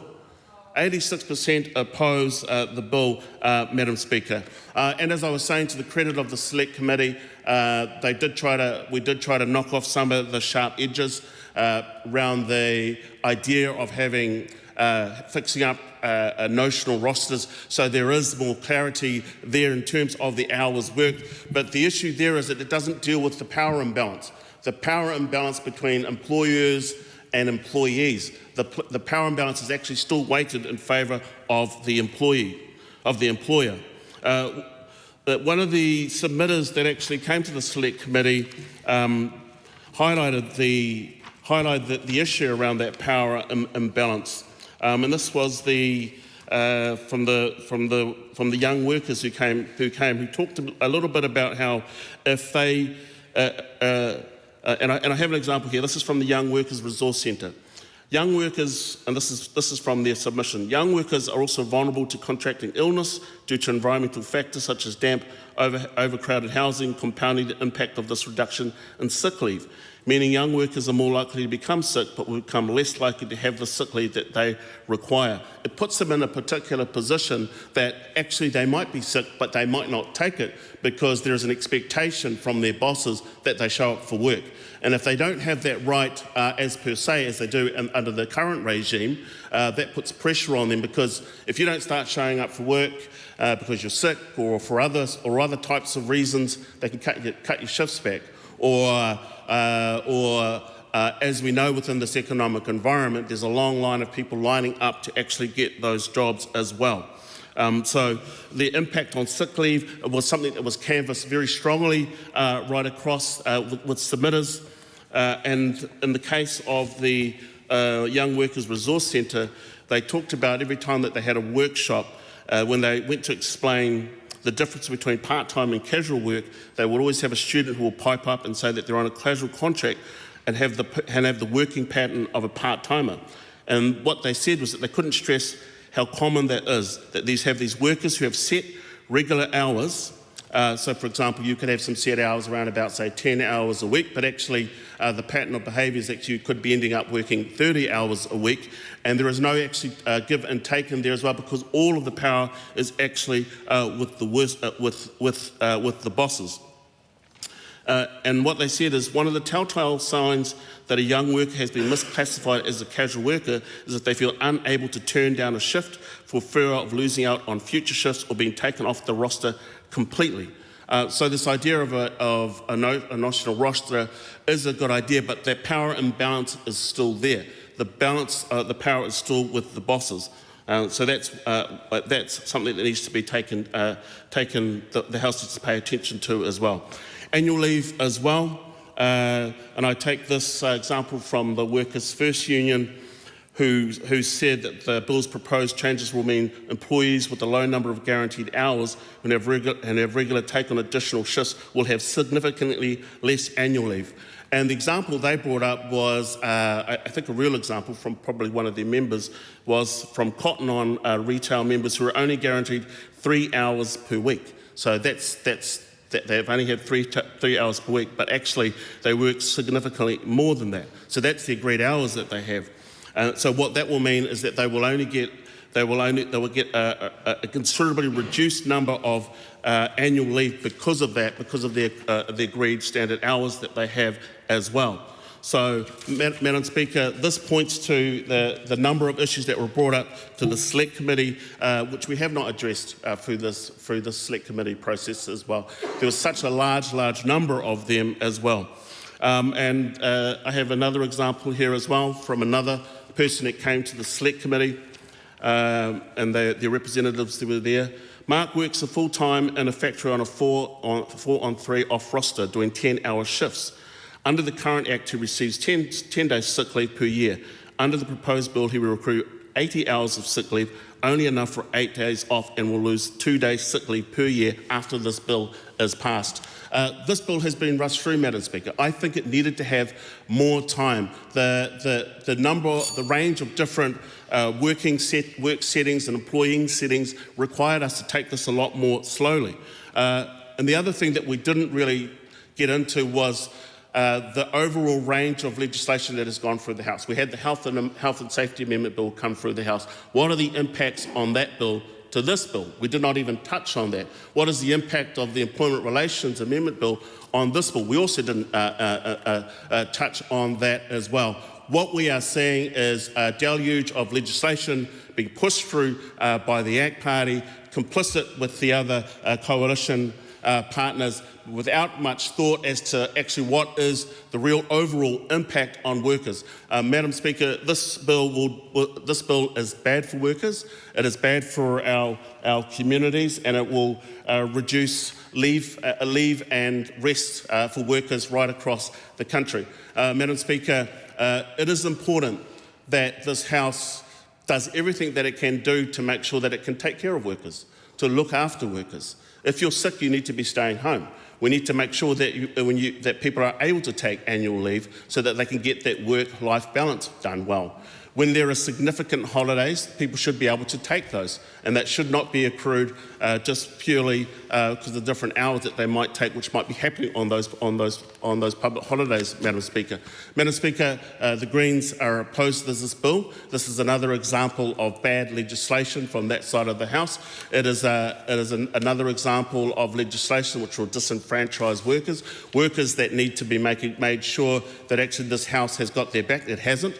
And I hope that as we move through to the election period, that they remember all of the pieces of legislation that have gone through this House, which has disenfranchised workers from their rights in terms of not only just the leave rights that they have, but everything else in this. Katie Nimmin. The thing I would say is I direct members of the public to read the committee's report, because in fact it addresses all of the things that have been mentioned by members opposite. Ultimately, if you are a casual worker or a worker if a member of the public is a casual worker or someone that works overtime, There is now proposed by this 12.5% on the dollar earned what you would get in an hourly payout. And I've got to say, this is different. Fundamentally, what is proposed is different. No one is hiding from that. We have 2 years to implement this change. There are going to be changes in the way that terms are negotiated to make account of that. There is nothing ambiguous about this piece of legislation. That is the whole point. Anyone that used any element of employment leave had to get basically a PhD in knowing how to operate under this law. This has changed, and there is clarity in this piece of legislation, and I look forward to seeing this roll out for workers and for employers to relieve the ambiguity that has existed in this legislation in the past. And I do implore members of the public to read the committee report to understand the changes, because it's pragmatic and it will help be relative to the hours worked and the days worked by any employee around the country. I commend the bill. Honourable Mark Patterson. Madam Speaker, I rise on behalf of New Zealand First to support this employment leave bill, which replaces the Holiday Act 2003.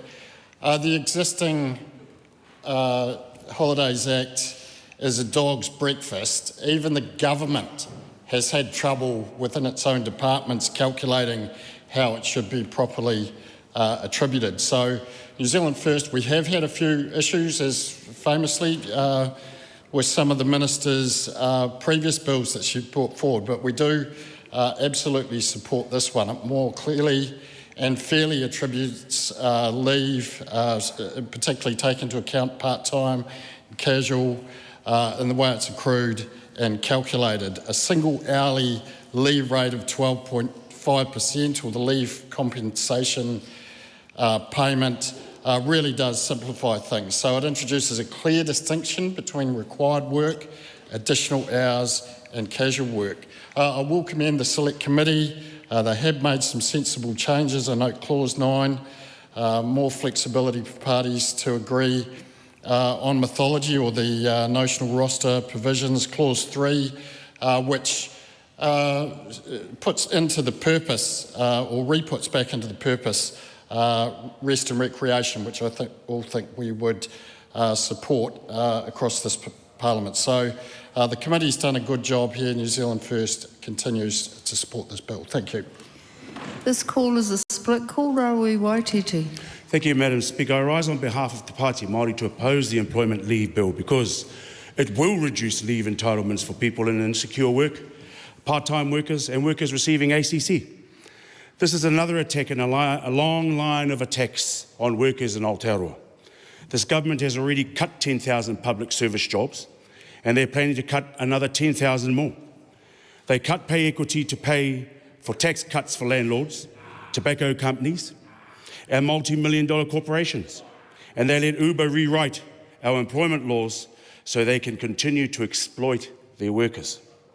While we do support increasing holiday allowance, immediate tangihanga leave, and pay arrangements for casual employees and parents, we cannot support a bill that will take away hard-fought leave entitlements and will disproportionately impact Māori, Pacifica, wahine, and other vulnerable workers. We need to be clear. This bill was not developed alongside tangata whenua, trade unions or workers.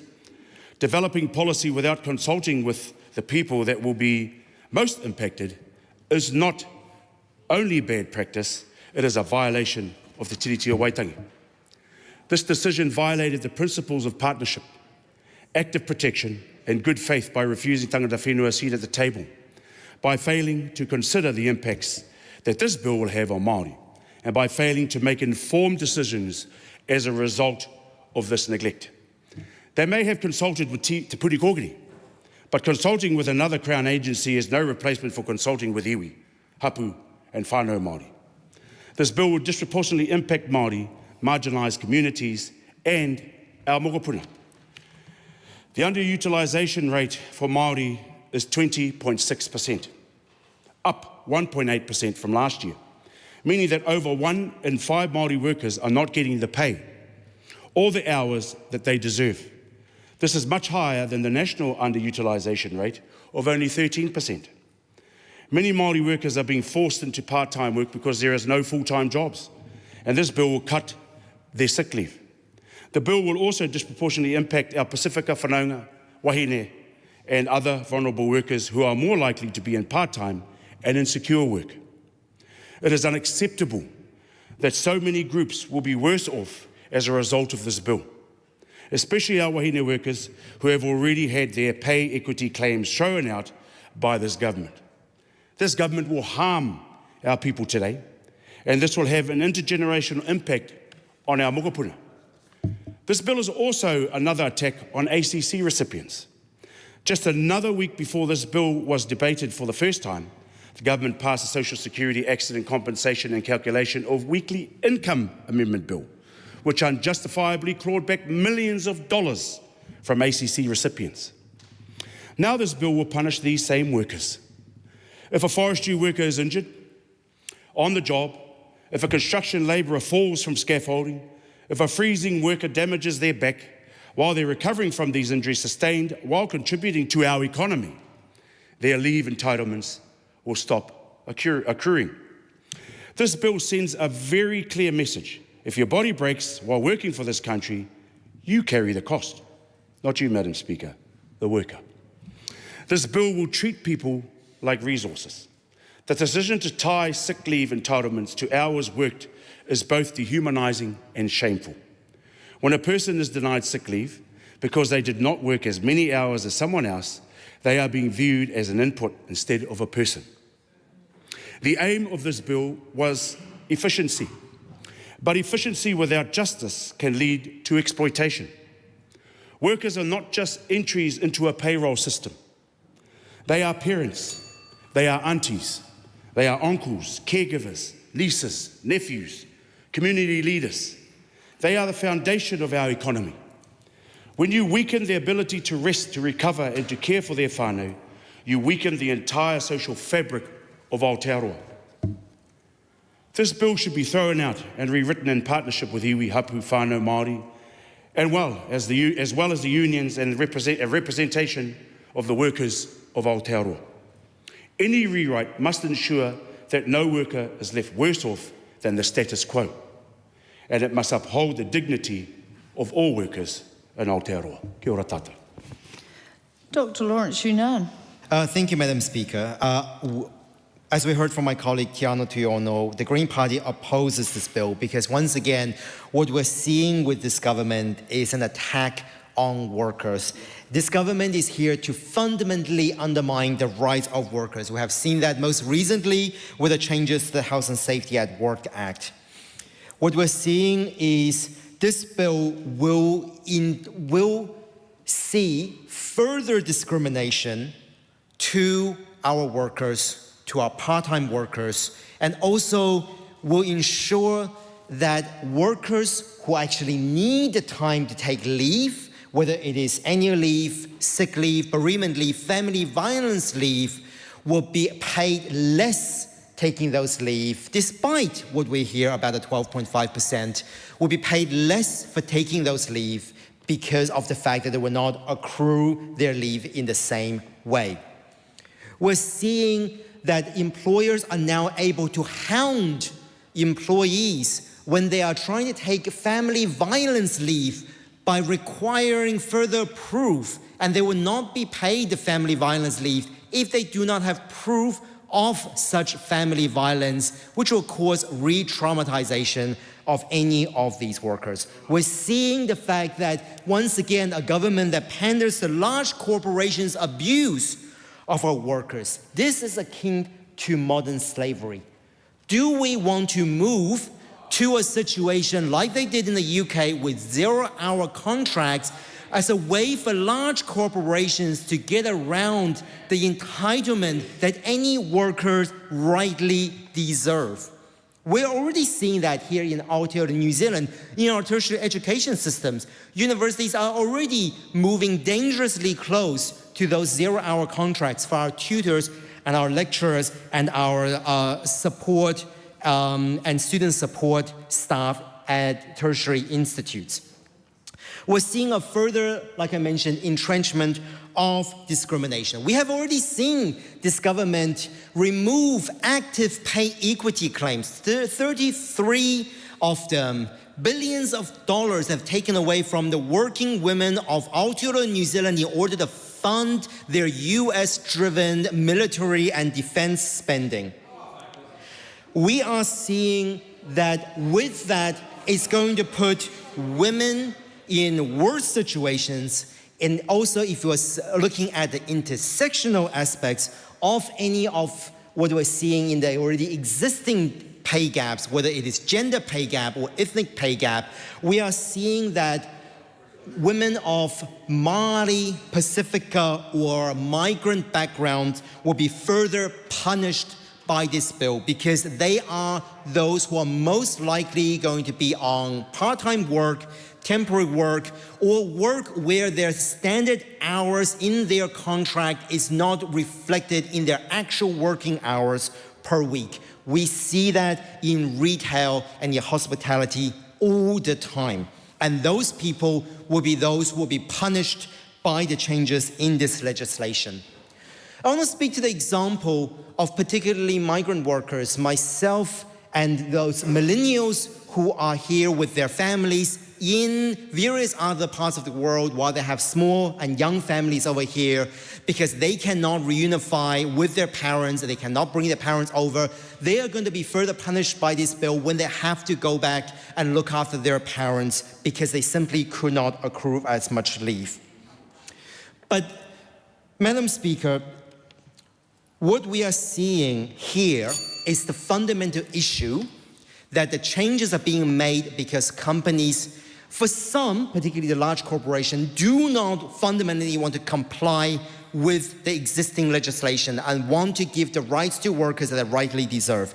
At the same time, it must be addressed that while Aotearoa, New Zealand is one of the easiest countries in the world to start a business, we as a country, as a government, has not been giving the support that SMEs rightfully deserve when understanding their role as an employer and their role as a PCBU under various legislations. That should be what we're targeting in terms of the support that we're giving, not further lowering our standards when it comes to health and safety or when it comes to the entitled leave that employees have. Finally, Madam Speaker, I want to thank all of the workers and also all of the unions for submitting on this bill. And the Green Party will continue to fight for you and we'll look forward to further discussion on this during the committee stage. Dr. Hamish Campbell. So it's my pleasure to rise in support of the Employment Leave Bill. I think we probably need to bring back this debate to reality rather than some of the extravagant claims that have been made. The problem with the Holidays Act has been well canvassed over many years. Employers struggle to understand and apply the Act correctly, and employees struggle to understand their entitlements. All workers, businesses and their families will benefit from a leave payment system being more simpler, more predictable, more transparent and with greater certainty. Therefore, I commend this bill to the House. Ingrid Leary. It's an interesting rewrite of history, Madam Speaker, because let's be really clear what happened with the Holidays Act.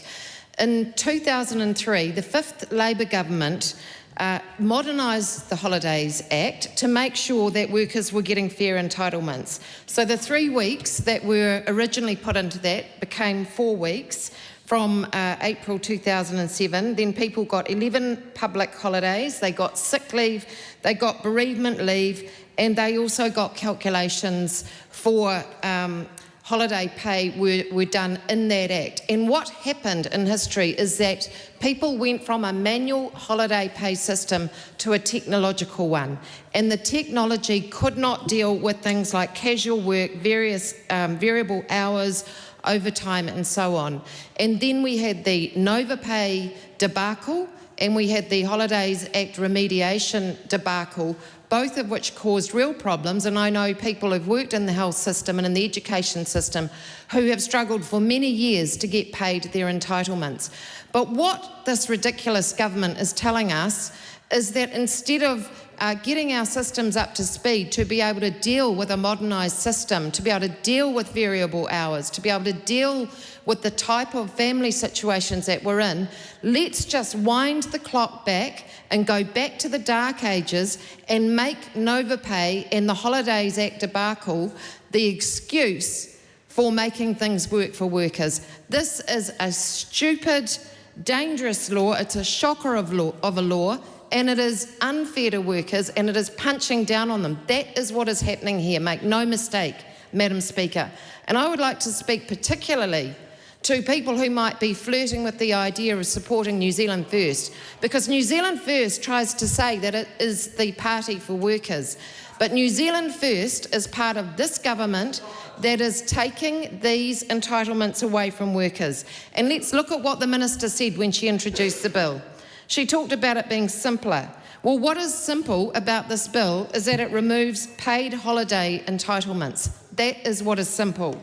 She said it's clearer. Well, what is clear is that there are fewer real holidays for workers. That is what's clear under this bill. And she said it's fairer. Well, Madam Speaker, that is just rubbish. Because as we've heard, the process was rushed, it was poorly consulted, and the vast majority of submitters said they did not agree with the bill. It was arbitrary, and it was supported by a small group of, guess what? Employers. Of course employers were going to support it. Because if, as has been said by other speakers, they see leave as a cost, if they see workers as an input, then of course they're going to support it. But let's be really clear. Work is about a relationship. It is not about an autocracy. We have moved on from the dark ages, despite what New Zealand First and Act would like to think, and the national government for supporting this. Work is about a relationship, and any changes to those laws, including this legislation, should have been done with adequate consultation. And to people listening who support New Zealand First, let's also remember that when we talk about unions who get so vilified by the other side, unions is another word for workers. Because in this world, people cannot get change if they're operating by themselves. There is strength in numbers, and that is the whole point of unions. So let's look, I mean, what else has the government done? If we look at the suite of bills that have come through, it's been the Holidays Act, which is this one, the Fair Pay Agreement's one of the first cynical moves that they did to wipe out the minimum standards and conditions for some of our most vulnerable workers. Isn't that a common theme? Cleaners, bus drivers, security guards. I remember everyone coming together during COVID and applauding those people and saying how much we respected and loved our critical workers like our supermarket workers. But now they're just inputs. Now they're just costs to be calculated in a holiday pay calculation to give employers what they want because it's going to reduce their costs. When we look at the Equal Pay Amendment Act, 2025, 33 claims wiped off the table, back to square one, raising thresholds. Guess who gets impacted again? Women, casual workers as well. And every time we talk about the workers that get impacted by the suite of bills that are coming through, it is our women. It is our Māori, it is our Pacific, it is those disabled who are lucky enough to get work, and it is our migrant workers. And then we have the kind of compensation remark that says, oh, but we made some changes so that there could be some kind of negotiation about what kind of methodology would be used. Can we really imagine that those groups are going to sit down in a power imbalancing situation, maybe with English as a second language, maybe with a gender difference, with someone in a suit behind a big fat desk and saying, can we please talk about the calculation for our holiday pay so that we can use one of the variations in the amendment in the bill? I don't think so. What about the employment relations pay deductions for partial strikes? What a cynical piece of law to basically say to employers, yeah, you can deduct the pay from your workers so that they think twice about asserting their right to go on strike. And let me tell you, Madam Speaker, workers don't go on strike lightly. They go on strike and they do it collectively when things are going horribly wrong. And we've seen that a lot under this government. We see that with the fire fighters every week dealing with their pay and conditions, dealing with broken fire trucks. And good on them, and they've got our support. So here are all these bills, as has been said, put through the House one by one, so we don't see the total impact of what's happening. But the total impact is really, really clear, and it is that workers are getting undermined, workers are getting punched down on, and the most vulnerable workers, once again, are paying the cost. And why are they doing it? Because that side of the House sees workers as inputs. That side of the House sees holiday leave as a cost. They do not see it as something that contributes to the well-being of their workers. They do not see it as something that is going to mean that their workers will feel encouraged to be more productive, that they will come to work feeling better, they will want to do their best.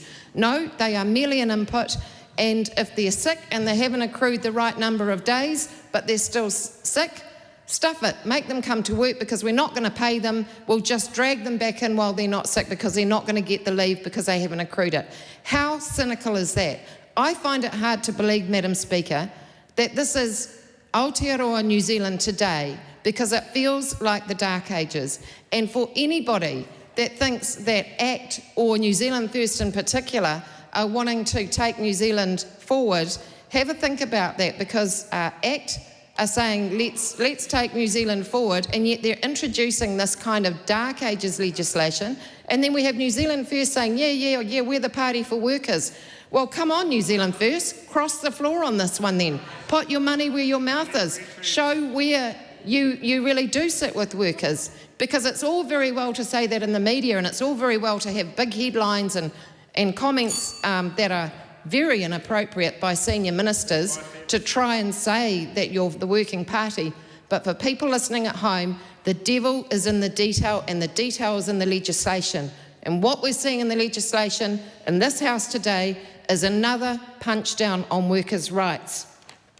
Those groups, the part-timers, the casual workers, the vulnerable, women, all being punched down on as a result of this bill.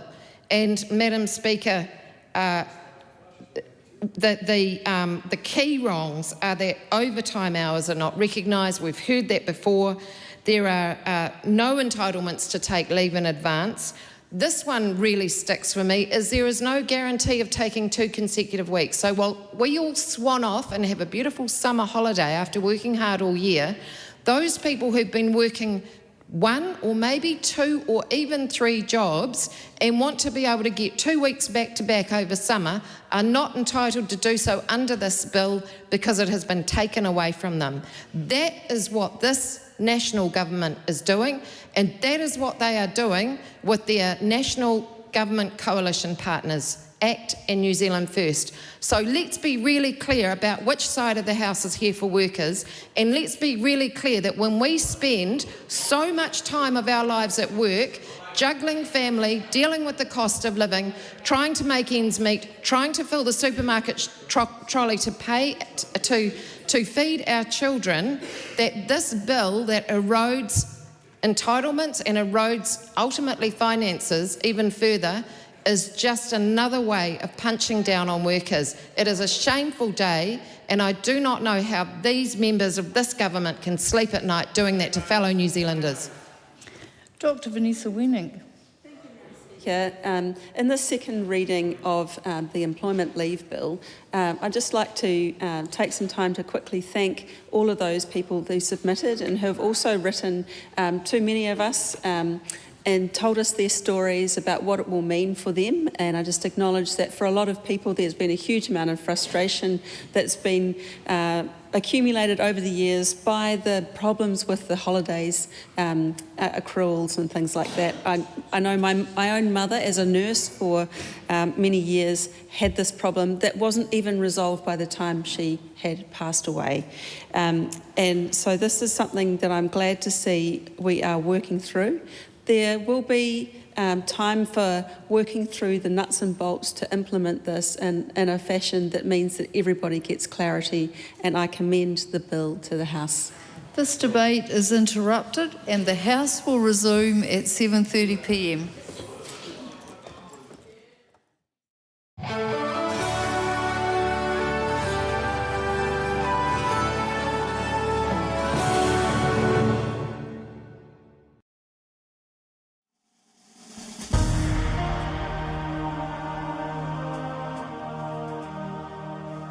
Coming up at 6 p.m. is a repeat of some of today's earlier proceedings.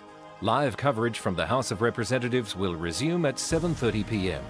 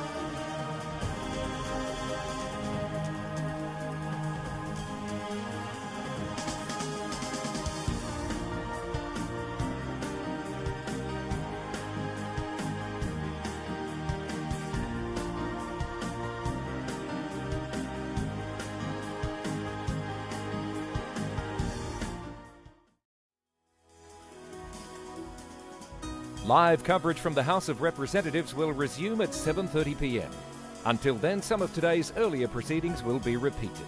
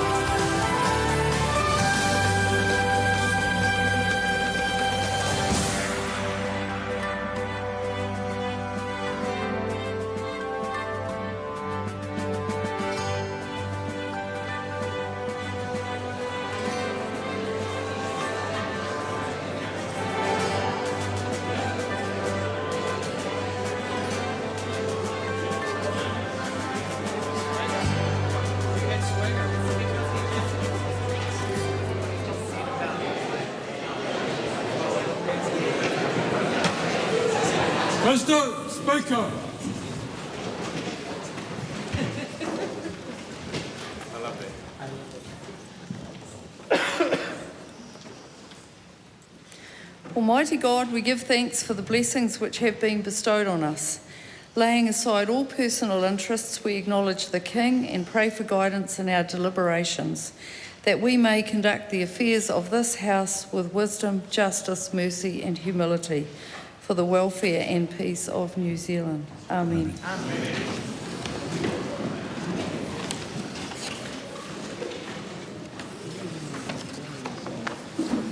Amen. Members, I regret to inform the House of the death on the 17th of July 2026 of the Right Honourable Sir William Bill Francis Birch, Knight Grand Companion of the New Zealand Order of Merit, Privy Councillor who was a Member of Parliament between 1972 and 1999. Over this period, he represented the electorates of Franklin, Rangariri, Maramaru and Rua and Port Waikato. During his membership of the House, he held several ministerial portfolios, including Minister of Finance, Minister of Health, Minister of Labour, Minister of Energy and Minister of National Development. I desire on behalf of the House to express our sense of loss and sympathy with the relatives of the late former member. I now ask members to stand with me to observe a period of silence as a mark of respect to his memory.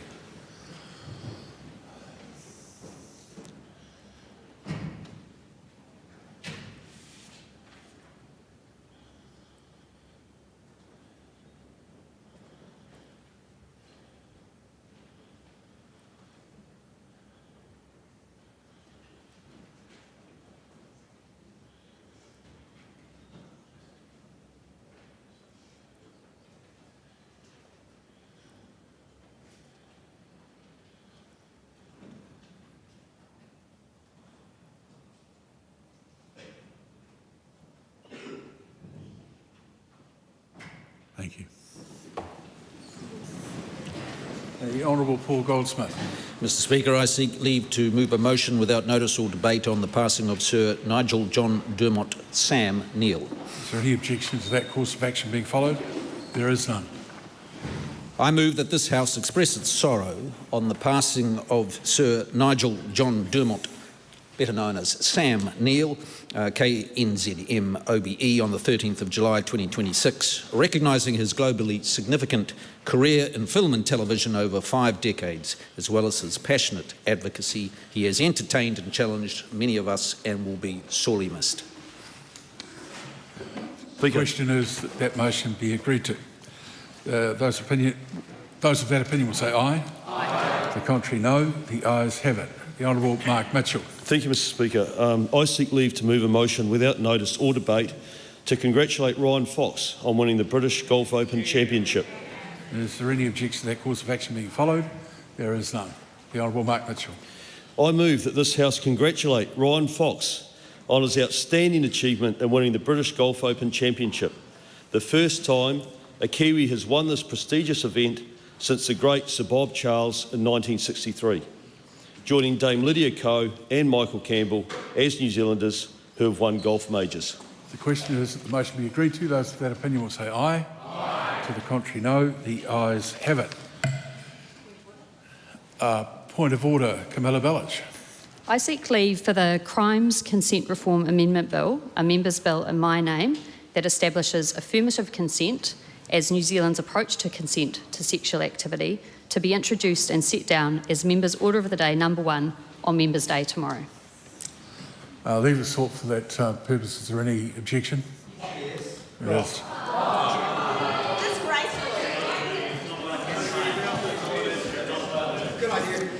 Just a minute. We all know that those type of leave motions are generally discussed across the House beforehand. I'm not sure what happened here, but there's no need for any further comment. 13 petitions have been delivered to the Clerk for presentation. Petition of Beatrice Salome requesting that the House urge the Government to ban poisoning and any other method of reducing feral cat numbers that inflicts pain on cats from the Predator-Free 2050 programme. Petition of Viola De Grado requesting that the House urge the Government to halt lethal feral cat eradication. Petition of Gabrielle Thompson requesting that the House halt the rollout of any electronic road user charges system involving vehicle tracking unless an independent privacy assessment has been completed, legal safeguards are in place and clear public approval has been given. Petition of Louise James requesting that the House urge the Government to reinstate regular passenger rail services between New Plymouth and other North Island communities. Petition of Paul Huggins requesting the House raise the profile and awareness of parasport events by amending the Broadcasting Act to require the broadcasting of parasport events and amend the Major Event Management Act 2007 to protect emblems and words connected with Paralympics and similar events. Petition of Ricky Andrews requesting that the House urge the Government to ensure eligibility for the Community Services Card, disability allowance and supported living payment is assessed individually for New Zealanders living with permanent disabilities and chronic illnesses. Petition of Victoria Coleman requesting that the House not pass the Disability Support Services Bill. Petition of Yan Wang requesting that the House prevent employers from discriminating against applicants on the basis of how they travel to work or whether they have a driver's licence, except where that is an essential requirement of the work. Petition of Graham Spence requesting that the House publish all MPs' expenses and all MPs' sitting day attendance. Petition of Carolyn McNichol requesting that the House quash the second toll at Papamoa East interchange on the Tauranga East Link toll road and amend the land transport legislation to limit additional tolls on existing roads and new projects in the same corridor. Petition of Loretta Johnson requesting that the House stop a new toll charges at Papamoa East interchange. Petition of Erin Murphy requesting that the House urge the Government to make epilepsy education, training and awareness mandatory in schools. And petition of Sir Robert Anster Harvey requesting that the House amend the Natural Environment Bill and the Planning Bill to safeguard the protections in the Waitakere Ranges Heritage Area Act 2008. Those petitions stand referred to the Petitions Committee. Members, Ministers have delivered 64 papers which the Clerk must present to the House. Just courtesy while he does so would be much appreciated. Government response to the petition of Daniel Walker. Report of the Attorney-General under Section 7 of the New Zealand Bill of Rights Act on the concealment of location of victims' remains bill. Report of the Intelligence and Security Committee on the activities of the committee in 2025-26. Statements of intent for Airways New Zealand, Animal Control Products, Assure Quality, Climate Change Commission, Civil Aviation Authority, Commerce Commission, Electricity Corporation of New Zealand, Government Superannuation Fund Authority and Government Superannuation Fund, Guardians of New Zealand Superannuation, Kiwi Group Capital, Kiwi Rail Holdings, Cordia Group, Landcorp Farming, Met Service, New Zealand Growth Capital Partners, New Zealand Institute for Bioeconomy Science, New Zealand Institute for Earth Science, New Zealand Institute for Public Health and Forensic Science, New Zealand Post, New Zealand Railways Corporation, New Zealand Trade and Enterprise, Pharmac, Public Trust, Quotable Value, Research and Education Advanced Network New Zealand, Retirement Commission, Tertiary Education Commission, Transpower New Zealand. 2026-27 Statement of Performance Expectations for Callaghan Innovation, Climate Change Commission, City Rail Link, Civil Aviation Authority and the Aviation Security Service, Commerce Commission, Education New Zealand, Education Payroll, Electricity Authority, Environmental Protection Authority, Financial Markets Authority, Government Superannuation Fund Authority and Government Superannuation Fund, Guardians of New Zealand Superannuation, Kiwi Group Capital, Maritime New Zealand, Network for Learning, New Zealand Green Investment Finance, New Zealand Growth Capital Partners, New Zealand Institute for Advanced Technology, New Zealand Lotteries Commission, New Zealand Qualifications Authority, New Zealand Trade and Enterprise, Public Trust, Research and Education Advanced Network New Zealand, Southern Response Earthquake Services, Retirement Commission, Te Tauta Whiri, Tertiary Education Commission, Tourism New Zealand, Transport Accident Investigation Commission, Water Services Authority, WorkSafe New Zealand, Strategic Intentions for the Education Review Office and the Social Investment Agency. Those papers are published under the authority of the House. 15 Select Committee reports have been delivered for presentation. Report of the Education and Workforce Committee on the Employment Leave Bill. Reports of the Environment Committee on the Natural Environment Bill and the Planning Bill. Reports of the Finance and Expenditure Committee on the Controller and Auditor General's Auditing Standards 2026. Report of the Audit Office, our Controller Function Work for 2024-25. Reserve Bank of New Zealand Financial Stability Report May 2026. Reserve Bank of New Zealand Monetary Policy Statement May 2026. Report of the Foreign Affairs, Defence and Trade Committee on the International Treaty Examination of the Protocol to amend the agreement between New Zealand and Singapore on a closer economic partnership.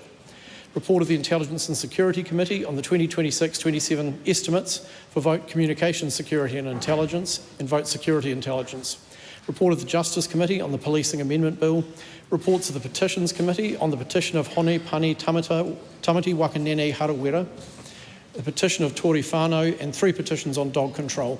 Report of the Regulations Review Committee on the briefing on powers to make secondary legislation and treaty settlement legislation.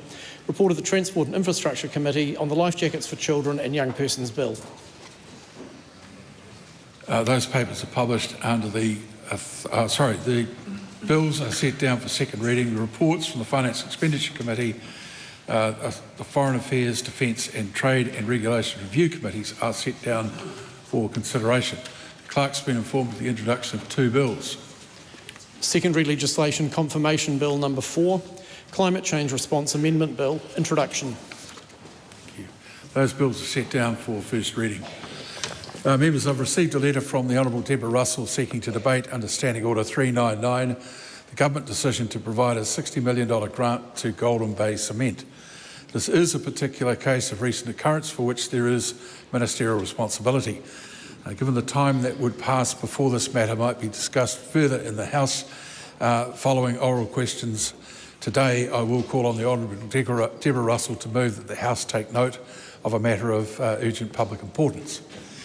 We come now to oral questions, the first in the name of the Honourable Marama Davidson. But before I do that, can I just suggest that members take a look at today's questions and consider whether or not the current restrictions of our standing orders and speakers' rulings allowing the House to have the sort of discussion or the sort of information gathering that question time should allow.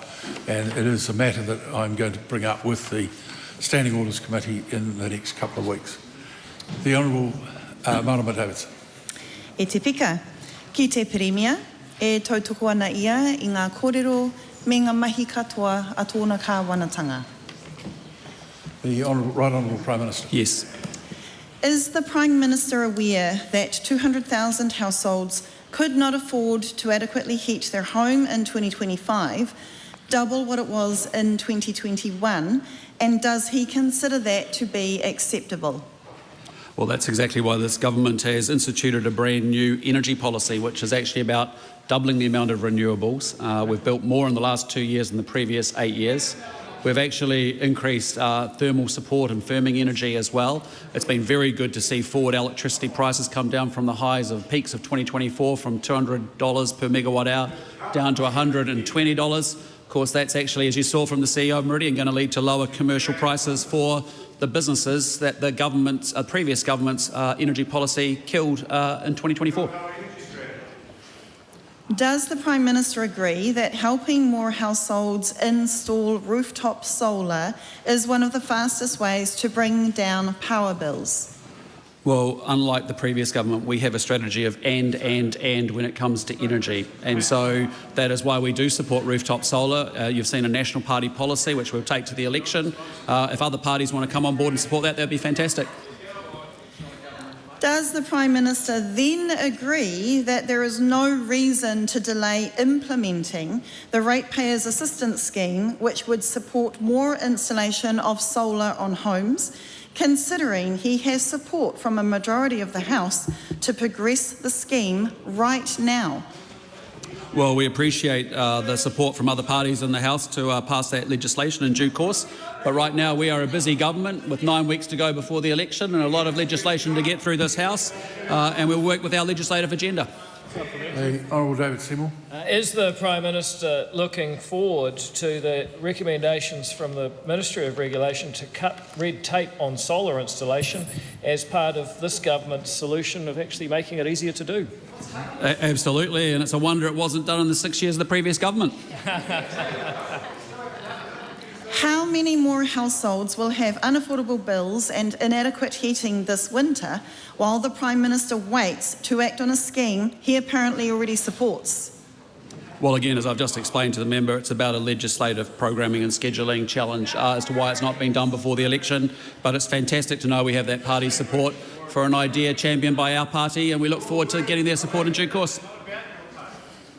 Will he consider other measures to make household power bills more affordable, like more support for communities to have their own locally owned and generated energy, solar for tens of thousands of state housing tenants, or actually funding warmer Kiwi homes beyond 2027 when it is set to run out? Well, that's exactly why this government has got a renewables boom underway in this great country of ours. Things like Fast Track have helped. I'd encourage the member to get on board and support that, but also repealing the oil and gas ban, our strategic coal reserve, making sure we can actually support gas exploration, rooftop solar. It's an and. Question number 2, the Right Honourable Chris Hipkins. Thank you, Mr Speaker. To the Prime Minister, does he stand by all of his government statements and actions? The Right Honourable Prime Minister. Yes. Thank you, Mr Speaker. Supplementary. Is food cheaper or more expensive today than it was 3 years ago when he declared that bringing down the cost of living was his government's #1 priority? Well, look, I want to thank the member for his question, because I'm proud to report that food inflation in today's numbers is running at 2.5%, and under his government in June 2023 it hit a high of 12.5%. Supplementary question. One person has the floor at the moment. When he promised to bring down the cost of living, did he expect bread, butter, mince, potatoes, milk, kiwi fruit, all to rise by double digits under his leadership? Well, as I said in answer to my answer to his previous question, food inflation under this government is running at 2.5% versus 12.5% under his government. But I also am curious, because the member keeps raising this in questions, and it just speaks to the economic illiteracy from the other side, because he's arguing for something called deflation. And I haven't heard a single economist actually recommend that as a course of economic activity, because falling prices leads to less spending, that leads to businesses not investing, and as a result the economy shrinks. That's why we want inflation inside the band for 1 to 3%. Supplementary question. So why did he promise New Zealanders lower grocery prices if he's philosophically opposed to lower grocery prices? Well, as I said to the member, we have inflation. If you strip out the effects of what has happened with Trump's war spike, we actually see that inflation is within the band at 2.9%. I just point out that that member ran inflation in this country to a 32-year high of 7.3%, and then he kept it there for 11 quarters, completely outside the inflation band. Supplementary question, Mr. Speaker. Just a moment. Please proceed. So when he said 3 years ago that a spike in international fuel prices was no excuse for inflation in New Zealand, why does he think that his government should be subjected to a different standard? Well, I want to thank the member for his question, because this government has actually managed through this crisis, I think, incredibly well to minimise the impact on inflation and to minimise the impact on economic growth. And I'd just say, under the previous government, to have inflation outside the band for 11 quarters straight at a 32-year high, not acceptable. Supplementary question, Mr. Speaker. Supplementary question, Ronald Christopher. Does he think he'd have a little more moral authority to talk about inflation being outside the target band if it was inside the target band today? Well, as the member may have read some of the reporting, actually I'm pleased to report that the inflation, excluding the shocks around the Middle East crisis, would be running at 2.9%, which is back in the band. But I just say, we have expertly managed through a crisis, unlike we saw from a previous administration, because we've had temporary, timely, targeted support, not untargeted cost of living payments to dead people. We had $50 billion worth of savings, not $60 billion worth of COVID spending go nowhere, disappearing into the ether. And we've offered personal income tax relief, while at the same time the other side increased ute tax, Auckland regional tax, and tenant taxes that increased rents. And I'm very pleased to say that actually rents are at a 25-year low. Yes, the rate of increase. Supplementary question. Honourable Christopher. So if all of that's the case, why is it administered inflation at the highest it's been since the 1990s? Well, again, that's why I'd encourage the member to get on board and support the rates cap, because that is without doubt the single biggest driver of inflation in our country. And I'd just encourage the member, that's a common sense idea. It's not ideological. You can do that one. Honourable David Seymour. Was the Prime Minister pleased to read that non-tradable inflation, the type the government can best control, is at a 5-year low, lower than it's been in any quarter since June 2021? Absolutely, and that speaks to excellent expert financial management in difficult times versus an alternative policy of spend more, tax more, borrow more. Supplementary question, Mr. Speaker. When he said yesterday that New Zealand's economy was on the rise, was he referring to rising food prices, rising unemployment, or the rising number of businesses going broke? No, what I was referring to was the expansion of manufacturing, which you've seen has been on a real tear, the expansion of our services sector, actually our business, our farmer and investor confidence all up, strong exports, manufacturing at a 5-year high actually, exports for June up 25%, wholesale electricity prices down 35% thanks to very good energy policy, and building consents up 19%, tourism numbers 8%, debt tracking $3 billion below our budget forecast. Happy to go on, but actually we're on an upswing, others are on a downswing. Good times ahead. Question number 3, Nancy Liu. Thank you, Mr. Speaker. And my question is to the Minister of Finance. What recent reports has she seen on the economy? The Honourable Nicola Willis. Thank you, Mr. Speaker. Today, Stats NZ released the latest figures for the Consumers Price Index, which showed annual inflation of 4.1% for the June quarter. This was very much a story about fuel, with conflict in the Middle East pushing up petrol prices by 27.5% over the year and diesel prices by 71%. Anyone who has filled up their car in the past 4 months has felt those increases very keenly, and I know that's been tough for Kiwi households. However, Stats NZ notes that without these fuel increases, annual CPI inflation would have been down to 2.9%, which is within the Reserve Bank's target range. Supplementary question. What were some of the other price movements in today's release? Well, Mr. Speaker, today's release showed that housing rentals went up by only 0.5% in the past year. This is, in fact, members, the lowest annual increase in rents in almost 25 years. And I look forward to members opposite who claim to speak for tenants putting out a press release celebrating that fact. Yeah, they'll do. Yeah, it's just a government asks itself a question. It's not an opportunity to attack other parties in the House. Well, supplementary question. Nancy Lou. What was the split between tradable and non-tradable inflation?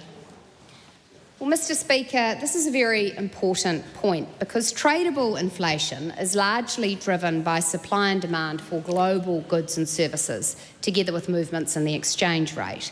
Obviously, petrol and diesel are examples of tradable goods. So it's not surprising that in the previous quarter, annual tradable inflation rose from 2.5 to 4.9%.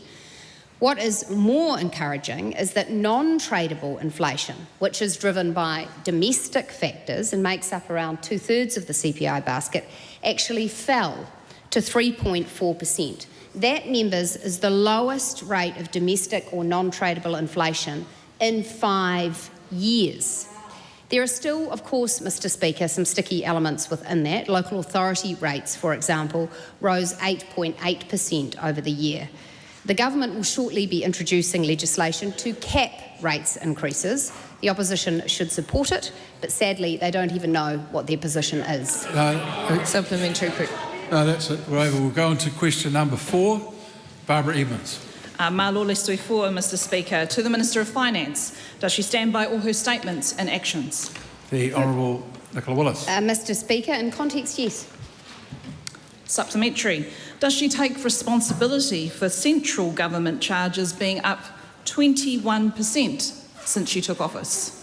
Well, Mr. Speaker, I'd note that one of the examples of a central government charge that the member is referring to in the statistics, I presume she is referencing, are local rates. And no, I do not take responsibility for the decisions of individual councils to increase rates at often eye-watering levels, which is why this government is acting, introducing legislation to cap future rates increases. Supplementary. Does she take responsibility for the 26% increase in the cost of household energy prices since she took office? Well, Mr. Speaker, no, because that reflects poor electricity policy settings by the previous government. Since coming to government, we have been on a mission to increase the amount of generation of electricity in this country, and we have achieved significant increases in consented wind and solar projects. In fact, we have consented double as much new generation as the previous government achieved in 6 years. Double what they achieved in 6 years. And it is, Mr. Speaker, a fact that if we increase the supply of electricity generation, that will put downward pressure on wholesale prices. We are seeing that starting to be reflected in futures markets. I look forward to it being passed on to households, and I regret deeply the decision of the previous government to ban oil and gas exploration, which has undoubtedly made electricity prices higher than they would otherwise be. Supplementary. How are struggling Kiwis meant to cope when milk prices are up 26%, mince up 28%, and white bread is up 67% in the last 2 years? Well, Mr. Speaker, of course, this is why we are concerned to instigate policies that support inflation to would be lower than it would otherwise be. I note that the member has not referred to what's happened with food price inflation in the quarter just released, which has seen it drop to 2.8%. That is welcome easing in food price growth. Let's not forget that 3 years ago, annual food price inflation hit a whopping 12.3% under the previous government. I note also that statistics released today show that the price of some foods, including fruit, for example, has come down in the previous quarter. Supplementary. How does her decision to cut excise tax on heated tobacco products help everyday New Zealanders with the cost of living? Well, Mr. Speaker, we want to see fewer people smoking and therefore have supported alternatives to smoking. If the member wants more people on the ciggies, that's for her. Supplementary. Who else is to blame for her economic mismanagement, increasing inflation, higher unemployment, when she has blamed the conflict in Iran, overseas factors, the previous government, power companies, supermarkets, local councils, Fonterra, insurance companies, merchants of misery, teenagers, John Key, teachers, firefighters, doctors, nurses and unions? Mr. Speaker, I take responsibility for the policies of this government, which have been focused on ensuring that we do not add pressure to inflation through irresponsible spending decisions, that we take action on the underlying causes of price challenges in this economy, including electricity, including rates. And, Mr. Speaker, I would quite happily compare our record with that of the previous government, which did immeasurable harm to the New Zealand economy, which has taken a lot of time to unwind. And if the member wants to take responsibility for the decisions of Donald Trump again, that's for her. I won't be doing that. Question number 5, Rawiri Waititi. Mr. Speaker, thank you, Mr. Speaker. My question is to the Prime Minister. Does he stand by all his government statements and actions? The Right Honourable Prime Minister. Yes. Does he stand by his own admission that the relationship between Māori and the Crown is, quote, I quote, probably worse, end quote, since his government came to power? And what is he doing, if anything, to improve this relationship? Well, what we're focused on is improving outcomes for Māori and non-Māori. Will his decision to scrap pre-existing mana whakahono arohe agreements between iwi and council strengthen or damage the Māori-Crown relationship? Well, I think what's important is any agreements are in the context of new RMA legislation that's coming through the House right now. I think the second thing is it's important that it stays at a high level so we can discuss spatial planning, and clearly every Kiwi, I think, would say that it's entirely appropriate that we have support and clarity around sites of cultural significance. But importantly, it's also important at the individual project level that people can crack on and get things done and built. How can we trust that Te Tiriti o Waitangi settlements will not be breached by his government's RMA reforms when they have been so willing to scrap pre-existing agreements between iwi and councils without Māori consultation? Because we will uphold our obligations under the law. Does his government fear Māori representation? And if not, then why has he removed Māori wards, erased iwi representation in local government, overwritten pre-existing agreements between iwi and councils, and disenfranchised over 100,000 people through his electoral reforms? Again, this is a government that's focused on improving outcomes for Māori and non-Māori. Education, look at some of the education outcomes, some very good improvement, good results. Question number 6, Dr. David Wilson. Mr. Speaker, my question is to the Minister for Resources. What reports, if any, has he received on the government's minerals strategy? The Honourable Shane Jones.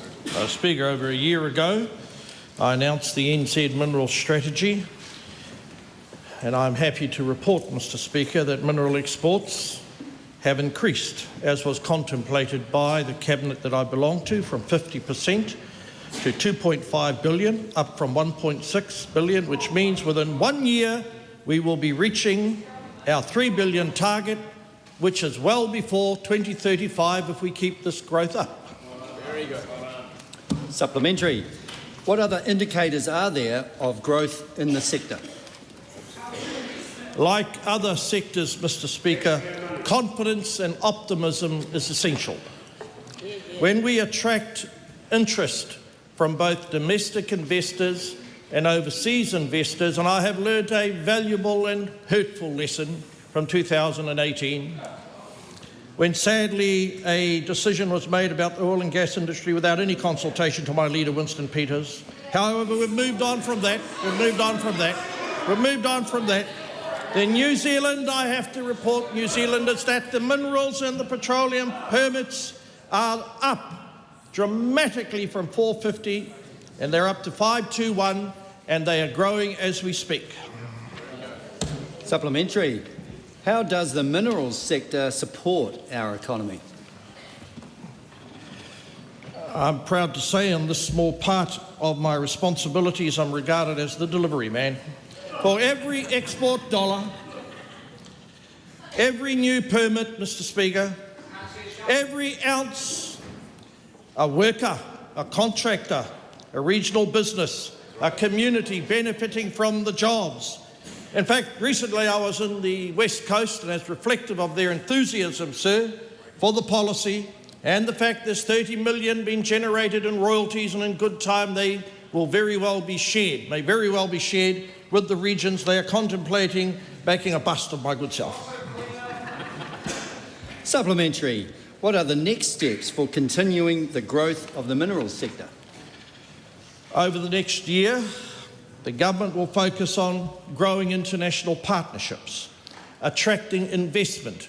That level of attractiveness grows by the week. Progressing work associated with royalty settings, implementation of major reforms, mostly being driven by my colleague Mr. Bishop. However, there is always scope for ensuring that the wording of legislation is not misconstrued or catastrophised and used as a weapon to undermine economic development, growth and the restoration of our minerals sector to a place of pride in the broader New Zealand economy. Question number 7, the Honourable Dr. Aotearoa. Thank you, Mr. Speaker. My question is to the Minister of Health. Does he stand by his statement that this government is, quote, keeping GP visit costs the same for patients as last year, end quote? If so, is it correct that current fees are the highest they've been in 20 years? Mr. Speaker, in the context in which it was made, yes, the government has delivered stable GP fees for 26-27 as part of a record funding uplift for GP clinics across New Zealand. The stable fees policy comes as the share of New Zealanders who can see a GP or nurse when they need care has risen to 79.2% in 2026, recovering ground after it fell to 74.9% in 2023. We know the number one challenge patients face is simply being able to get a timely appointment. That is exactly why this government is delivering record funding and growing the primary care workforce, so there are more doctors and nurses on the front line when patients need care. On the second part of the member's question, it is correct that the level of fees patients face today is a direct result of the 30% increase in GP fees that occurred between 2017 and 2023. It is precisely because patients have been left carrying these increases that this government has acted to hold fees stable for 26-27. Supplementary. Is it correct, according to data released today, that GP fees have increased 21% over the last 2 years? That's right. Well, Mr. Speaker, the advice that I have from Health New Zealand is that there was a 30% increase in GP fees. The average GP fee for an enrolled adult without a community service card rose from $42.89 to $55.9 between 2017 and 2023. It has then increased to 62.35% today. Hang on a minute. Wait a minute. Only one person speaks when the question is being asked. When more than a third of New Zealanders told Staff's Health Survey that they are putting off seeing a doctor because of the cost, why won't he act to bring fees down? Well, Mr. Speaker, we inherited a health system which was under significant pressure from the previous government, where the number of people recording whether they could see a GP or nurse when they needed care had fallen to 74.9%. The number of GP clinics who had closed books was 32.9%. We have been turning that around with record funding, a focus on frontline care, The number of people who now report they can see a GP or nurse when they need care has risen to 79.2%. The number of clinics with closed books has fallen to 24.9%. We're seeing more open books, more people going to see the GP when they need one. We're investing in frontline care. We're fixing the basics and building the future so people can get the care they need when they need it. Is the Minister willing... Wait. When one of your own members stands up, please show at least your own side the courtesy of listening. Dr. Aotearoa. Thank you, Mr Speaker. Is the Minister willing to clearly state before the House that GP fee increases are lower under his government than ours? There has been an increase in GP fees, which followed a 30% increase under the previous government, which that member fails to take responsibility for. Why should a woman have to... Wait. When are you going to stop? She'd started asking the question. Why should a woman have to pay $90 for a maternity ultrasound at a time when families are facing so many cost pressures? Well, the member's question is regarding GP visits and the GP fees, and we have been very clear that we inherited significant challenges from the previous government. We've invested in workforce. We've grown the number of doctors and nurses. We backed a third medical school, which Labor opposed. We're seeing more clinics have open books, more Kiwis reporting that they can see a GP or nurse when they need it. The number one challenge, as I said, facing patients is simply being able to get a timely appointment, and we're focused on fixing it, and the results and the evidence that I've presented to the House shows that is getting better. Supplementary. Why should women pay for their cervical screening when every other national screening program is free and 2 parliamentary review committees have recommended making it free for all women? Well, Mr Speaker, as I said, we're fixing the basics and building the future of our healthcare system. We're focused on growing the workforce, ensuring people can get timely access to quality healthcare. As I said, we're seeing more doctors being trained in our medical schools. We have a third medical school which has been approved. We're training more nurse practitioners. The number of GP clinics which have open books has increased. The number of New Zealanders reporting they can see a GP nurse or a doctor when they need has increased. Mr Speaker, we are seeing improvements. There is much more work to do and we'll continue to do so. Question number 8, Catherine Wedd. Thank you, Mr Speaker. My question is to the Minister responsible for RMA reform. What recent reports has he seen on the government's reform of the New Zealand planning system? The Honourable Chris Bishop. Mr Speaker, yesterday the hard-working Environment Committee reported back on the Planning and Natural Environment Bills. I want to thank the committee chaired by that member and the many organisations and businesses who made submissions. The government welcomes the recommendations made by the committee to strengthen the legislation and retain the core architecture of the new planning system. There's a range of practical improvements to improve certainty, reduce unnecessary compliance costs and make the legislation more practical to implement. The government will be supporting the recommendations. Supplementary. What has stayed the same in the bills and what benefits can New Zealanders expect them to deliver? Mr Speaker, the core architecture remains unchanged. It's a 2-bill system with goals and national instruments setting direction from the top, a narrowing of matters that can be revisited at each successive level of decision-making, more consistent planning rules, fewer consenting requirements, higher thresholds for public participation and consents, and a clearer focus on only managing the effects that matter.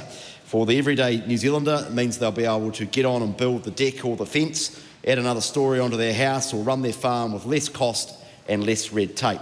The independent analysis shows the new system is projected to increase GDP by an additional 0.56% every year by 2050, worth over $3 billion annually. There are billions of dollars in savings over 30 years through lower admin and compliance costs. The reforms are central to the government's plan to grow the economy and back our farmers, and I welcome the Select Committee's report back. Supplementary. What other amendments are being made to the bills? Mr Speaker, one amendment I would highlight for the House is an improvement to one of the goals of the legislation around competitive urban land markets, and creating an abundant number of development opportunities, because we know that it is development opportunities that what New Zealanders need, and has been a problem in the system so far, and ultimately tackling our housing crisis means we need a liberal planning system with liberal rules so that people who want to get on and build can go and do so. What feedback has he seen on the Select Committee's report? Oh, Mr Speaker, it's good to see Dairy New Zealand and Federated Farmers welcome the report back yesterday. Dairy New Zealand Chair said the reported back bill showed the Government and Select Committee had listened to concerns raised by farmers and the wider agricultural sector. Well, the Greens are showing their contempt for the dairy sector by those interjections. Well, you're the one yelling at me about it.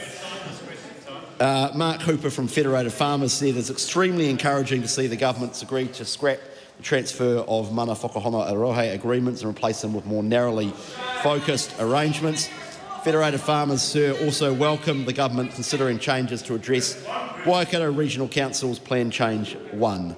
The Government is taking further advice on that tricky issue, and we'll have more to say in due course. Question number 8, Clay Swarbrick. Ki te Premier, e tautoko ana ia I ngā kōrero me ngā mahi katoa a tōna kāwanatanga. The Right Honourable Prime Minister. Yes. Can the Prime Minister tell the House what the major driver was of inflation figures released today? A major driver would be council rates, and that is a real challenge, running at about, I think, 8.8%. Obviously, in the last quarter, we've seen the Trump spike associated with the conflict in the Middle East. But what's been very good to say, if you strip that out, would be within the band at 2.9%, and that's very positive. Does the Prime Minister agree that decarbonising our economy is the only way to reduce our exposure to fossil fuel inflation? Well, what I really hope is that we are taking a national security approach in a world that's increasingly volatile and uncertain. It's important that we just don't rely on global supply chains. They can't be relied upon. The pandemic showed us that. This current conflict has shown us that. And we're going to do an and, so we actually put a downward pressure on electricity prices, which is exactly what we're doing.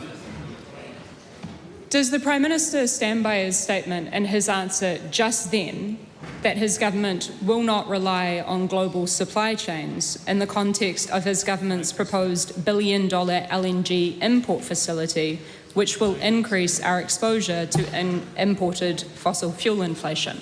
Well, what I'm pleased to see is that since we announced the LNG import facility as one of the things we are doing to drive a comprehensive energy strategy, we've seen wholesale electricity prices go from $200 down to $120 in the forward markets.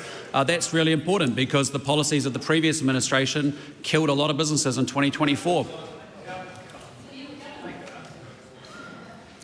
Does the Prime Minister stand by the statement of his Minister of Finance just a few moments ago in this question time that his government will not, quote, add pressure to inflation through irresponsible spending decisions, end quote? And does that mean that his government will drop its plan to spend $1 billion on a new LNG import facility, which will increase our exposure to fossil fuel inflation? Well, in part to the first, in answer to the first leg of the question, we actually have been managing through this crisis to minimise the impact on inflation and to minimise the impact on growth. We were very clearly articulated that from day one when the crisis emerged in late February. As I said, we've had temporary targeted support for families. We've continued to generate $50 billion worth of savings over the last 3 budgets, and we've provided personal income tax relief. And those are good things because, as you're seeing, a lot of the forecasters, our economy is on an upswing when many economies around the world are on a downswing. Supplementary. The Honourable David Seymour. Is the Prime Minister aware that the only way to completely avoid inflation is to buy and consume nothing at all? And is he aware of any political parties that might have a policy just like that? Well, I just would thank the member for his question, but most importantly, I just know for sure that a lot of taxes being added into our economy right here, right now, would be very unhelpful as we continue to grow and get this economy moving. Does the Prime Minister stand by his answer to me in question time in April this year, quote, "I understand inflation, rest assured," end quote? Should we have taken that to mean that he understood that this fossil fuel inflation was coming and just decided to sit on his hands and do nothing about it? In answer to the first leg of your question, absolutely. Question number 10, Miles Anderson. Thank you, Mr Speaker. My question is to the Minister for Trade and Investment. What recent reports has he seen on enhancing New Zealand's international trade? The Honourable Tom McLeod. I have seen many pleasing reports, including one that New Zealand exporters are already seeing major gains in India as demand grows for high-quality New Zealand product. The New Zealand-India FTA is yet to enter force, but already we're seeing a strong halo effect for our exporters who are increasing their sales in India. Exports started growing as soon as people start to see opportunities, and the India FTA is no different. The benefits, Mr Speaker, will only grow once the agreement is fully up and running. An example is Apple. Since negotiations with India began, volumes have jumped 63% since the 2024 season, and we've hit 45,000 tonnes in this season so far. Forestry, wool and tourism have also increased, and of course kiwi fruit and wine will be big winners once the tariff rates fall. Supplementary. What other reports has he seen on enhancing New Zealand's international trade? Mr Speaker, reports on the Future of Investment and Trade Partnership Ministerial meeting, which we hosted in Auckland last week. FITP is for small and medium-sized economies who want to work together to find practical ways to improve opportunities for their exporters. And the size of this grouping, led by New Zealand, has grown to 19 members in less than a year from its launch. In fact, last week's meeting in Auckland was one of the most successful and largest trade gatherings New Zealand has held in 20 years. Practical outcomes from the FITP meeting in Auckland include 13 ministers issued a ministerial declaration on economic security focused on ensuring for New Zealand we have fuel. 14 ministers issued a ministerial declaration on supporting digital trade facilitation. A plurilateral arrangement on non-tariff barriers to bring costs down for exporters was supported by 8 countries. A new work stream on subsidies was launched by New Zealand to focus on the harm to industry and agriculture through unfair subsidies, and also a work stream on strengthening the rules-based trading system, which reinforces the importance of rules for New Zealanders. Supplementary. What other progress is the government making on enhancing New Zealand's international trade? Well, important progress, Mr Speaker. Last week I was able to announce with the Deputy Prime Minister of Singapore and New Zealand that the landmark agreement between New Zealand and Singapore on the essential supplies has now entered into force after the agreement was signed in front of Prime Minister Luxon in Singapore in May. The Aotearoa agreement is a treaty-level binding agreement to maintain the flow of essential supplies between Singapore and New Zealand during supply chain disruptions. With a third of New Zealand fuel refined in Singapore, this agreement gives certainty to New Zealanders that fuel will remain available to them. I'm also pleased to report that last week I was able to announce that New Zealand and Switzerland have agreed to establish a trade and investment dialogue to explore an agreement on trade, economic security, e-commerce, investment and sustainability. Officials between the two countries will first meet in September of this year. Supplementary. What other reports has he seen on efforts to enhance New Zealand's international trade? Well, Mr Speaker, I've seen a very pleasing report that Associate Agricultural Minister Mark Patterson has recently visited India to champion New Zealand wool industry. I strongly endorse Minister Patterson's statement that India is a key market for Kiwi wool growers and exporters and that there is strong potential for further growth. The New Zealand-India Free Trade Agreement will unlock further value for our wool sector by immediately eliminating tariffs as well as supporting deeper trade connections. And as Mr Patterson says, there is strong potential for further growth. The Indian textile apparel sector is the world's third largest, and New Zealand-India FTA means that New Zealand wool growers will benefit from preferential access from day one. The Honourable David Seymour. Has the Minister heard any reports that promoting the India Free Trade Agreement has made Mark Patterson a bit of a black sheep in the New Zealand First Caucus? Well, Mr. Speaker, I have respect for all of my... Not a question you can reflect on. A point of order, the Right Honourable Chris Hipkins. Mr. Speaker, the Speaker's rulings previous Speaker's rulings have been very clear. The government can't use patsy questions to attack the opposition. There's nothing to say government can't use patsy questions to attack its own ministers. Yeah, well, new day, new decision. No, I've just ruled on it. Yeah. Well, okay, that's interesting. Question 11, Aotearoa Williams. Thank you, Mr. Speaker. To the Minister of Commerce and Consumer Affairs. Does he stand by the government's decision to abolish the role of the Grocery Commissioner? The Honourable Cameron Brewer. Mr. Speaker, yes.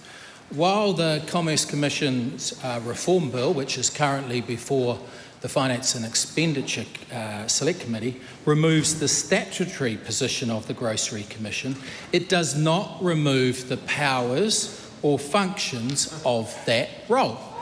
Under this government, those powers will continue to be exercised by the Commerce Commission as a whole. The Commerce Commission will continue to enforce the Grocery Industry Competition Act and the Grocery Supply Code. This reform is about improving the Commission's governance and decision-making, not weakening grocery regulation. Supplementary. Supplementary, Aotearoa Williams, and while that's being asked, no one else is speaking. Why is the government getting rid of the one independent office dedicated to holding supermarkets to account when there is still a lack of competition in the grocery sector? Good question. Great question. Mr. Speaker, as indicated in my primary answer, the government is strengthening competition oversight. The Grocery Commissioner roles and functions continue, and in fact our moves, as submissions show to the Finance and Expenditure Committee, the majority of those that submitted on the Grocery Commission supported our moves broadly. There is no contradictory comments that they're trying to suggest. The Grocery Commissioner roles, statutory responsibilities and functions will remain, but in the Commission of the whole. Will his reorganisation of the Commerce Commission's deck chairs put more scrutiny on supermarkets and help families like Delwyn's, who told the Grocery Commissioner that she is now spending $500 a week on groceries, and that is depressing and disheartening?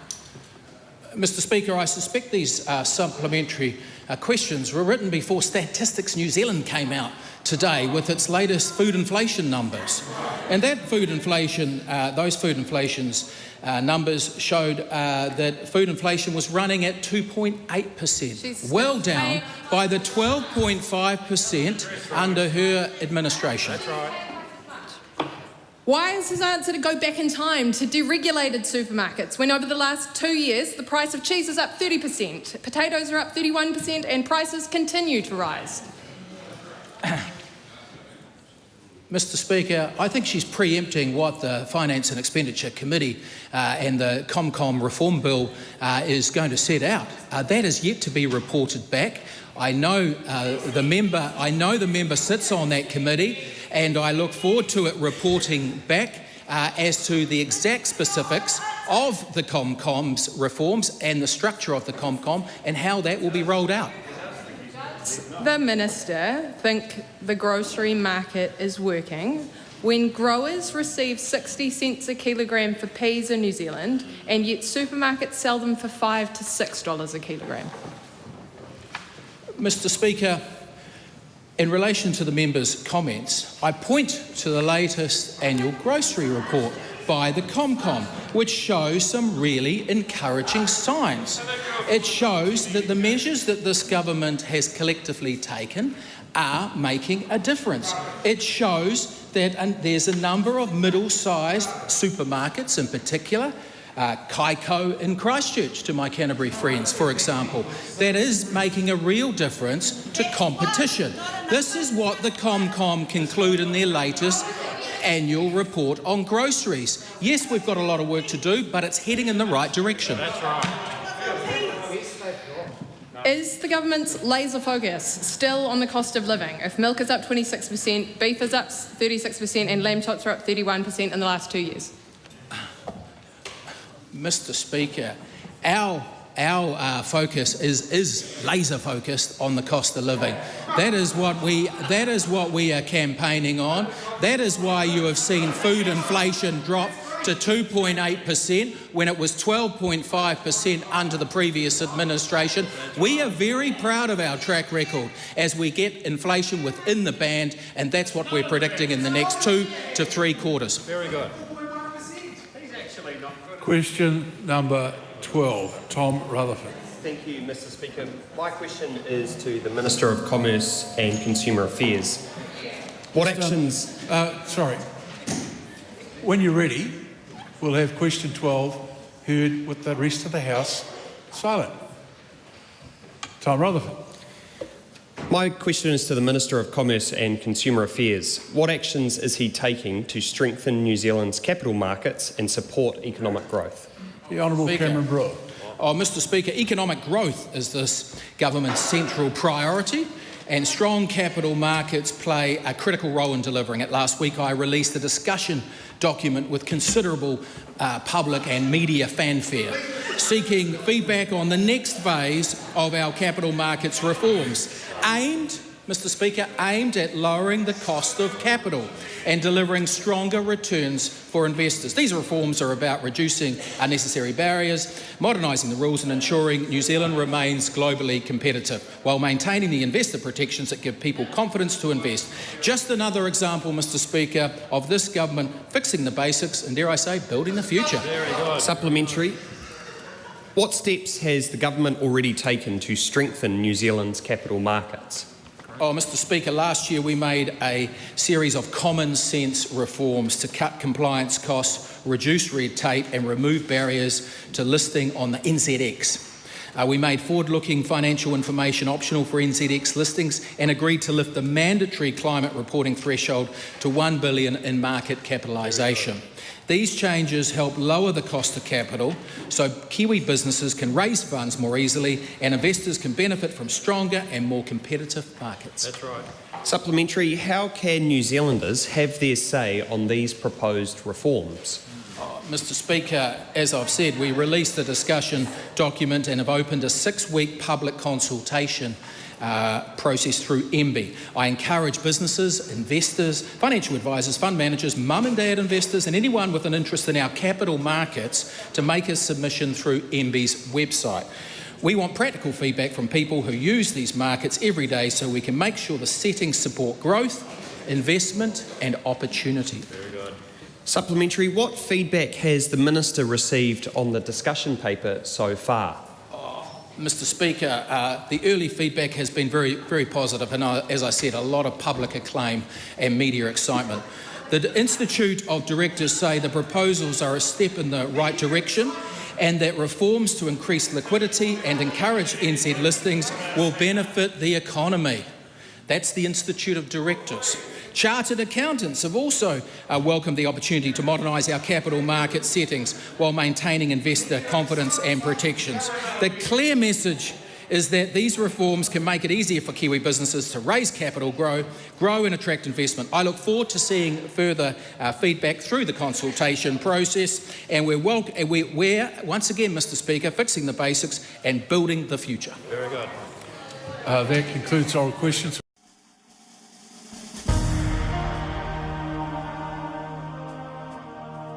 Live coverage from the House of Representatives will resume at 7:30 p.m. An uncorrected transcript of today's oral questions is available at www.parliament.nz.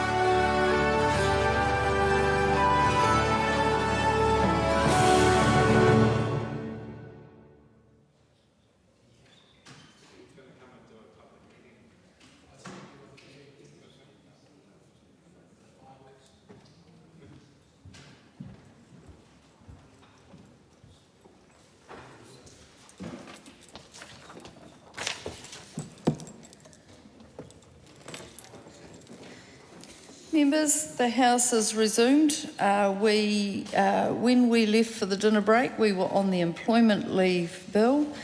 We are on the second reading and we're up to the split call for Labor, and I believe Shannon Halbert was on his feet before the dinner break, so we'll let you go now. Thank you, Madam Speaker. I gave it a good go to just slip in before dinner and get this speech out of the way.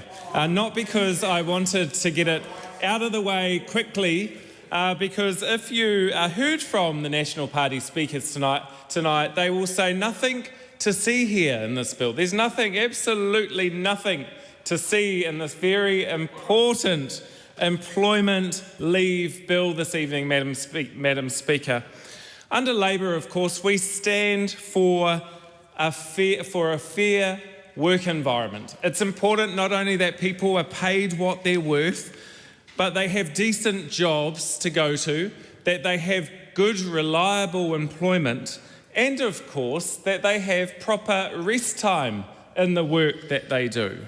And this bill, Madam Speaker, removes paid holiday entitlements for so-called casual workers, replacing them with a simple allowance. And on that very basis, we have pushed back on this particular bill from the outset. Labor does not support the employment leave bill. While the bill has been improved through our select committee and the many submissions that we heard, anyone that was in that room, Madam Speaker, will know most of those submissions did not support this bill. They didn't agree with the changes that Minister Brooke Van Velden has put forward through this legislation. They don't think it makes a difference to workers in New Zealand, ensuring that they have good opportunity, good wages, good work environment. But the key problem with this piece of legislation comes back to one thing. And I think about workers that might hold 1, 2, sometimes 3 part-time jobs that make up equivalent full-time work. They will be negatively affected by the changes within this legislation in the employment leave bill. They will not be treated the same as somebody who is in permanent full-time work, collecting their sick days, 10 sick days, that they won't be able to increase those numbers. No matter who you are, Madam Speaker, people get sick. When people are unwell, we don't want them to come into the work environment. We want them to stay home, recover, get well when they need to, because quite often if you come back into the work environment too early, and I know many parliamentarians might do that from time to time, is actually you fall over and you get sick again, and as a result, these people will be impacted by not getting paid at all. That is not a fair work environment that Labor stands for. That doesn't create better work conditions, Madam Speaker, that we want. But most of all, it really is an unnecessary, and I say another unnecessary piece of legislation that has gone through this House with limited consultation, with going the alternative route to what submissions have told us in the Select Committee process. Madam Speaker, it's important that we listen to workers. It's important that we listen to our employers that are out there. And there's some very good examples that our Select Committee went through. One example was the notional rosters, that they must accurately reflect actual work patterns. And through that, Clause 9 was strengthened to require rosters to be agreed to in writing between all parties and kept up to date. I just don't understand members across this House agreeing to something that negatively disadvantages thousands of workers across Aotearoa, New Zealand. I look at New Zealand First and the criticism and narrative that comes from them, and today they don't stand up for workers. Where are you on this bill? Why are you not supporting workers that are carrying 2 or 3 jobs? That is the question for New Zealand First in this House today. I expect it from the ACT Party because they don't stand for workers. They stand for undermining good work conditions. But the National Party, somewhere in between, can't actually stand for something that is right under this 3-year term of government. And this is just another example of punching down on groups, and this time workers. Time has expired. Nancy Lou. Speaker, this is the second reading of the Employment Leave Bill, and as the legislative statement have made it really clear, it is to introduce a new framework for leave that is intended to be, the important part, simple and clear, to give employees and employers greater certainty about their entitlements and obligations. It's to make it clear for both the employees and the employers. And as the Select Committee have heard, considered 661 submissions and heard oral evidence from 45 submitters. They said submitters expressed a range of views for the bill, including general support for the broad objectives. So therefore, I commend the bill to the House. Honourable Phil Twyford. Well, Madam Speaker, this is just another bit of law that the government has brought to this parliament that takes rights away from workers. It's one of a very long list, going back to the abolition of fair pay agreements, the restoration of fire at will provisions, the gutting of personal grievance rights, and the weakening of health and safety protections for more than 500,000 New Zealand workers. And now this. But this is actually good for even for the National Party. By their standards, this is good. In the middle of a cost of living crisis, they are brazenly taking money and free time away from some of our hardest working New Zealanders, particularly people who work in casualised jobs and do part-time hours. The bill blatantly prioritises the economic interests of employers over workers. It looks for administrative efficiency, and it looks to reduce the costs for employers, and not only the costs of admin, but actually the costs in terms of what they have to pay out to their employees. But that's the National Party and their coalition partners. I mean, has it ever been any other way? Sadly not. And the Education and Workforce Committee did a lot of work on this bill, and we've made a number of technical changes which we'll go through in detail in the committee stage. But for now, as we report this bill back to the House, the key thing for people to know is that the fundamental design of this bill hasn't changed. It systematically disadvantages casual and part-time workers. That's what this bill does.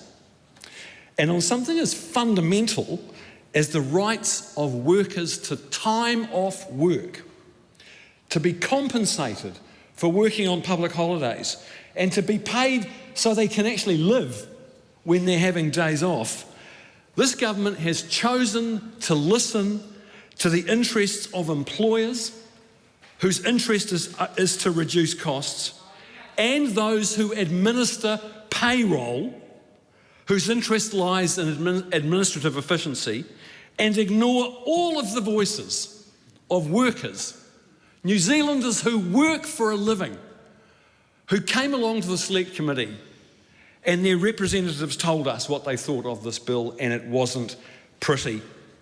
But because this is the second reading, Madam Speaker, I want to share some of the things that New Zealand workers told us at the committee.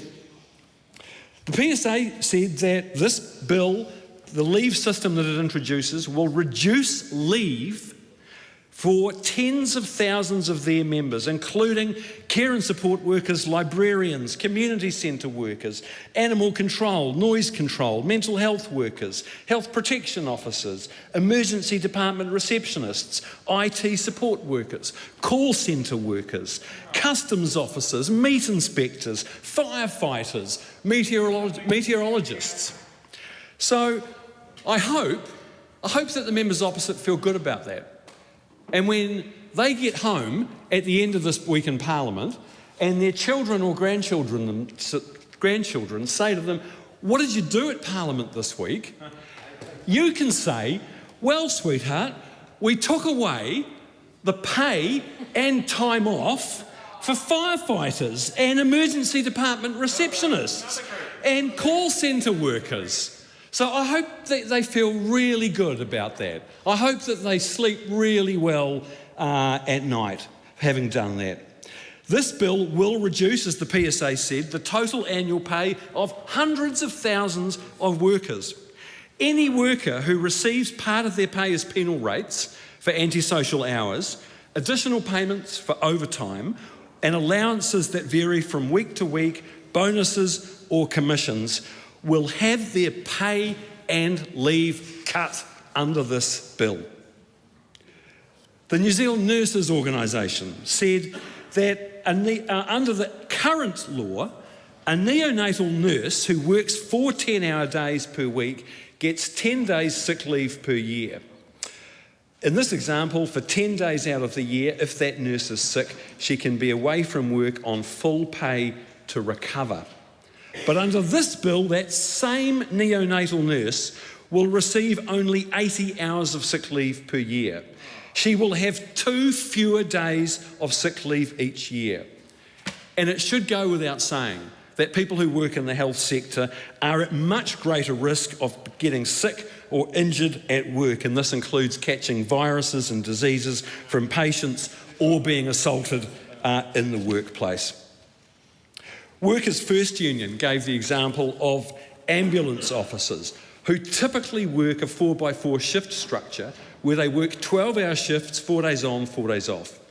Applying the changes in this bill, an ambulance officer would accrue only 84 hours worth of sick leave a year. As ambulance officers would use 12-hour sick days, 12 hours per sick day, this means that their sick leave entitlement is reduced by 10 days per year.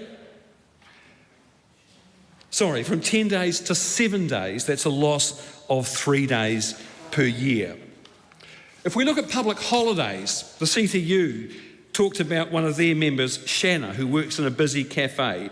She's got guaranteed hours to work 8 hours on a Saturday, and most of the time she picks up shifts on Friday, Sunday and Monday for about 30 hours per week.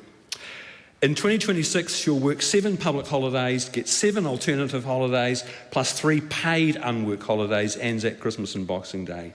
Under this bill, she will work 9 public holidays and get 3 alternative holidays, plus 1 paid unworked public holiday, losing out 6 paid days off per year for that worker.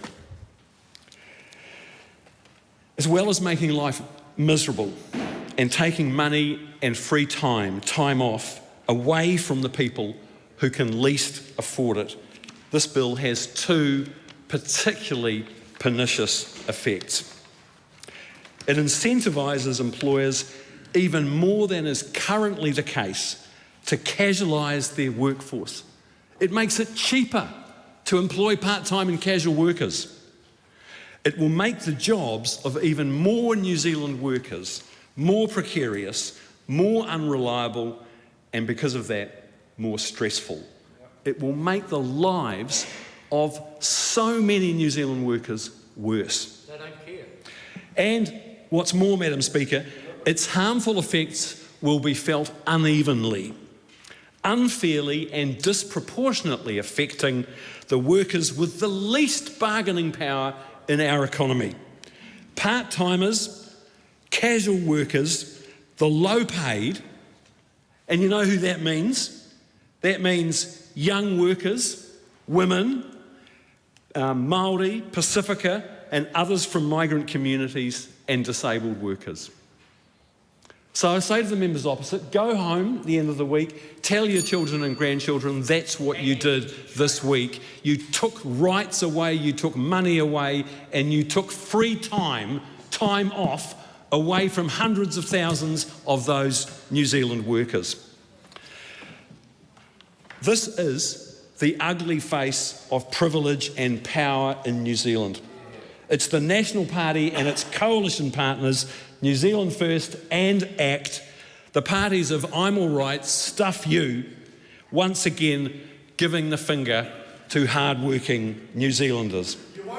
And we certainly will. I also want to say to New Zealand First, the party that is pimping itself around as the friend of New Zealand workers, they voted for the abolition of fair pay agreements that would have allowed hundreds and thousands of New Zealand workers to negotiate a better deal.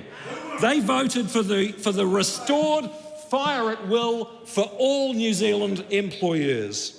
They voted for the confiscation of the rights of workers to go to court on whether they are contractors or employees. They voted for weakened health and safety protections for more than 500,000 New Zealand workers. And they voted every year for below inflation minimum wage increases every year under this government. It's a disgrace. And now they're voting for this. Grant McCullum. Well, the question you've got to ask is, why are we here? Why have we had to make these changes, right? Why have we had to make the changes? Well, let's cast our mind back. Well, let's they're woken up. Let's cast our mind back when you had the architect or the people who administer this act and oversee it, MB, couldn't interpret it and get it right. They couldn't even get it right. And when I asked them that, they said, yes, please reform it. So guess what? That is what we have done. We have reformed this bill. And actually, interesting, when we had the architects of people who were in there doing their thing, coming and visiting the select committee, I asked them, can you design a program that interprets the old law properly and safely? No, they can this one. That's one of the reasons we've done it. I commend it to the House. The question is that the motion be agreed to. Those of that opinion will be quiet with voting, please. The question is that the motion be agreed to. Those of that opinion will say aye. To the contrary, no. The ayes have it. Party vote has been called, please, Clerk. New Zealand National. 48 in favour. New Zealand Labour. Toru te kaumā whāngā pōti whakahe. Green Party of Aotearoa, New Zealand. 15 votes opposed. ACT, New Zealand. 11 in favour. New Zealand First. 8 votes in favour. Te Pāti Māori. 5 votes opposed. 4 votes opposed. Taku Te Ferris. 1 vote opposed. Maria Meno Kapakingi. 1 vote opposed.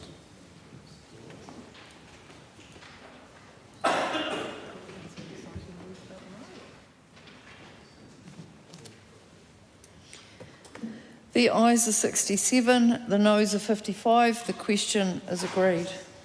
Employment Leave Bill, second reading. This bill is set down for committee stage next sitting day. I call on Government Order of the Day number 3. Infrastructure Funding and Financing Amendment Bill, committee stage. I declare the House in committee for consideration of the Infrastructure Funding and Financing Amendment Bill.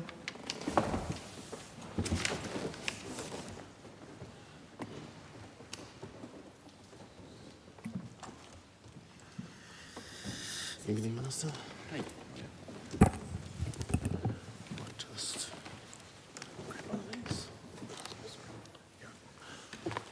Members, the House is in committee on the Infrastructure Funding and Financing Amendment Bill.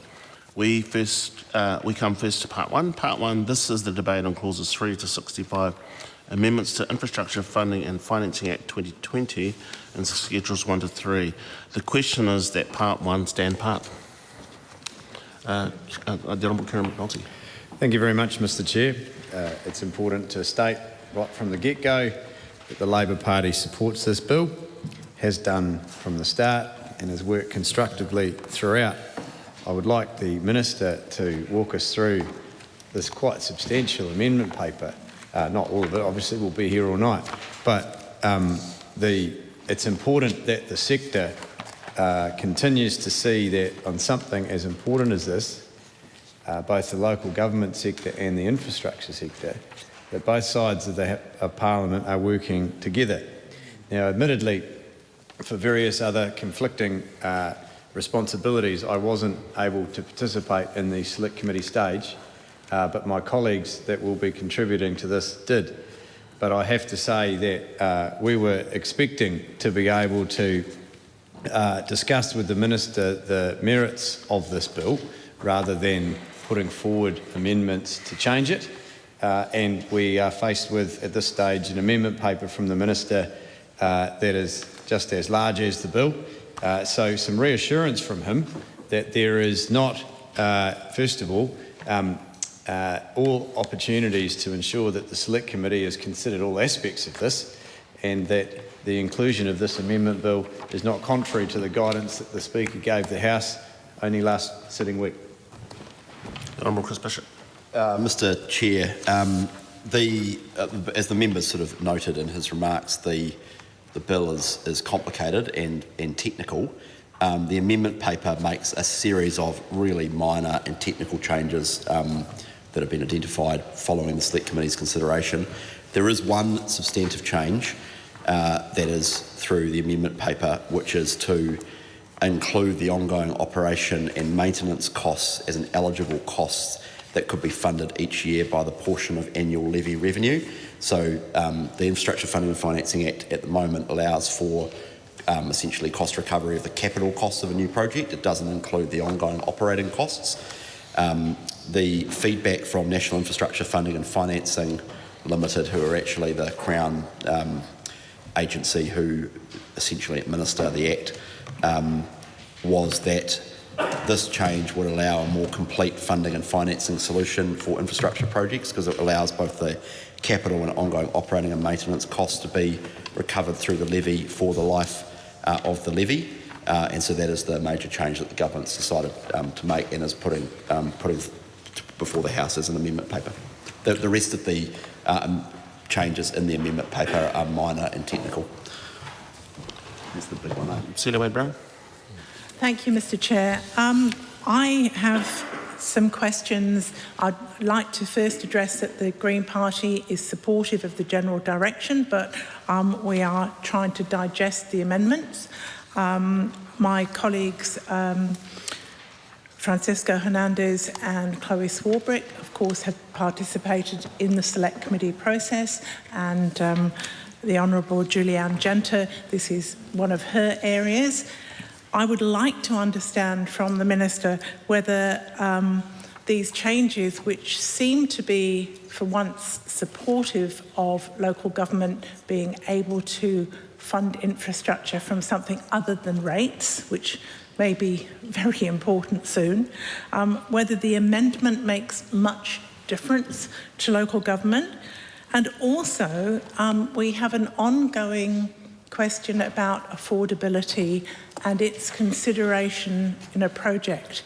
A project may be good or bad. It may be value uplift collected to fund light rail, in my view, in an ideal world, not necessarily the other side of the house. But will affordability for the people concerned still be able to be a consideration, or will ratepayers, taxpayers, businesses and residents potentially end up funding projects that should not be funded because they are too expensive? Thank you. Mr Chair. Oh, thank you.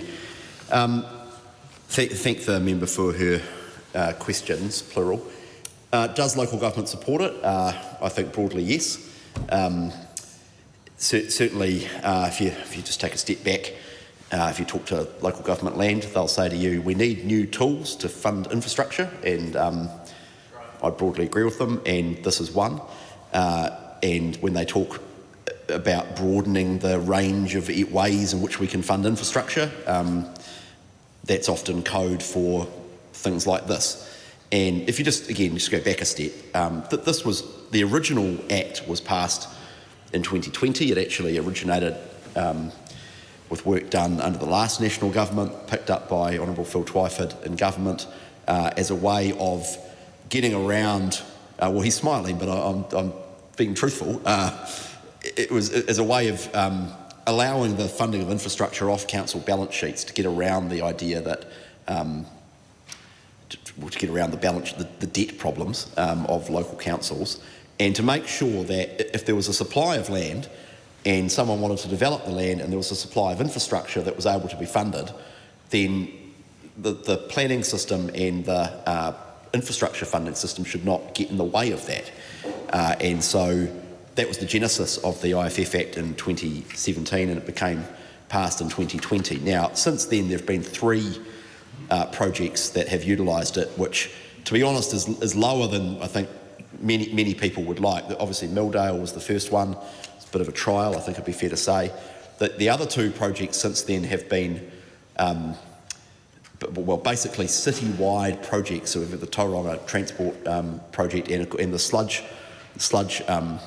plant in Wellington, and actually we've just had another one the other day, which the government has agreed to, which is the Te Awa Lakes Greenfields development in the mighty city of the future, which we turned the first sod on the other day. But the uptake has been relatively restrained, and one of the reasons why uptake has been restrained, the feedback from the market or the feedback from local government and from developers, is that the Act is quite difficult to use and cumbersome, and so hence the government campaign, or the National Party certainly campaigned on streamlining the Act, and hence the changes that are being proposed here. But we've also done, or Parliament is also being asked to consider a range of other really useful enhancements to it.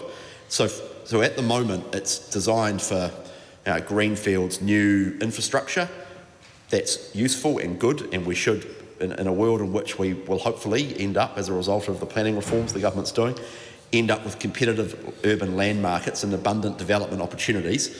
We will hopefully end up with people utilising this as an alternative funding mechanism to council rates and other agreements to fund infrastructure required for urban growth.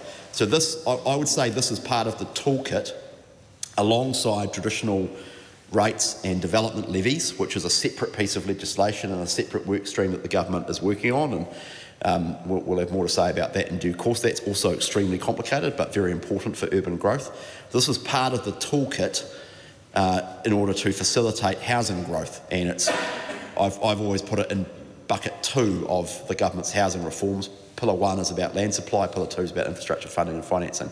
But if I just draw the House's attention to one other important point, which is that if Parliament agrees to these amendments and indeed the bill, then it will allow the New Zealand Transport Agency to use IFF levies, Infrastructure Funding and Financing Act levies, in order to fund new transport projects. Now, the members super keen on light rail, and I mean, I'm not opposed to light rail. Maybe I'm less keen on it than she is, but it could be used for light rail. It could also be used for state highways, for example. And you take the simple point, if the government's going to build a road into a bunch of greenfields land, well, there'll be a group of people who own the land by the state highway who immediately, or not immediately, but over time, get quite a bit of uplift in the value of their land as a result of the public investment in the infrastructure. Well, I just take a step back and say, well, simple proposition, you should help pay for it because you're getting the benefit from it. And so, we're at an early stage of doing that. I'm not proposing any particular road will be subject to an IFF levy. I'm not suggesting that. We just need the tools to be able to do that. So, yep, for light rail, maybe. Yep, for rapid transit, busways, etc. Yep, maybe for roads. And also KiwiRail as well. So the Act specifically allows both those agencies in order to use the levies over time. And it could become an alternative funding stream for infrastructure projects. If I just finish the final point, in terms of affordability, and sorry to belabour the point, but it's useful to give some of the background to the bill. The affordability issue, it's still a consideration, but it's not if everyone agrees that it's not. So if everyone says, well, yeah, we're up for it, you don't have to consider affordability because almost by definition, if everybody's keen on it, then it's affordable. So that's the short point there. Thank you, Thank you, Kia ora, Mr Chair. Thank the Minister for those contributions.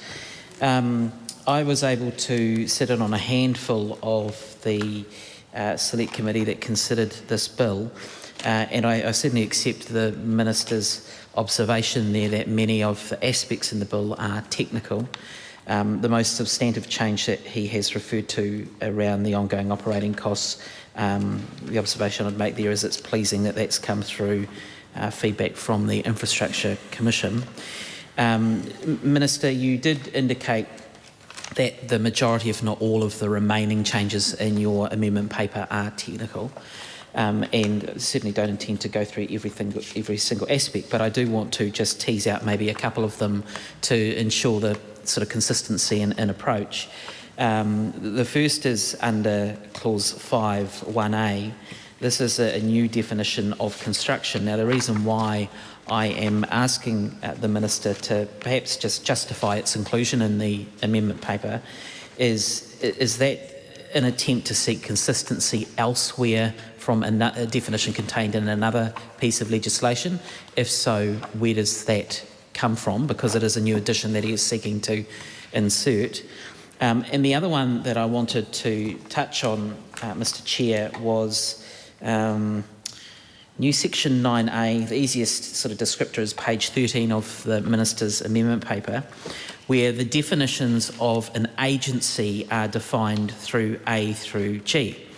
And the question I have for the Minister there is he satisfied that, given these are new additions into the bill, that all of those, what he identifies as agencies, are all possibilities? Now, I know there is a potential reform package on the cards, and so it might be that some of those agency definitions may or may not change, but is he satisfied that this being a proposed change covers all the possibilities that might exist for a current or emerging agency description?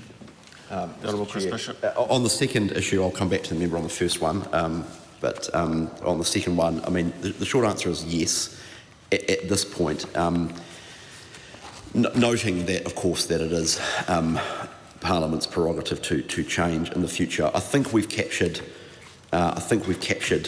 the definition of responsible infrastructure authority, which is the point the member's referring to, which is 9A, meaning of responsible infrastructure authority, and an agency means the territorial authority water organisations. And the point I didn't make before, which I should have, and I apologise, is it's not just about NZTA or KiwiRail, but also about these new water authorities that Parliament has. So many of them. We've picked a path through to some degree of equilibrium on water reform, and maybe let's not get into that tonight. But the reality is, as I think the member knows, all members know, we've got a big challenge coming on water infrastructure, huge challenge, because for a long time, some councils are worse than others, but generally local councils have deferred water maintenance and investment, and we're now bearing the brunt of that and paying the price for it. And what's that? Well, I'm telling the truth. So we're bearing the brunt of that, and you know we're going to have to find different ways to smooth out that increase in investment over time.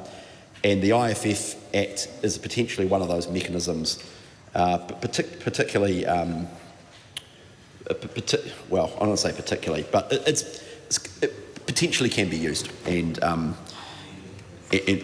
whether or not it is used will depend on a range of different factors, most notably market economics, which ultimately is what it's all about. So I think we've captured all of them. It's actually quite a lot broader than what it is at the moment. So, but of course, we can look at it again if we need to. Thank you, Mr Chair. One of the other changes that the Minister's amendment paper makes is in relation to clause 18. And this is the content of a levy proposal. Now, the Minister is proposing to insert some descriptors around considering a range of expected benefits in 18.1 AAA. So just interested to understand the sort of scoping of those three defined aspects of the benefit. But the more substantive question that I have is in relation to clause BA. Now, this is about the details of any consultation undertaken, including with affected landowners, iwi or hapu. And this was a particular focus of certainly the time that I spent in Select Committee. And I think from my recollection is that permission was given to officials to undertake some work at the same time in terms of consultation, at the same time that the Select Committee was considering this bill.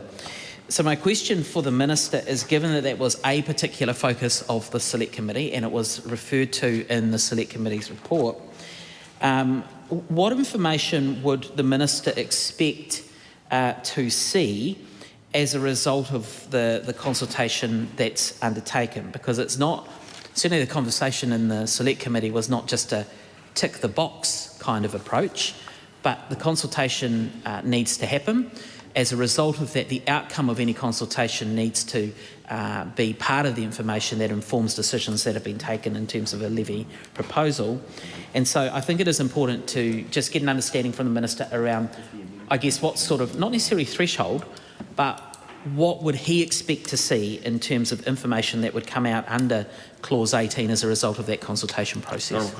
Yeah, thank you, Mr. Chair. And I've got an answer on the construction definition as well, which I'm advised is essentially a consequential change in relation to the not just the capital cost but the ongoing operating being able to be recovered through the levy as well. So the operation of the infrastructure during construction and between the commissioning and vesting or transfer if the infrastructure is to be vested and transferred. So I think it's a technical change to account for that.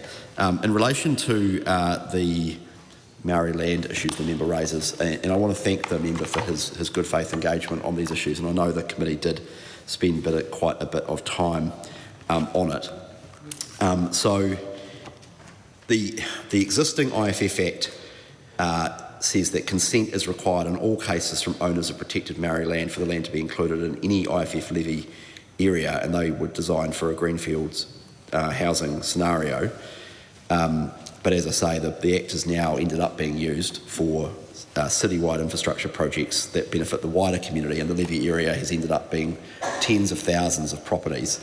So the bill proposes a change to set a threshold for consent requirements of 5,000 expected leviable properties within a proposed levy area as a way of demarcating between greenfield and brownfield levy proposals.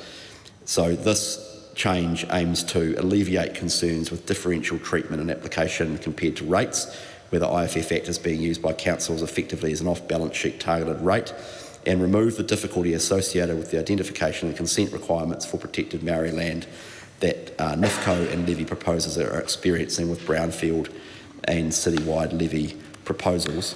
The bill includes protections so that neither the RLA or the SPV, the Special Purpose Vehicle, would be able to take recovery action for unpaid levies that would result in the sale or lease of protected Maori land. I think that's an important provision.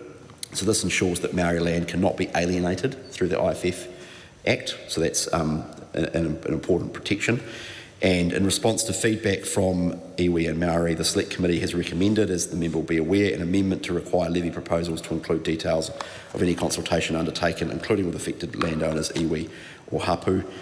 We support that change recommended by the committee, which will enable the recommender, the person who assesses the levy proposals and writes the recommendation report, and the responsible minister to consider any consultation that has occurred, including any impacts for Maori raised during consultation as part of the overall decision making on the levy proposal. So yes, it is, as I say, complicated, but I think between the government's proposals and the Select Committee's good faith engagement on the issues and a bit of further work ordered by the government and done with the committee, we've reached a happy place, I hope. Anna Williams. Further to the Minister's explanation of how the levy proposer will take into account feedback from those landowners in relation to Māori land, just wanted to clarify whether the case law that set out in New Zealand's case is on the way that Māori land is levied. The Mangatu case is the primary case on this that sets for councils not a formula but guidance that rates levied against Māori land should take into account the lower value of Māori land and the lower value at sale, either because of a smaller pool of owners or because of a smaller pool of potential development activities that can apply to Māori land. The question is, should the levy proposer be responsible for taking into account the case law, which is the position in the law now, or should it be the minister who does that check, or is there another part of the system where that case law which has been developed over time, there are other cases that relate to it that set more of a sort of formula system. At what point should a decision maker in his new system be held responsible for taking into account that the levy should be set at a lower rate or set at a rate which reflects the lower value of the land that's being levied? Yeah, Mr. Chair, at a high level, the changes aim to more closely align the IFF Act with the Rating Act, which means protected Maori land can be levied if it can be rated. And my expectation is the case law that the member refers to, which I suspect she is more expert on than I am, will flow through. And my expectation is both the Minister and the recommender will have to take these sort of factors into account. Honourable Kerry McNulty. Thank you, Mr. Chair. Minister, I'm looking through the amendment paper here and I'm specifically interested in 12A, new section 20A inserted. This is around endorsement of territorial authorities. And it's pretty clear under which circumstances this section would apply, but I am interested in what flows on into there. The territorial authority or water organisation must endorse the technical specifications of the proposed eligible infrastructure if satisfied that those specifications are compatible with any wider infrastructure network of which it is to be part. A couple of questions, and perhaps we might go back and forth, but the first thing is, as this reads, you could reasonably take from this that as long as the proposed infrastructure is compatible with the existing network, then the territorial authority must endorse it. And I'd like clarity on that, because that would be ultimately determine the following questions. But it then flows naturally on to 22A, and it talks around that it doesn't require the territorial authority to agree or approve of the aspect of the levy. So obviously there's a connection there, right? So what I'm trying to determine is the move from may to must here around endorsement. Is it therefore feasible that for valid reasons a territorial authority does not approve a development, but under this proposed addition, as long as it's compatible with the existing network, they'll be forced to endorse it? Honourable Chris Bishop. The point, Mr. Chair, is that we thought about this a little bit, is didn't want local authorities using, and there is some evidence that this happens now, didn't want them using, how should we put this, somewhat illusory reasons about network connections on technical grounds as a way of stymieing infrastructure that for all intents and purposes will be able to connect to the network. And there is a little bit of evidence of this where local authorities say, oh, well, you can't do that because it's got a different standard and it doesn't connect and we've got a different way of doing it and blah, blah, blah. And so we've just said at 20A2 in the amendment paper, the territorial authority or water organisation must endorse the technical specifications if satisfied that those specifications are compatible with any wider infrastructure network of which it is to be a part. I mean, what we're trying to do is people and organisations that want to do their own thing and build more infrastructure that doesn't affect the council, that other people wish to pay for, but who want to connect to the network, as long as it meets the technical specs, my view is they should be able to. They definitely should be able to. That is part of the, frankly, that's part of the problem in New Zealand housing at the moment, is that there's every barrier under the sun that is put in the way of people who just want to get on and do stuff.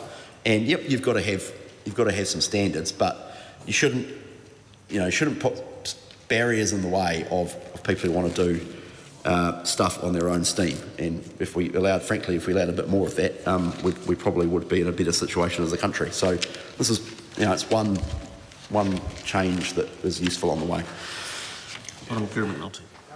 Minister, for that, and we don't necessarily disagree, but it's in removing the possibility for a council to decline on technical grounds does potentially open up the possibility that they are forced to do something despite good reason not to. And so what reassurance can the Minister provide that councils won't be forced to take on a development that will incur a requirement, be that a cost because they have to install or change some things that they currently have? Because let's be honest, the smaller councils in particular, it's not limited to smaller councils, but smaller councils are more likely to be at their debt cap. And many councils actually can't take on more development. I'm thinking of the likes of South Wairarapa, where Martinborough and Greytown, honestly, we're trying to be constructive, and Simon Court's just bellowing out for no real reason. I'm giving you two examples here where they literally cannot have any additional housing developments in two towns, not far from here, because they don't have the resources to be able to put in the infrastructure. I accept that that is different to what we're talking about, but the whole point of this question is to seek reassurance that councils won't find themselves in a situation where they are incurring costs. This is an important point in the current environment. Yeah, so just in relation to 22A, which I went away and double-checked for the member, that is about just essentially reassurance that if you're given an infrastructure endorsement under 20A that we've just been talking about, it doesn't mean that there may not be RMA or Building Act matters. That's any other aspect of the proposal or construction work. So there may be other legal issues. So it's just a catch-all to essentially capture that. I mean, the member makes a really good point around South Wairarapa, isn't it, with the issues there. I mean, what's that? Martinborough as well. Yeah. I mean, Over the Hill's a classic because, and that is potentially, without getting too far ahead of it all, that is potentially an area where you could look at an IFF-style solution in order to fund some of the potential solutions that are required over there to allow for more housing, because it is a bit crazy that you get to a situation where there is clearly latent demand to move to that part of the world up to a point, but the supply of infrastructure is not there to facilitate that growth. That is actually a market failure when you think about it. I mean, you've got people who want to live somewhere, you've got developers who presumably want to develop, you've got plenty of land. I mean, we're not a small country, I mean, goodness me, but we don't have the infrastructure system. So that's exactly the kind of, the member is really neatly outlining the problem that we're trying to solve, and this is part of the solution, and I don't pretend for a moment that the IFF Act is the solution to everything. It's going to be part of the solution in some circumstances. The economics of some of these developments mean that almost by definition you need a good, big levy area because you can spread the costs over more houses. But the development levy work that the government is doing is probably part of the solution as well, and we'll be releasing that in due course. It's complicated stuff. But yeah, I mean, what the member makes a good point, which is you've got demand, you've got supply of land, you need an infrastructure solution, and we need to try and build a system where that is not a constraint. Economics might be a constraint, that's a separate issue. Market viability might be a constraint, that's again a separate issue. Resource consenting in relation to environmental effects on a particular area, that might be a factor. That's again a separate issue. But if we could all just get to the agreement that we need to build a system where if you want to build and you can and it's economically viable, the system should do all that it can to facilitate, enable that kind of growth. And I think the good news is we basically all seem to agree. So happy days. Thank you, Mr. Chair.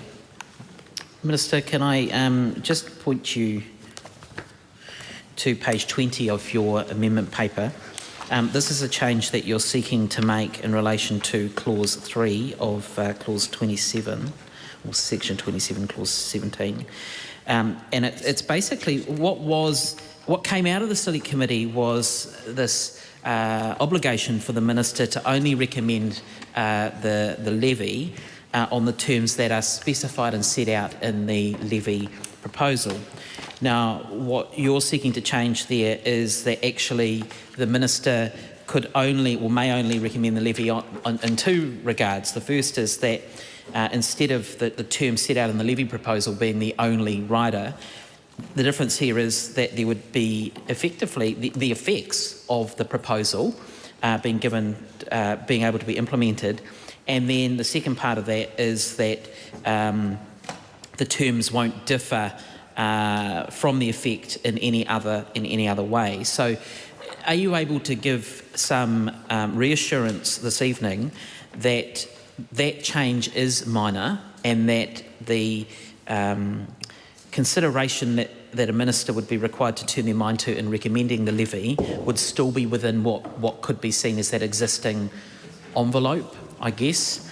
It is potentially a significant change if that is not the case, because without this change that you're proposing, it would largely be seen as, I guess, a transactional type of move, whereas this here, there are actually potentially a little bit more broader consideration that might be available to the Minister. Yeah, Honourable Chris Bishop. Mr. Chair, I'm advised that the change is technical. 27, 2 and 3, or the old 3, new 3, it is a minor tweak, and it is to essentially just allow a slight little bit of flex so that the Minister may recommend the levy on terms that implement the effect of the levy proposal, which is a slight weakening from the old 3, which is they may now recommend the levy on the terms set out in the levy proposal. Sometimes we've only done 3 of them, but there's a gap between the actual levy being made or ordered and what's consulted on of sometimes some months, and the financing rate can change in that time. The interest rates up and down, obviously. So it's the effect of the levy proposal, and then obviously there's the qualifier there, B, which is do not differ from the effect of the levy proposal in any material way. So I think it's a minor change. The question is that the Minister's amendment to Part 1 set out on amendment paper number 655 be agreed to. All those in favour say aye. Aye. To the contrary, no. The ayes have it. The question is that Part 1 as amended stand part. All those in favour say aye. Aye. To the contrary, no. The ayes have it. Members, we now come to Part 2. Part 2, this is the debate on clauses 66 to 73, amendments to other legislation and Schedule 5. The question is that Part 2 stand part. No takers? All right. The question is that the Minister's amendment to Part 2 set out on amendment paper number 655 be agreed to. All those in favour say aye. Aye. To the contrary, no. The ayes have it. The question is that Part 2 as amended stand part. All those in favour say aye. Aye. To the contrary, no. The ayes have it. Schedule 1. The question is that Schedule 1 stand part. All those in favour say aye. Aye. To the contrary, no. The ayes have it. Schedule 2. The question is that the Minister's amendment to Schedule 2 set out on amendment paper number 655 be agreed to? All those in favour say aye. Aye. To the contrary, no. The ayes have it.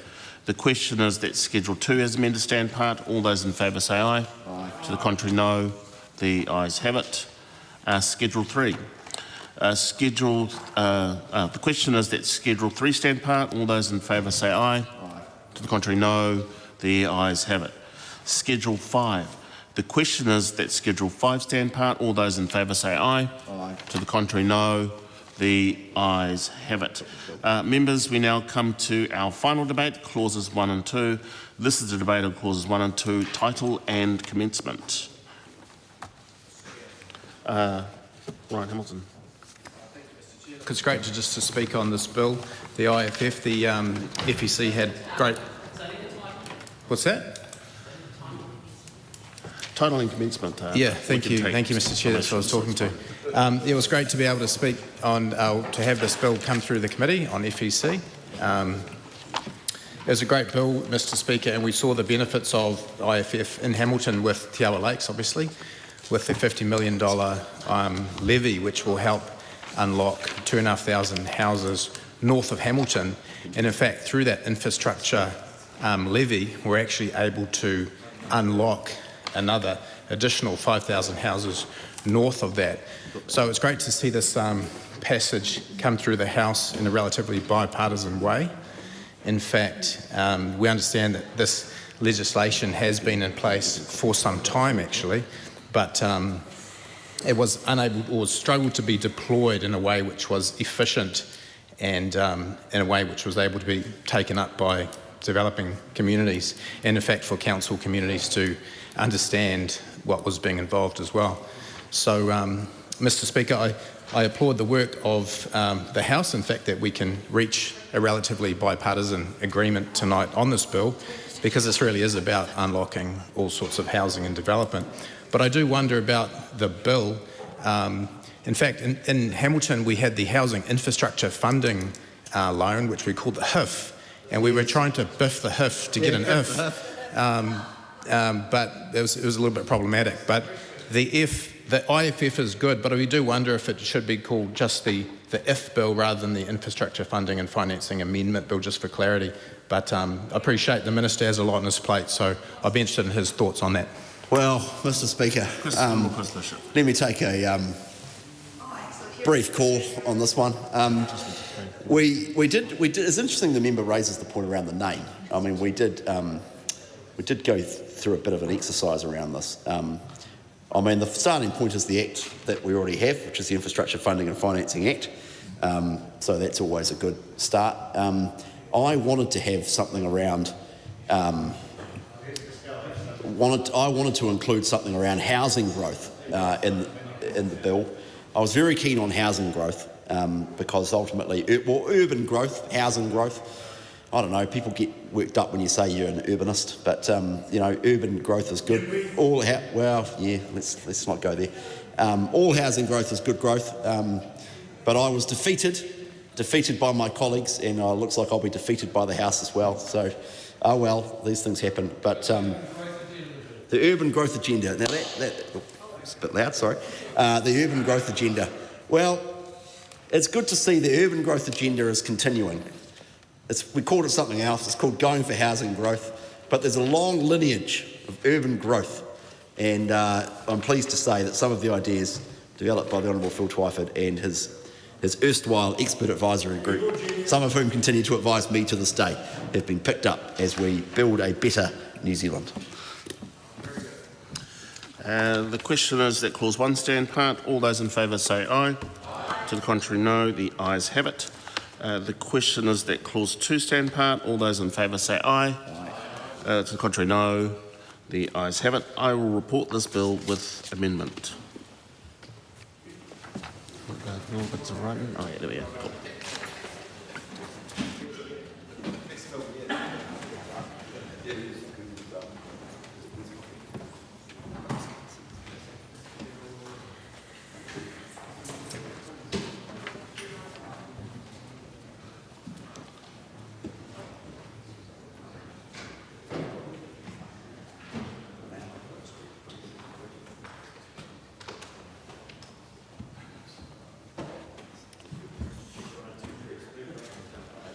just go out there and talk to myself.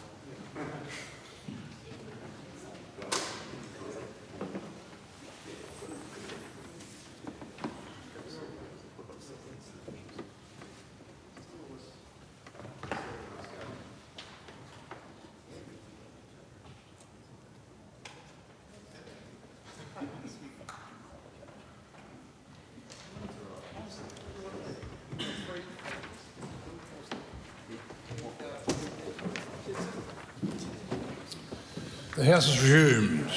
Mr Speaker, the committee has considered the Infrastructure Funding and Financing Amendment Bill and reports it with amendment. Mr Speaker, I move that the report be adopted. Question is the report be adopted. Those of that opinion will say aye. Aye. Further contrary, no. The ayes have it. The bill is set down for further consideration in committee next sitting. The bill is set down for further consideration for the third reading next sitting day. Call on Government Order of the Day number 4. English Language Bill, second reading. The Honourable Casey Costello. Mr Speaker, I move that the English Language Bill be now read a second time. Is there a legislative statement on that? No. Carry on. This bill seeks to formally recognise that English is an official language of New Zealand in legislation. This ensures that all 3 of New Zealand's official languages have their own legislation reflecting their status and specific circumstances. An official language is generally understood to be a language that is recognised by a state for use in government functions such as legislation, courts, education and public administration. The bill meets a national New Zealand First commitment to legislate for the official status of the English language. The bill provides clarity and certainty in legislation of the official status of the English language in New Zealand. Mr Speaker, I thank those who took the time to make submissions on the bill during Select Committee. I understand that those who supported the bill acknowledged its importance for clarifying the long-accepted official status of English in legislation, while those opposed were concerned about the necessity of the bill and its possible social or operational impacts. The bill is declaratory in nature. It simply puts the official status of the English language in legislation. It does not create any rights or obligations. The bill does not impact the protections and revitalisation efforts afforded to Reo Māori or New Zealand Sign Language in their relevant legislation. While I acknowledge the concerns of submitters, the bill has been succinctly drafted and will not have any impact beyond legislative recognition of the status of New Zealand's predominant language. I understand that submitters raised several other considerations regarding the bill, including an interest in its specifying New Zealand English as the dialect unique to our country, among the many hundreds of dialects of English. New Zealand English is a beautifully rich and distinctive dialect of English that has been shaped by its British origins, our local social history, and sustained contact with Te Reo Māori. Dialects like New Zealand English evolve naturally, and there is no common, easily agreeable definition. Attempting to codify it in legislation risks creating ambiguity and unintended rigidity over time. While New Zealand English will continue to be spoken in our country, its insertion into the bill would create questions particularly around legislative drafting, interpretation and use in official contexts. Internationally, there is also no identified examples of countries that specified a dialect when legislating for the official status of English. Submitters also queried whether the bill should clarify the existing status of English and the relationship of the bill with the 2 other official language acts. While I thank submitters for noting these points, I consider it not necessary for the bill to include this level of detail to meet its objective and note the higher chance of unintended consequences from the inclusion of additional information in the bill. I acknowledge the work of the Justice Committee and their recommendation not to make any amendment to the bill. The bill is a simple, short, straightforward legislation recognition of the official status of the English language in New Zealand. Mr Speaker, I commend the bill to the House. The question is that the motion be agreed to. Camilla Bellich. Thank you, Mr Speaker. Well, I think the Minister could have added waste of time to that list of things that this bill is, because it is clear to everyone who can understand this debate, who lives in this country, who has ever visited, that that English is an official language of New Zealand. And if there was any doubt in that, I quote from the departmental report that which was prepared for the Select Committee, and it states New Zealand has 3 official languages. That's present tense. We have 2 official languages which are already contained in statute, Te Reo Māori and New Zealand Sign Language. And we have English, which is an official language by its common usage and its dominance over all other languages in New Zealand.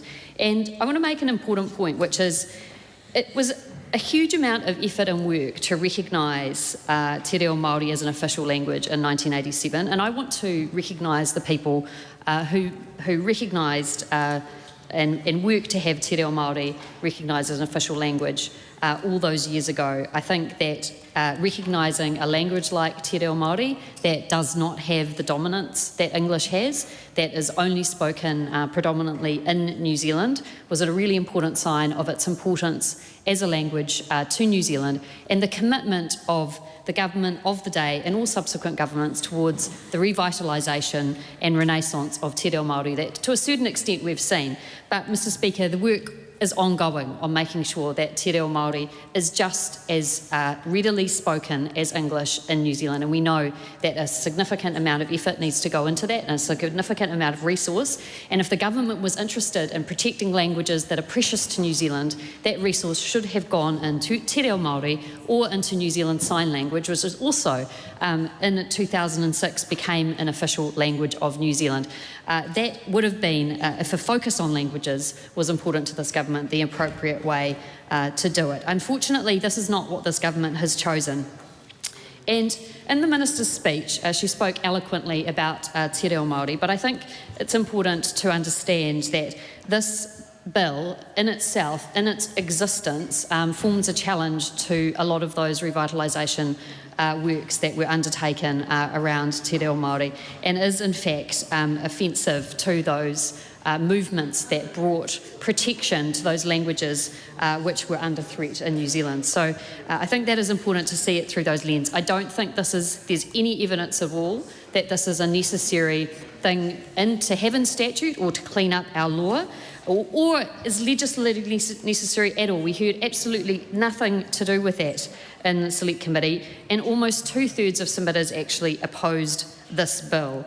Mr Speaker, when countries acknowledge an official language, it is often because that language is under threat or is underutilised or is threatened by a more dominant language. That is not the case in New Zealand, where New Zealand English is widely spoken. And that brings me to another point. At the Select Committee, we had a number of submissions around the use of New Zealand English as a potential term that could be put into the bill, which we on the Labour Party side were supportive of, because that would have actually given some tiny bit of meaning and relevance to this bill. However, this was not agreed by other members of the committee, and it was also something that officials seemed to have absolutely no appetite to look at, presumably directed by their minister, and essentially it would have taken a lot of work to get New Zealand English into this bill as a definition, which I think was I think I can understand what someone on the other side of the House is saying, and that's because he is speaking English, I understand English,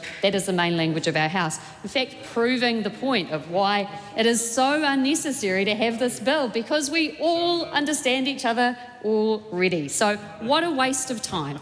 What a waste of Parliament's time. Parliament could be spending time looking at things like the most important issues facing New Zealanders, like the cost of living, like the fact that we just had inflation go up today above the recommended level, like the fact that we have record high levels of unemployment, while Australia is having record low levels of unemployment. These are the issues which are really important and facing New Zealand today, not the issue of whether there is statutory recognition of a fundamental truth. What is the government going to legislate for next? That it gets dark, that it should get dark at night, that the sun should rise in the morning, that the sky is blue, that flowers should bloom. I mean, these are self-evident truisms of living in this country, just like the fact that that English is an official language of this country. This is a total waste of time, and is so evident that it is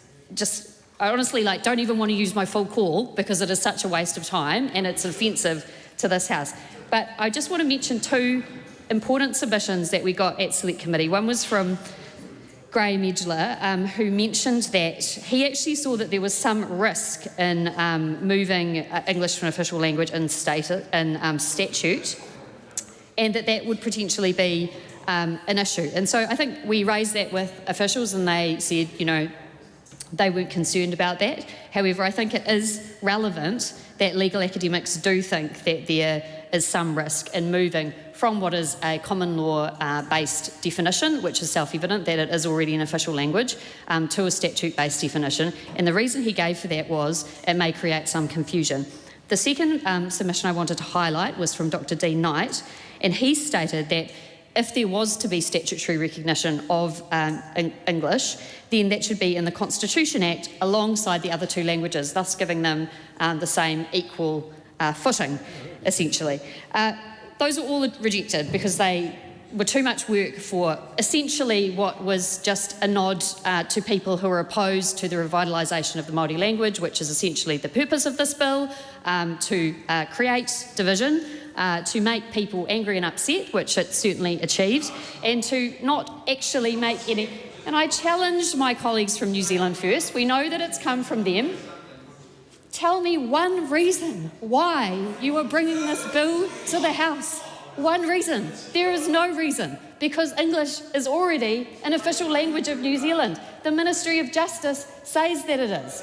It says that it already is, and so we're legislating something that is already true. What a lost opportunity to use this precious time when you are in government to actually make a change to impact the lives of New Zealanders. What a wasted opportunity. This is just a total waste of time. It's a total shame, and I can't imagine that anyone is going to be able to speak for 10 minutes on what is just absolutely waste of legislative time, waste of this House time, waste of a legislative mandate onto something which is evidently true. Mr. Speaker, thank you. Dr. Zunan. Thank you, Mr. Speaker. So the Green Party opposes the English language bill. Now, I do want to pick up on what some of the other side is actually referring to, that, I do agree with the previous speaker, Camilla Bellich, that this is a bill that is a complete waste of this Parliament time. However, as MPs and also as members of this Parliament, it's also our duty to speak on bills. I think that, if the other side doesn't want us to take 10 minutes to read on this bill and criticize for the fact that it's wasting this Parliament's time, they also have the choice to pull the bill and to take away the bill in the first place. They don't have to introduce it at all. I think it's very easy to blame it on people who are just simply doing their job as opposed to not introduce such a frivolous bill into Parliament in the first place. But in saying that, Mr. Speaker, this is quite a short bill. And I think as we heard from Justice Select Committee, it's also a bill that nobody really sures what exactly it will do other than create division in our communities, race baiting, and doing all of the things that they are trying to do to distract the fact that we're seeing some of the worst unemployment rates, some of the worst rates of our young people going overseas, and some of the worst issues we have with cost of living. But it is a distraction of a bill. It is a distraction of a bill, Mr. Speaker, and I think I love it when government side is actually spending more time and effort heckling than they are going to possibly give a semi-decent speech. But with, in this bill, the reason we say that is because there is nothing to latch onto. Now, we have heard the mention of some of our submitters, Dr. Dean Nine being one of them, that suggests that this potentially should have gone into either legislation act or potentially Constitution Act. That would give it more, I guess, a better rationale for why this is being used. But there's actually nothing in here that suggests that. It is important for us to look at things from both a linguistic perspective, but also looking at it in terms of the broader context. Now, one of the things we have to look at is the fact that English in Aotearoa, New Zealand, is already a de facto language. A de facto language, particularly when you're looking at lingua franca, does not actually require there to be an official status. You do not need to make it into a de jure language. There is no, or have de jure status. There is no reason for that. As we see, in terms of United Kingdom and also Australia, United Kingdom, the progenitor, I guess, of the English language doesn't even have English as official language because it is lingua franca. It is so common. It is a de facto language. It does not need to be an official language. There is no reason for that. In fact, in England, if you're looking at the way that their legislation are drafted, they are still using Normandy French in some instances because of the French history when you're looking at England. I also think that one of the things that we have mentioned is the fact that we're specifically looking at New Zealand English. And again, this is something that the officials had, that during the selection committee process, we have heard that. Because it is important for us to know, well, then in that case, what English should we use? If you're looking at the official Oxford Dictionary of New Zealand English, you will see that kupu Māori is peppered throughout that dictionary to recognize the specific and unique position of English here in Aotearoa, New Zealand. That is important because I think all of the people who are being riled up by the former Deputy Prime Minister might be thinking that with this bill, they're able to do away with Te Reo Māori. But you know what? Te Reo Māori, as particularly part of kupu Māori, is already within the English dictionary here for Aotearoa, New Zealand. That is an important point to make. But also at the same time, what is unclear is what English should then be used. Because you could use then American English, for example, which have completely different spellings, completely different terminology. You could technically use Middle English. Let's bring back Shakespearean English. I think that, I think that is interesting to consider. What about in terms of, so those are some of the considerations that we did have. Now, there are also, when you're looking at submitters, there are submissions that were made on the issues that we have in a bill that provides no additional context and what it would mean in terms of previous use of English where it did not have official language status, and particularly how that would be challenged under New Zealand court. I think that is also an important constitutional perspective to consider because, again, that will create issues with this particular legislation. Now, you would hear the government side that, this is not done in a way that is going to undermine our other two official languages, both in terms of Te Reo Māori, but also New Zealand Sign Language. Now, it is important to remind this House that an official language status globally is often used to protect languages under threat in order to put a need to protect the resource of their survival and revival. And we see that with both New Zealand Sign Language and Te Reo Māori. We do not need that for English. But it's also important to note that in the former Deputy Prime Minister's own first reading speech, he specifically referenced that the issue that they are trying to address with this bill is the overuse of Te Reo Māori. But at the same time, they are now backtracking and say that actually that isn't the reason. That is absolutely one of the reasons why a bill like this is being introduced. It's absolutely one of the reasons why you see that the government has to spend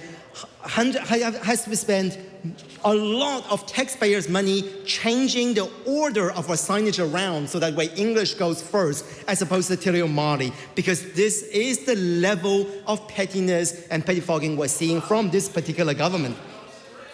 But it's also important, I think, from ethnic communities and from a migrant perspective, that bills like this is going to be once again used to undermine our migrant communities here if they don't speak English fluently. Because growing up here, I can tell you the number of times that I get criticized, and I probably still get criticized, for if I use anything other than English. And this will also put my communities at risk. I think that is also an important consideration, something that I think did come up in Select Committee by submitters as well. Mr. Speaker, when we are looking at the movement globally, and I want to draw on a few examples, and particularly want to draw on some of the examples globally of Indigenous language revitalization. An example I want to draw on is Wales and the Welsh language, because in part of their futures, I guess part of their Futures Act and Futures Plan, one of them is around language revitalization. There's a lot of synergies between what Wales is doing in terms of Welsh revitalization and what we're doing here in terms of the revitalization of Te Reo Māori. It is important to note that when we are looking at language revitalization, as a linguist, once I know painfully well that once a language is gone, it is very, very hard to bring it back. We see the extinction of indigenous languages globally all too often in recent years as well. So there should be a concerted effort for us to be able to preserve some of our indigenous languages, and this bill does not help with that. With the Welsh language, we're seeing greater resources by government being put into the learning of Welsh. Welsh is featured more prominently in their signage and is in the first location because it is something that they genuinely are proud of. And I don't think that this bill will move towards the fact, yeah, they still use English. They still have to signage English. I mean, the point is, I guess the question, this is an excellent question. Are we proud of English?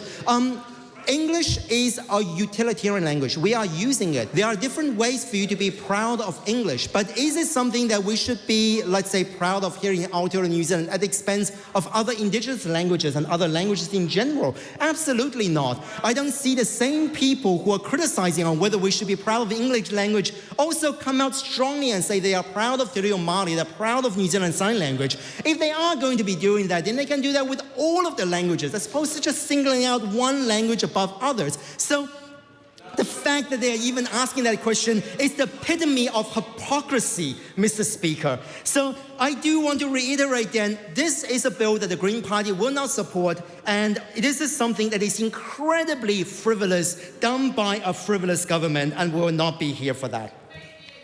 Just before I call the next speaker, Mr Foster, I do note that New Zealand First has a call, a continuous commentary from that side of the House. Probably would be better substituted standing on your feet. Simon Court. Thank you, Mr Speaker. Well, today is a wonderful day where this Parliament gets to debate the English language bill. English, the indigenous language of the Anglo-Saxon people. The indigenous language of the people who sailed to New Zealand, and who pioneered New Zealand and developed New Zealand in partnership with the Māori people. That's right. And we must accept that Te Reo Māori will always be and should be celebrated as a taonga and as an official language of New Zealand, as sign language also is.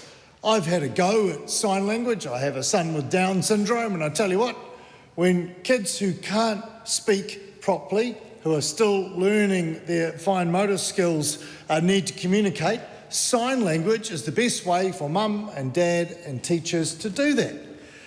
But it's wonderful that we're celebrating English language today.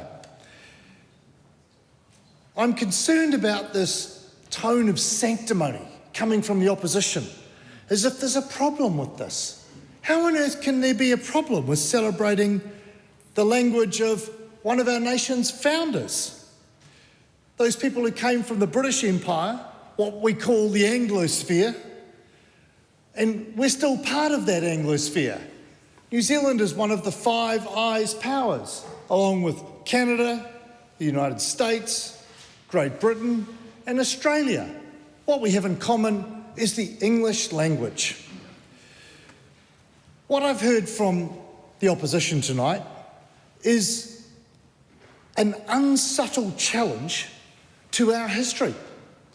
They've tried to apply some kind of revisionist approach, almost rejecting the things that unify us, like the language that we share, and trying to tell us that if we support this legislation, we're somehow, without saying it, we're not good people. And nothing could be further from the truth. The English-speaking people and all of those others, Dutch, Scottish, Dalmatian, thank you, Mr. Luxon, and others who came to New Zealand, when they got here, it turned out that the language that's best suited to communicate was English. And so that is why it is our common language. And if we think about all the wonderful English language writers who've contributed to this wonderful democracy and this freedom we have today. I think of John Locke, who wrote the True Treatise of Government, the father of liberalism in English. Thomas Paine, who wrote who wrote the Rights of Man, and Mary Wollstonecraft, who wrote The Rights of Women, that treatise about why women should have equal rights and access to education and social services and opportunity as men. They were writers who wrote in English to reach the greatest number of people. So let's get real. Why is the English language important today? Well, firstly, it unifies us. We share a cultural tradition, but it's also important for conveying basic information and road safety and engineering, road signs, safety signs, that no matter what your mother tongue is, when you see a safety sign in English, you understand it. When I travel around the world, I see safety signs in English in countries where English is not the first language, because it turns out that's the best way to communicate the safety message. When people go to a hospital, they expect to see directions to the ward in English. If your pilot is flying a plane, you want to know he's communicating with air traffic control in English. That is the international language of air traffic control, as it is for maritime safety. So, Mr. Speaker, this is an entirely practical bill. It reinforces the fact that we have a shared heritage, a shared language, and a shared culture, and we should celebrate that tonight. Mr. Speaker, I commend this bill to the House. Melissa Lee. Mr. Speaker, I'm a speaker of English as a second language. I'm a migrant, and I came to this country, and I didn't speak English as well as I do now. And when I learned that New Zealand has 3 official languages, I found out that it was English, Māori, and sign language. I thought it was fantastic, only to find out that, in fact, there were only 2 official languages, Aotearoa Māori and sign language, and English was just one of those things that just came about because everybody spoke English. This bill actually makes it official, that it is part of the official language of New Zealand, making it 3 official languages in New Zealand, English, Te Reo Māori, and sign language. The fact that English is added doesn't affect any other aspect of the other 2 languages being official language. I think people across over there should stop scaring people. I commend the bill. There's a 5-minute split call. Hana Rafiti, Maipi Clark. Tēnā rā koe te whika o te rā, tēnā rā tātou e te whare e tuana hau ki te waha e ngā kōrero mō tēnei o ngā pire e kaha tohe ana tēnei taha o te whare, mō tēnei o ngā whire, ara ko te English language bill. And I just want to reiterate the echoes of the left from Camilla Bellich and Lawrence Shunan on what a waste of time, what a waste of a bill, to be bringing in a bill like this where the Ministry of Justice has already recognised the English language as an official language of this country. And when we compare the te reo Māori to English, and people from across the House are saying, well, what is the importance of making sure that the English language is an official language of this country? Because there's no threat to the English language. There's no attacks on people who are speaking English in this country. When we think of Ngā Tamatoa, who brought in the Petihana in the 1972, brought in by Hana Te Hemara with 30,000 signatures, was because only 5% of tamariki Māori were able to speak te reo Māori at that time. There's obviously more than 5% of the people in this country that can speak te reo Māori or English. And so when we think of te reo Māori, we think of a lot of people are comparing between English and te reo Māori. What I'll tell you is go and tell that to the kohanga reo waiting list for the 2,000 tamariki who can't access their language across the country. Go tell that to the tamariki or the students or the PhD or the academics who have a student loan for relearning and revitalising their own language. Go tell that to the Ruruhi and Koroheke and the Paipai across the Motu who have taken 3 generations to revitalise their language. Those affect us over 3 different generations.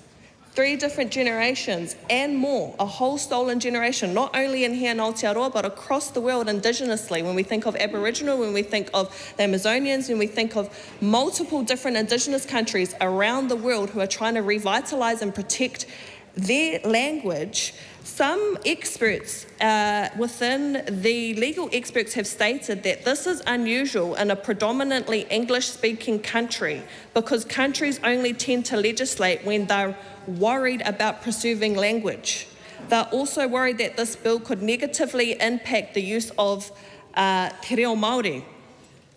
And 61% of people opposed this in the submissions and in the select committee. It was also stated that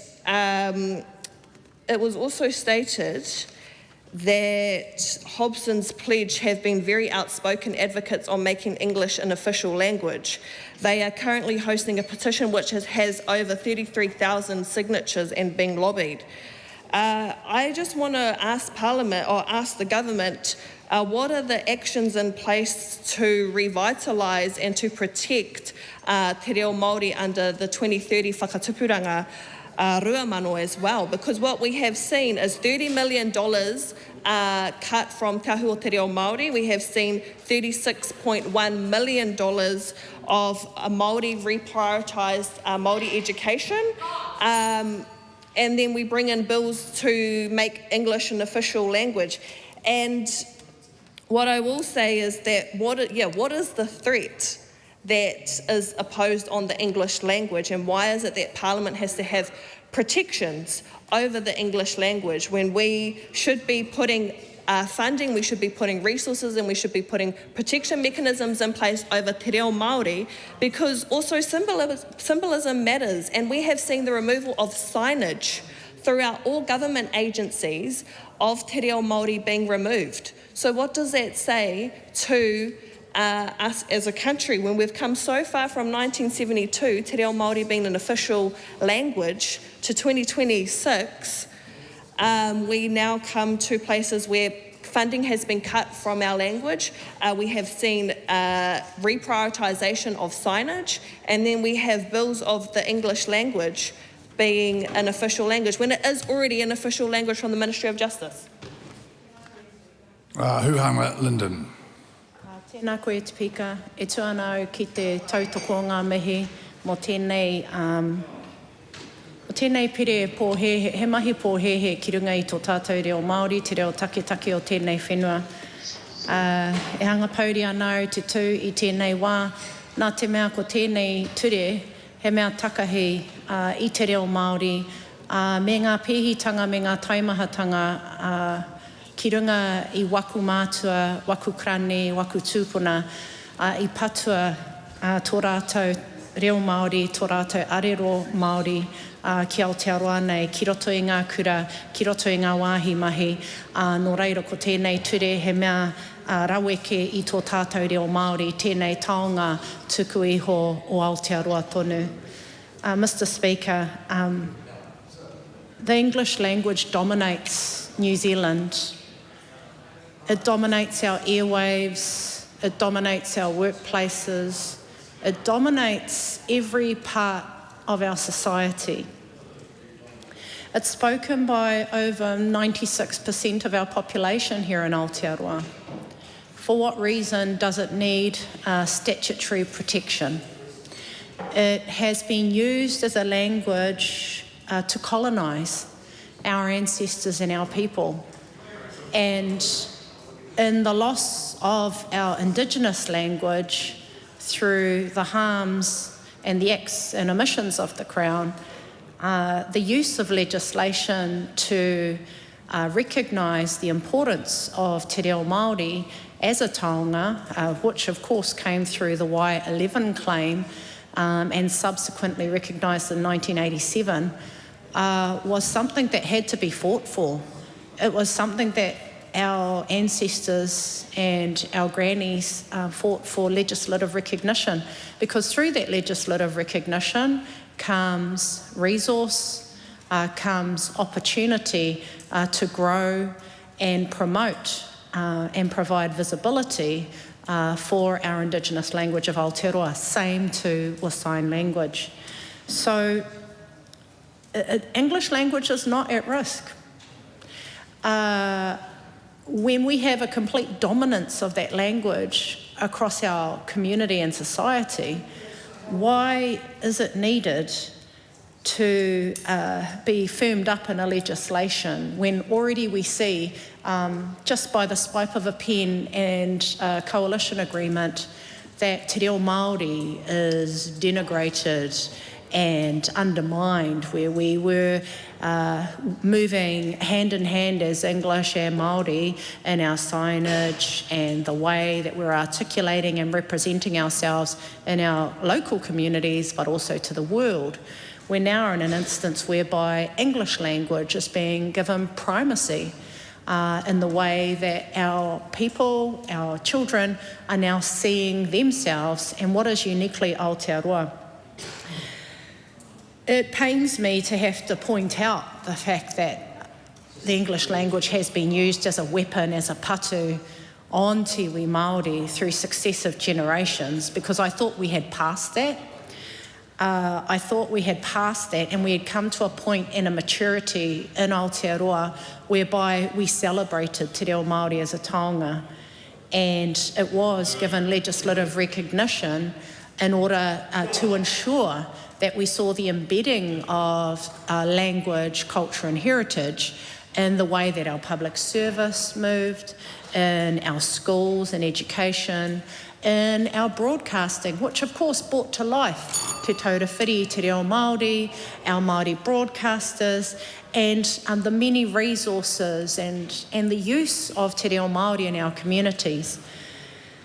I worry that this legislation could then be used as a patu against our migrant communities, that you don't speak English good enough here in Aotearoa, that when I consider Pacific, Asian communities who may not have sufficient English language, that it could be used now as a patu against those who are still on their language journey.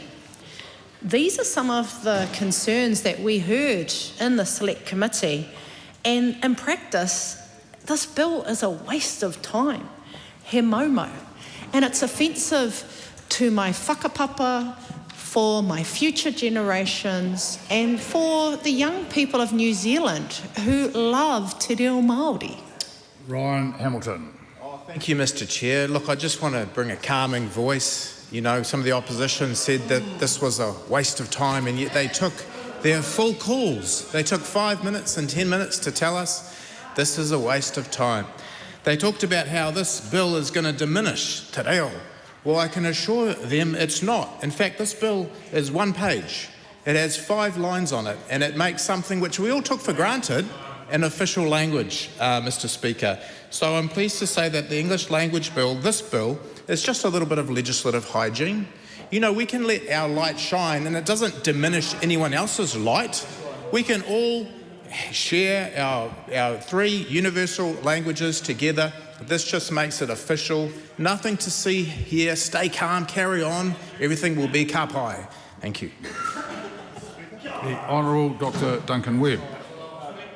Kia ora, te mana whakawā. Well, you know, what strikes me is the fragility of the government. You know, they see a sign, they see a sign with a couple of kids on it, and it says kura. They're like, what does that mean? Oh, why is there a pedestrian crossing here? Oh my God, I'm so unsettled. I need to have an official, to be officially in English. Oh no! Oh, they're crossing legs, going, oh, I need to go, but there's a room called wharepaku, and I don't know what it is. It just strikes me. It just strikes me that there they are, and they've all of a sudden they're afraid.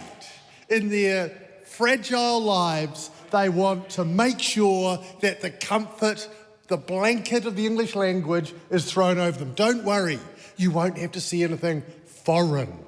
You know, so but the terrible thing is this: here they are trying to protect the English language, and it really diminishes the struggle of Māori who, for decades upon decades, had a genuine struggle for the life of te reo, that it was on its knees and dying. It's the elders who held that treasure were fading away, and it wasn't being passed on because of the failures of the Crown.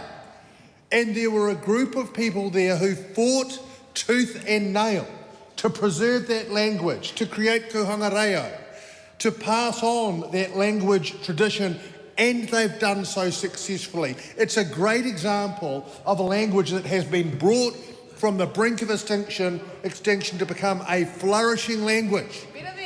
And that terrifies the government. Boo. That's right, thank you, exactly, boo.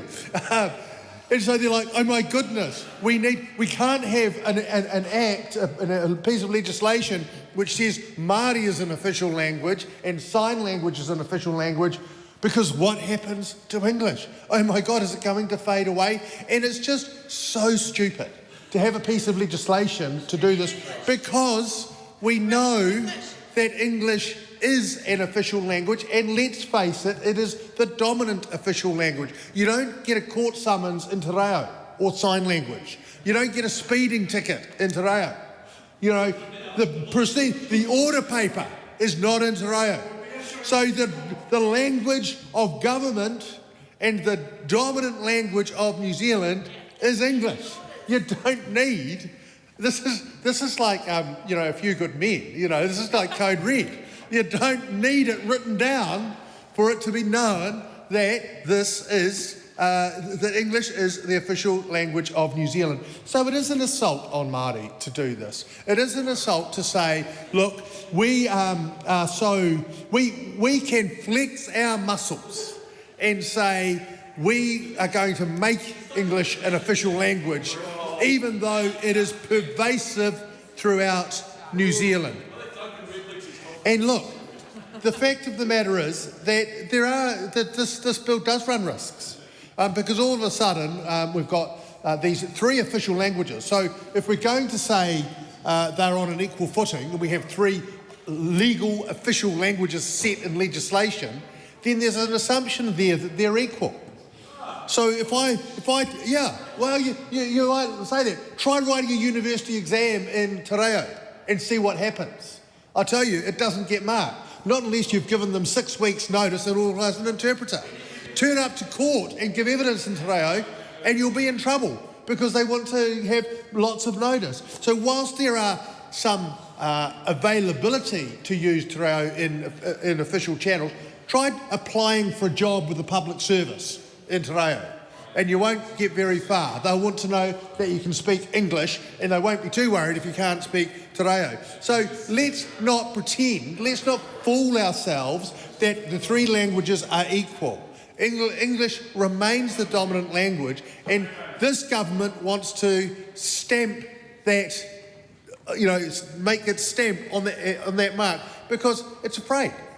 It's concerned that all of a sudden Te Reo is going to flourish, and as Simon Court said, the great Anglo-Saxon tradition, which came from Germany, by the way, is going to be lost. Well, look, we are here in a Pacific nation on the edge of Polynesia. The idea that we need to in some way reinforce and to spend hours of legislative time, the Justice Committee doing other rubbish, including tonight, such as move-on orders and all of this sentencing reform, is distracted. It's distracted by a ridiculous and trivial bill like this. People can't afford to pay their rent, and we're talking about the English language bill. We've got increasing homelessness, and we're talking about the English language bill. Doctors' fees are up by 20%, and we're talking about the English language bill, because that's what this government is interested in. It's not interested in solving the real problems of New Zealanders today. It's interested in fringe issues and its own fragility. Greg Fleming. Mena he momo wai tēnei piri, ka tuku ia ki te whare. Dan Rosewarne. What problem, this bill was actually trying to solve? As mentioned, we'll support it because, English is already the language most New Zealanders use every day, and because, frankly, we would like Parliament to move on and focus on the issues that are actually keeping people awake at night. As the bill itself acknowledges, English is already New Zealand's de facto official language, and this legislation largely puts into law what already exists in practice, as we all know. And the reality is that at the heart of Labour's position, we support this bill, but we struggle to see why, excuse me, this has been such a priority for the government. Across New Zealand, families are stretching every dollar further than they used to. Rent is up, power bills are up, groceries are more expensive, and people are looking at what's happening in this house tonight and asking the question, is this really absolutely necessary? That's all they've got, absolutely. This English language bill doesn't actually lower anyone's power bill. It doesn't make doctors' appointments easier to afford. It doesn't create a single new job.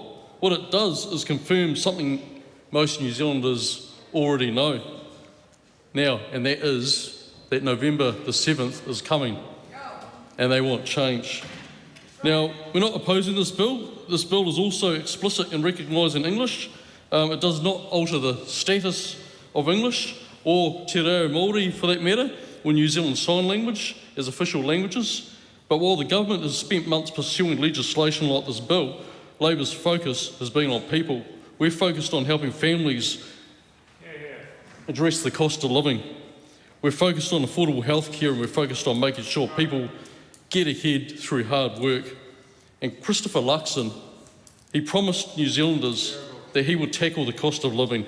Instead, life has become more expensive. And that's why so many people feel that this government has lost touch with what matters in their daily lives. The irony is that the English language bill is being debated at exactly the same time people are looking for practical solutions, and they want to know how they're going to afford the next grocery shop. They want to know why their power bill keeps going up, and they want to know why it is becoming harder to make the household budget actually work. And then Labor believes that these things, we can fix these issues right now. We can make life easier with free GP visits, free prescriptions, free maternity scans, and cheaper public transport fares. And then also making solar power more accessible for families. Real measures that put money back into people's pockets.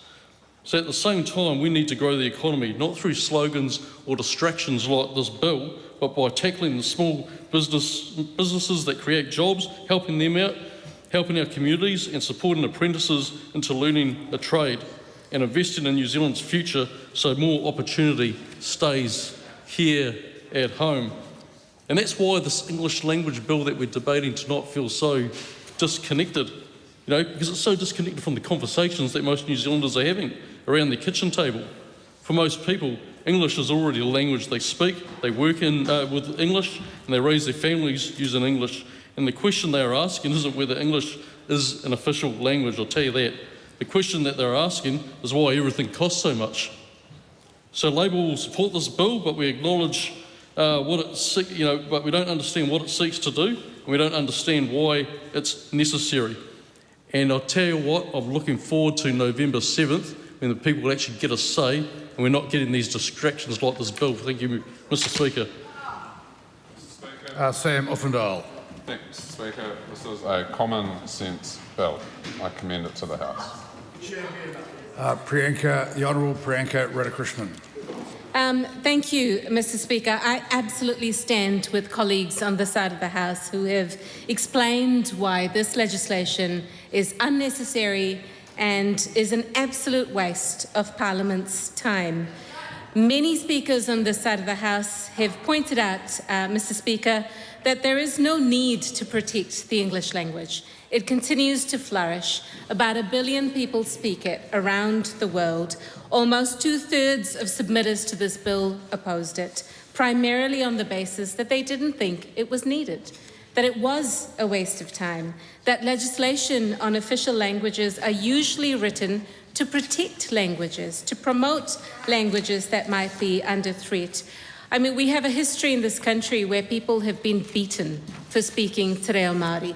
It needed to be protected. We have a history, Mr. Speaker, of the deaf community who fought for decades for the New Zealand Sign Language to be protected as an official language, for it to be promoted, and as a result of the NZSL Act, it is now used in courts. It can be promoted in government departments, and government has an obligation to ensure access to that language so that it is protected. It is recognised as deaf culture. It is recognised culturally and as a linguistic identity of Aotearoa, New Zealand. And it's for those reasons that both Te Reo Māori and New Zealand Sign Language are protected as official languages of this country.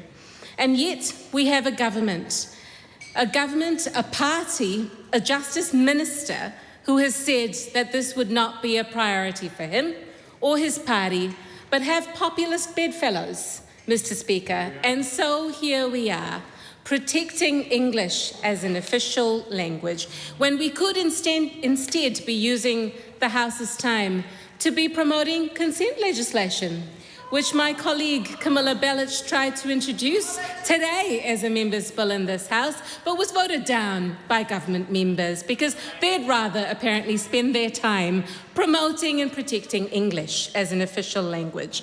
Members on this side at the Select Committee, I understand, tried to protect New Zealand English at least. If we're going to be protecting English in some form, perhaps it should be one that is closer to the identity of Aotearoa New Zealand. But no, that was also voted down by members opposite. As my colleague from the Green Party, Lawrence Yunnan, said, so what are we protecting here today, Mr. Speaker? Is it Shakespearean English? Because perhaps that does have a place in Aotearoa, New Zealand, but on a stage, in a theatre, not necessarily protected in statute. And thus, my noble friends, I say this bill is but a trifling scroll, fit perchance to line a drawer, yet unworthy of the sweat and breath we spend upon it. For while we wrangle over the primacy of a tongue already spoken by most, the realm groans beneath weightier burdens. Jobs, homes, access to health, real action on the cost of living, that, Mr. Speaker, is what New Zealanders want us to be debating and to be taking action on, not this drivel. Have we eaten of the insane root that takes the reason prisoner? Vanessa Wienink. Mr. Speaker, I rise to also speak in support of this English language bill. As a former doctor, this actually reminds me of one of the finest examples of literature in medicine, which is Samuel Shem's The House of God. The fat man and the central character teaches all of his juniors that sometimes the very best one can do is as much of nothing as possible. And in that vein, Mr. Speaker, this bill may be one of the finest bills that this Parliament has considered. And in that vein, I commend the bill to the House. Excellent. You win, Ms. Wienink. The question is that the motion be agreed to. Those of that opinion will say aye. To the contrary, no. The ayes have it. Party vote is called for. Please conduct a party vote. New Zealand National. 48 votes in favour. New Zealand Labour. 34 votes in favour. Green Party of Aotearoa, New Zealand. 14 votes opposed. ACT New Zealand. 11 in favour. New Zealand First. 8 votes in favour. Te Pāti Māori. E whanga po te whakahe. Tāku Te Whereas. 1 vote opposed. Maramina Kapakingi. 1 vote opposed.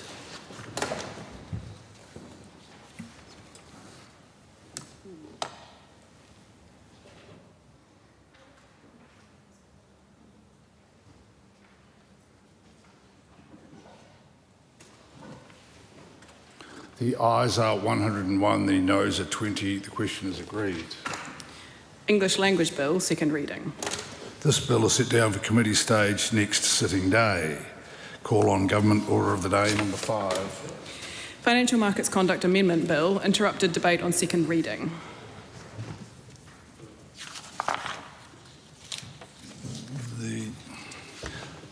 Number 4, the ACT Party call on the... Mr. Speaker.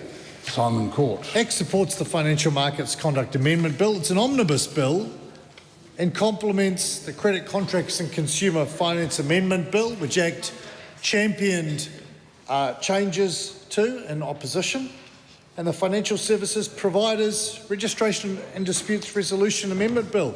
But the most important thing this bill does, Mr. Speaker, is it amends the climate-related disclosures.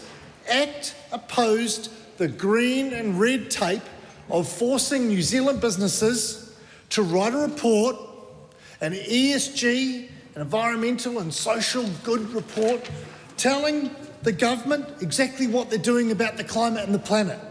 I tell you what companies should be doing: making sure their businesses are sustainable, that they can produce goods that customers want to buy, they treat their workers fairly and pay them well, and that they fulfil their legal obligations. That is why ACT is very pleased to see the reporting requirements for climate-related disclosures much reduced, although not as much as if ACT was in government alone. We would have got rid of it altogether, but this is still a wonderful improvement. Mr. Speaker, I commend this bill to the House. Dr. David Wilson. I rise to speak on behalf of New Zealand First to the Financial Markets Conduct Amendment Bill. This bill seeks to simplify and streamline the regulation of financial services, remove undue compliance costs for participants and improve consumer outcomes. It aims to create a more efficient and robust financial sector whilst maintaining high standards of accountability, and it shifts us towards a single market licence regime under the FMA. In summary, by reducing compliance costs, streamlining regulation and enhancing the FMA's oversight, this legislation will foster a robust and efficient financial sector. I commend this bill to the House. Francisco Hernandez. Ricardo Menendez-March. Thank you, Mr. Speaker. It's always a pleasure when Francisco and I get confused. It's definitely not the first time, nor the second. Probably not the third either. But on this bill, we were quite happy to support this bill at the first reading because upon first impression, there were some commendable things that the government was trying to do with this bill. And I do want to focus on basically the same thing that the ACT Party made their speeches about, but from the opposite angle, on why we have now switched our support from being in favour of this bill to now opposing it.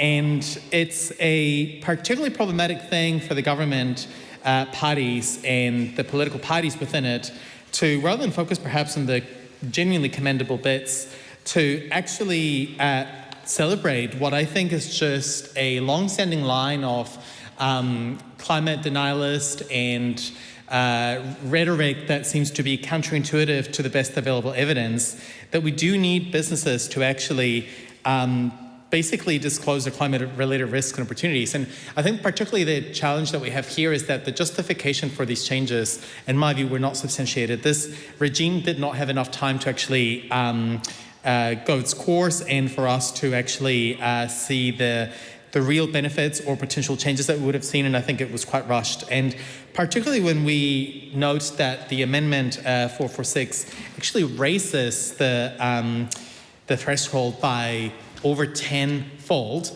it seems very, very excessive to basically have it from 60 million market capitalization or quoted debt to $1 billion is a massive jump, and it will exclude a large amount of players.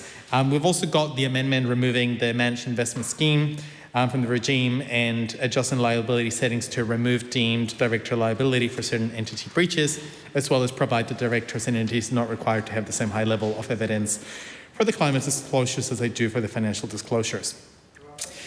I think if we take this change in the Amendment 446 into sort of the broader suite of government policies, it does leave us wondering whether this government genuinely considers the impacts of climate change on businesses, as well as the workers that make up those businesses.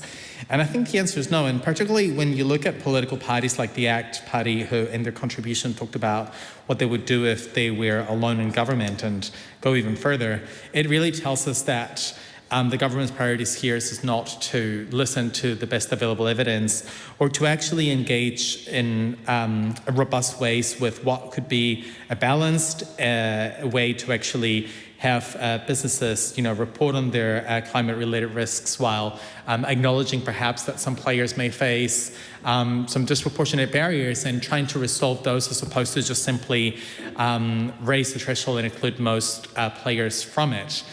I think also if we think about actually, the government's positions on this bill and their supposed support for businesses. When I've been outdoor knocking in my electorate, what I am hearing is small businesses who feel like this government has left them behind. And we are seeing that the cost of living crisis is putting a humongous strain on those very same small businesses due to the fact that consumers just simply don't have anything to spend on those. And I think I go back to the fact that if this was a government with a legislative agenda to better support small businesses to address the cost of living crisis, we would see amendments that would move us towards that.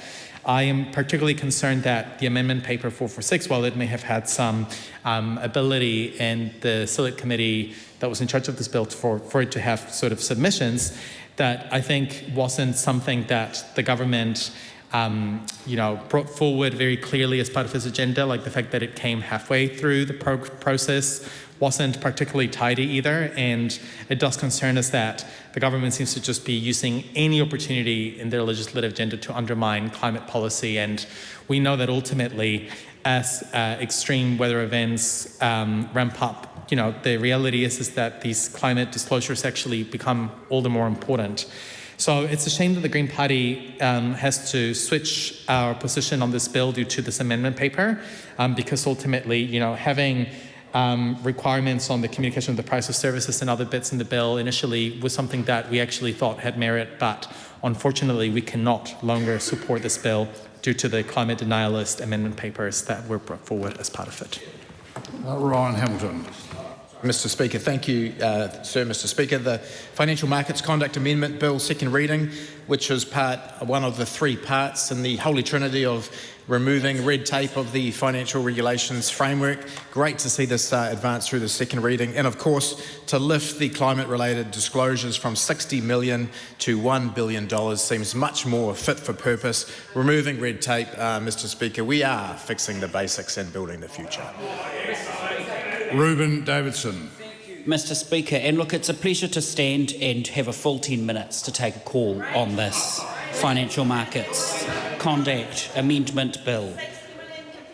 And absolutely agreeing for those who can't see the member behind me but can hear her, that the threshold shift from 60 million to 1 billion is a significant one and deserves at least a further 9 minutes and 38 seconds in this contribution to the House, because we on this side of the House are opposing this bill. But I don't want to simply state a position and sit back down, because I don't think that adequately serves the purpose of the debating chamber of this House, in which ideas such as this, as they progress through the various stages, are assessed and argued and debated by members in this House. So there are a number of areas of concern, and ultimately it comes back to that point that was at the very beginning of my contribution, which is that progress should protect people and it should protect the environment. And the risk with the way this moves and the speed at which it is moving is that both of those will miss out simply to try and cut red tape. Now, I want to come to the bill and some of the purposes or aims of this bill, objectives of this bill. It is part of a trio of three that are related to the financial services that the government is progressing as a package. Now, the other bills are the Credit Contracts and Consumer Finance Amendment Bill and the Financial Service Providers Registration and Dispute Resolution Amendment Bill. And I've been on the speaking list on a number of occasions to deliver this speech, Mr. Speaker, and for various reasons we've never quite made it to this point. So tonight it's great to finally be able to get here and to go through these speaking notes and to explore some of they do take time, and that's exactly what I'll take tonight as I step through these notes, to make sure that we thoroughly explore some of the concerns from this side of the House. Now, the first is, well, that was the first, in fact, the 60 million to 1 billion, but one of these is around the policy shifts that weaken consumer protections and climate commitments. And it's not lost on me that the other contribution I've made in the House today was for a special debate that we had immediately following question time today, Mr. Speaker, in which we examined a $60 million payout to a cement company in New Zealand to ensure that that cement company can continue to operate and trade here in New Zealand. Now, the Minister of Finance spoke in the House about some of the conditions that have been put around the granting of that $60 million of financial support. But the consideration that seemed lost in that contribution to keep that company afloat was the environmental impacts. And in fact, there were some very damning words from the Minister of Finance that were heard several times in the House this afternoon, relayed by other members, around her disdain for the Giddy Fund, which we previously in government, Labor had established to support the deindustrialisation of New Zealand and the decarbonisation of New Zealand. And it's a pity to see that in much the same way as that has been abolished and walked back so quickly by this government, those same environmental considerations are in fact no longer factored into this bill and into the amendments that it sets out to make. Now, a further concern here is around the reduction in the requirements around staff training, around monitoring, and around the regular review of fair conduct programs before the program has really had enough time to bed in. This is of particular concern because it's about ensuring that you look after, as I said earlier, the people that are affected by the changes that these amendments make, but also by the people working in these organisations. Those people need the training and the protections as well. And one of the trends that we're seeing at the moment, particularly in the context of AI, is a real shortcutting and a real lack of training in workplaces for workers. And if you want to know what that looks like borne out in statistics, just in February of this year, we're seeing estimates that in some workplaces You have 44% of the workforce relying on AI, nothing wrong with that potentially, but only 13% of that workforce getting any training in the use of AI. So there what you're looking at is a real gap between the ability to be trained and effectively use a pretty incredible productivity tool such as AI, or in the case of the Financial Markets Conduct Amendment Bill, a new set of operating frameworks for people in the finance sector. If there's not the adequate provisions in this bill to ensure that they receive the training and guidance that they need, not only does this bill let those people down, it also lets down the people that they should be serving. So there's a real concern there. And finally, one of the other concerns is that it turns, or there's a risk that these turn the COFI requirements into a box-ticking exercise rather than a really strong system that will treat people fairly. And fairness, I think, is something that in New Zealand we should and have previously been very proud to say we are. And I think the risk in moving legislation like this through at the speed that it's being moved through and without taking people and the environment properly into consideration is that it's not fair legislation that actually serves New Zealand as well. And I think we should be concerned about that. I know that there are a number of amendments that may seek to address that in the future. But ultimately, I think we're not saying let's not progress, because we're a very progressive group on this side of the House. But what we're saying is that we shouldn't have progress where it leaves people behind or where it walks back our commitments to the environment. And that's exactly right. And from my colleagues here, if you didn't catch them on the microphone, they said it's not progress, we're going backwards. And that's absolutely what's happening with this bill in this sector, but it's also what's happening for so many New Zealanders right now. New Zealanders who previously hadn't faced such severe struggles with the cost of living as they do now. And I see every week in my electorate office, I meet with families, with individuals, with people who are struggling with the cost of living, and they cannot believe that a government that came in on the promise of fixing the cost of living has in fact made it worse. And not only have they made it worse, they don't seem to care about the fact that they've made it worse at all. In fact, when I bring it up in the House just now, members say, get back to the bill. They don't want us to talk about the fact that they have made things so much worse. I want to acknowledge that it is very, very tough going for many Kiwis right now. Bills like this and removing the provisions for the protection of people in the finance sector, customers in the finance sector, very much risks making things tougher. And I think we have to ask ourselves the question in the House tonight, why there is such a haste to push this through, there is such a lack of care or attention to try and pick up the amendments or the suggested changes that will make it better for the people that it seeks to serve.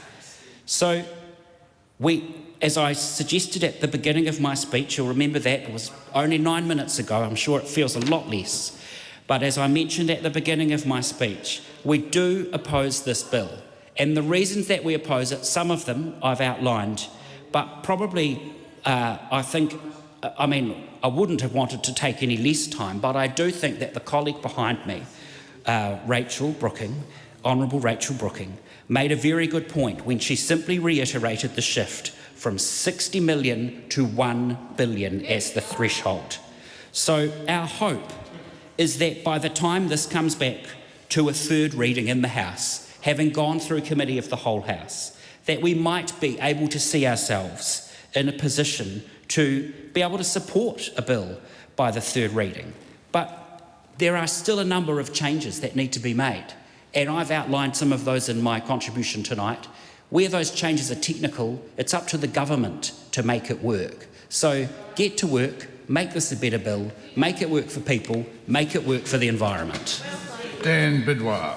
Mr. Speaker, it's a pleasure to be here at the second reading of what is part 3 of the Holy Trinity of bills. And good things take time, Mr. Speaker. This bill has been through a process, and ever since we changed Select Committee Chair on the Finance and Expenditure Select Committee, things are improving, aren't they? They're more efficient.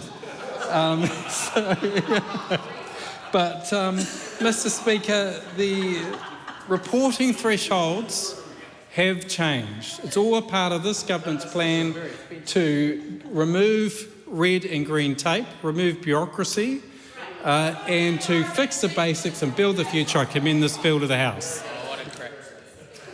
Priyanka Radhakrishnan. Thank you, Mr. Speaker. So this bill, the Financial Markets Conduct Amendment Bill, does 3 things, apparently. It makes changes to some of the minimum requirements under the Conduct of Financial Institutions regime, or the COFI regime. It expands the licensing and approval powers of the FMA, the Financial Markets Authority, and it slips in some late amendments from the government that weakens climate-related financial disclosure settings. That seems to be a bit of a trend with this government, where they sneak in some stuff at the 11th hour that makes things worse. And so, Mr. Speaker, on balance of all of those things, we are not supporting this bill at its second reading. However, I am an optimist, and it appears that many of my colleagues on this side are quite optimistic as well. And we're hoping that there will be some amendments as this bill progresses through the House. That will mean that it improves the legislation to a point that we can support it on this side of the House. Because many of the changes that we are hoping to see, as my colleague Ruben Davidson has pointed out, he's already outlined a number of those, and I won't traverse those, but they are very technical amendments that we're hoping to see, and it is basically the onus is on the government to make those changes. Because currently what this bill does or achieves is a series of policy shifts that ultimately, unfortunately, weaken consumer protections and climate commitments across the economy. So I want to take us back a little bit and mention or talk a little bit about why COFI, the Conduct of Financial Institutions regime, was put in place. And one of the reasons, Mr. Speaker, is to fix some real systemic issues. Now, many of us would be quite familiar with the popping up of loan sharks across many electorates. I know that my predecessor, Labour MP based in the Maungakiekie electorate, Carol Beaumont, brought some legislation to this House when she was a Member of Parliament that would crack down on the behaviour or the actions of these loan sharks. We know that there are many that would offer loans with rates above 30%. In some cases, effectively above 50%. They would go about in these trucks as well, offering goods. That was probably slightly different, but also loan sharks that would go around, particularly in the more socioeconomically deprived parts of electorates. They would prey on young people, on those who are marginalised, on those who are more vulnerable, single mothers, people who already had large debts, and then get them to take on these consumer loans that would only end in hardship, further hardship, Mr. Speaker, for them and their families. And so there was legislation, there was action taken to crack down on this. It is against that context, or based on that context, that we are very careful when we look at or consider legislation that would tilt the balance away from consumer protection in the way that this legislation does. And one of the reasons that we oppose this, of course, as I've mentioned, COFI was actually introduced because of repeated and systemic failures by banks and insurers to put their customers first. And now this government brings in all of these changes that will reduce things like staff training, monitoring, regular reviews of fair conduct programs, all of that before this particular regime has even had a chance to properly bed in for us to see what the benefits could be of the regime that was put in place to protect consumers. So while we would support proportionate and some efficient regulation, and we support, for example, the FMA getting some more powers for enforcement, taking over investigations and things like that, we wouldn't do it at the expense of consumer protection in the way that this bill does. And finally, as also colleagues of mine have pointed out, one of our key concerns is with Amendment Paper 446 on climate-related disclosures. The change from 60 million in terms of the threshold being raised to 1 billion would effectively rule out a number of companies from being required to report, removes entire classes of entities, and softens liability settings, and is bad. Sue Redmayne. Well done. Kusha Tangiri Manuel. How does one follow that, Mr. Speaker? Hoi anō i te maanga o te whare, tēnā rā atu koe o tira tēnā tātou kua hui mai I tēnei pō ki te whakawhiti whakaaro mō tēnei kaupapa I tēnei pō. Mr. Speaker, I want to pick up on some of the key points that my colleague, the Honourable Priyanka Radhakrishnan, just made. In particular, Mr. Speaker, focus on the consumer. We are here representing consumers, and I want to talk about, of course, in this day and age, we want everything to be instant and we want everything to be quote unquote efficient. But if we, as good lawmakers of this country, don't actually centralise the well-being of consumers, we are failing.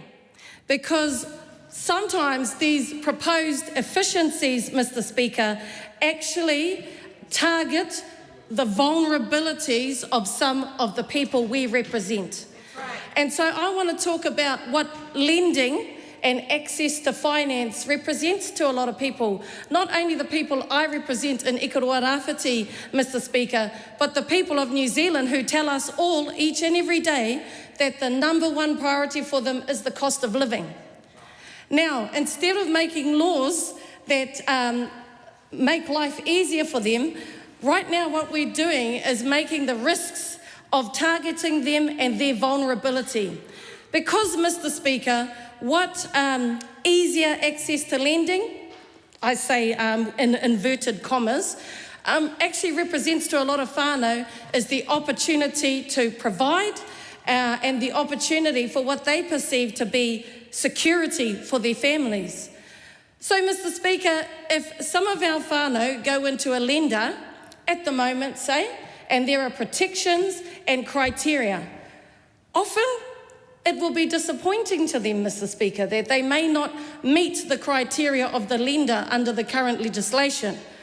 But if we move to a more discretionary model, Mr. Speaker, rather than giving the whānau the dream of having a roof over their heads and somewhere to raise their families, what we give them is the risk of that all being taken away and more.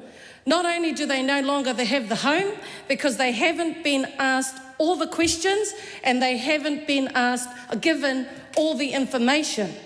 Naturally, Mr. Speaker, they're going to want that dream of putting their whānau in a home, of having a warm whare for their children nearby the school to support their community. But if without all the information, Mr. Speaker, what's truly at risk, what this low deposit and low payments or whatever, if indeed they get that information, we're leaving this to the discretion of the lender. Rather, they are left with no house and still the debt, which can actually cripple a family for a generation, Mr. Speaker.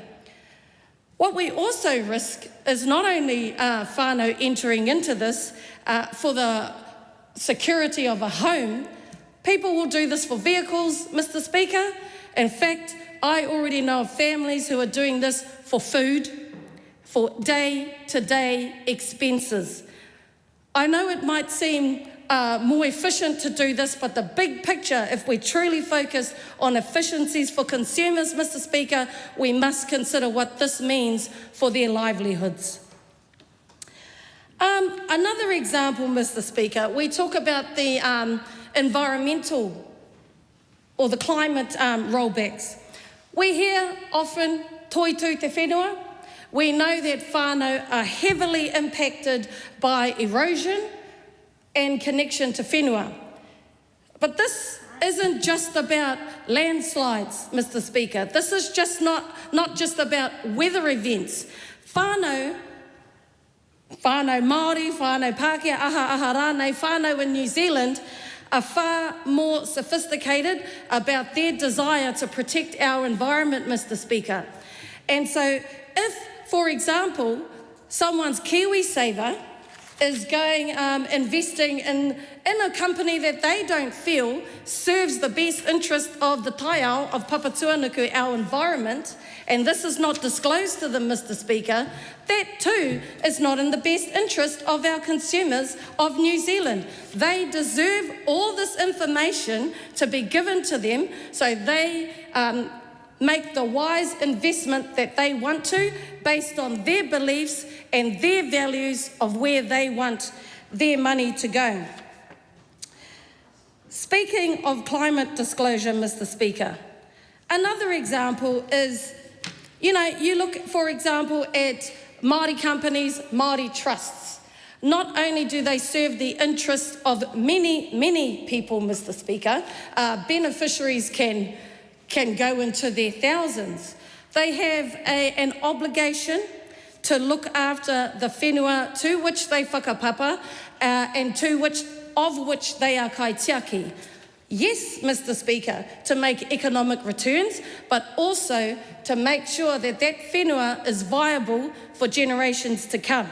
But when we talk about climate disclosures, Mr. Speaker, let's say a Māori trust, a Māori land trust, is considering how to develop their land. And let's use an example, sadly we all know too well, forestry. Let's say they were considering planting radiata pines on their land.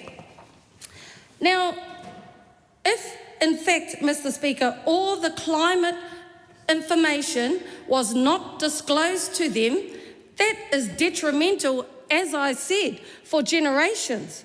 It's not only, we've seen this, it's playing out in front of us right now. It's not going to give the economic return that they thought they were investing in for the benefit of their beneficiaries, but also it's going to be to the detriment of that land, potentially for generations, Mr. Speaker. So I think we need to remind ourselves, yes, efficiency is great. In this day and age where we can open our phones and have access to lenders, have access to whatever we want in an instant, especially when people are, quite frankly, Mr. Speaker, desperate. People are desperate to the point they are taking out lending for groceries, for fuel, to pay their electricity, to pay their day-to-day bills. And when we make them more vulnerable by relaxing criteria for lending, we place the people that we represent at risk. You've heard my colleagues explain, Mr. Speaker, that, we do want to see some amendments to this. We do want to see things more efficient for our whānau across Aotearoa. We want to see people in homes. We want to see people investing. We want people to know that their KiwiSaver can go into causes and investments that they actually believe in and that will help them see a return. We want whānau to have those opportunities, but they deserve to be fully informed. Fully informed not only because they have the right, and it is their pūtea going towards this, such as the Māori Land Trust that I've just explained, but fully informed because, especially when you look at the climate, Mr. Speaker, and the fact kaitiakitanga has just been voted the most beautiful word in the world, and that is because of the meaning that goes with that and the risks that the kaitiaki of our Māori Land Trust, for example, and of our households, they deserve to know what they're entering into when they embark on these lending experiences, Mr. Speaker. So for that reason, e te maanga o te whare, and for the reasons outlaid by my colleagues before me, we do not commend this to the House. Nancy Lowe. The question is that the motion be agreed to. Those of that opinion will say aye. To the contrary, no. The ayes have it. Please conduct a party vote. New Zealand National. 48 votes in favour. New Zealand Labour. 34 against. Green Party of Aotearoa, New Zealand. Te kaumārima ngā pōti whakahe. Act New Zealand. 11 in favour. New Zealand First. 8 votes in favour. Te Pāti Māori. E whā ngā pōti whakahe. Tāku Te Ferris. Ko tahi te pōti whakahe. Maramino Kapakingi. Ko tahi te pōti whakahe.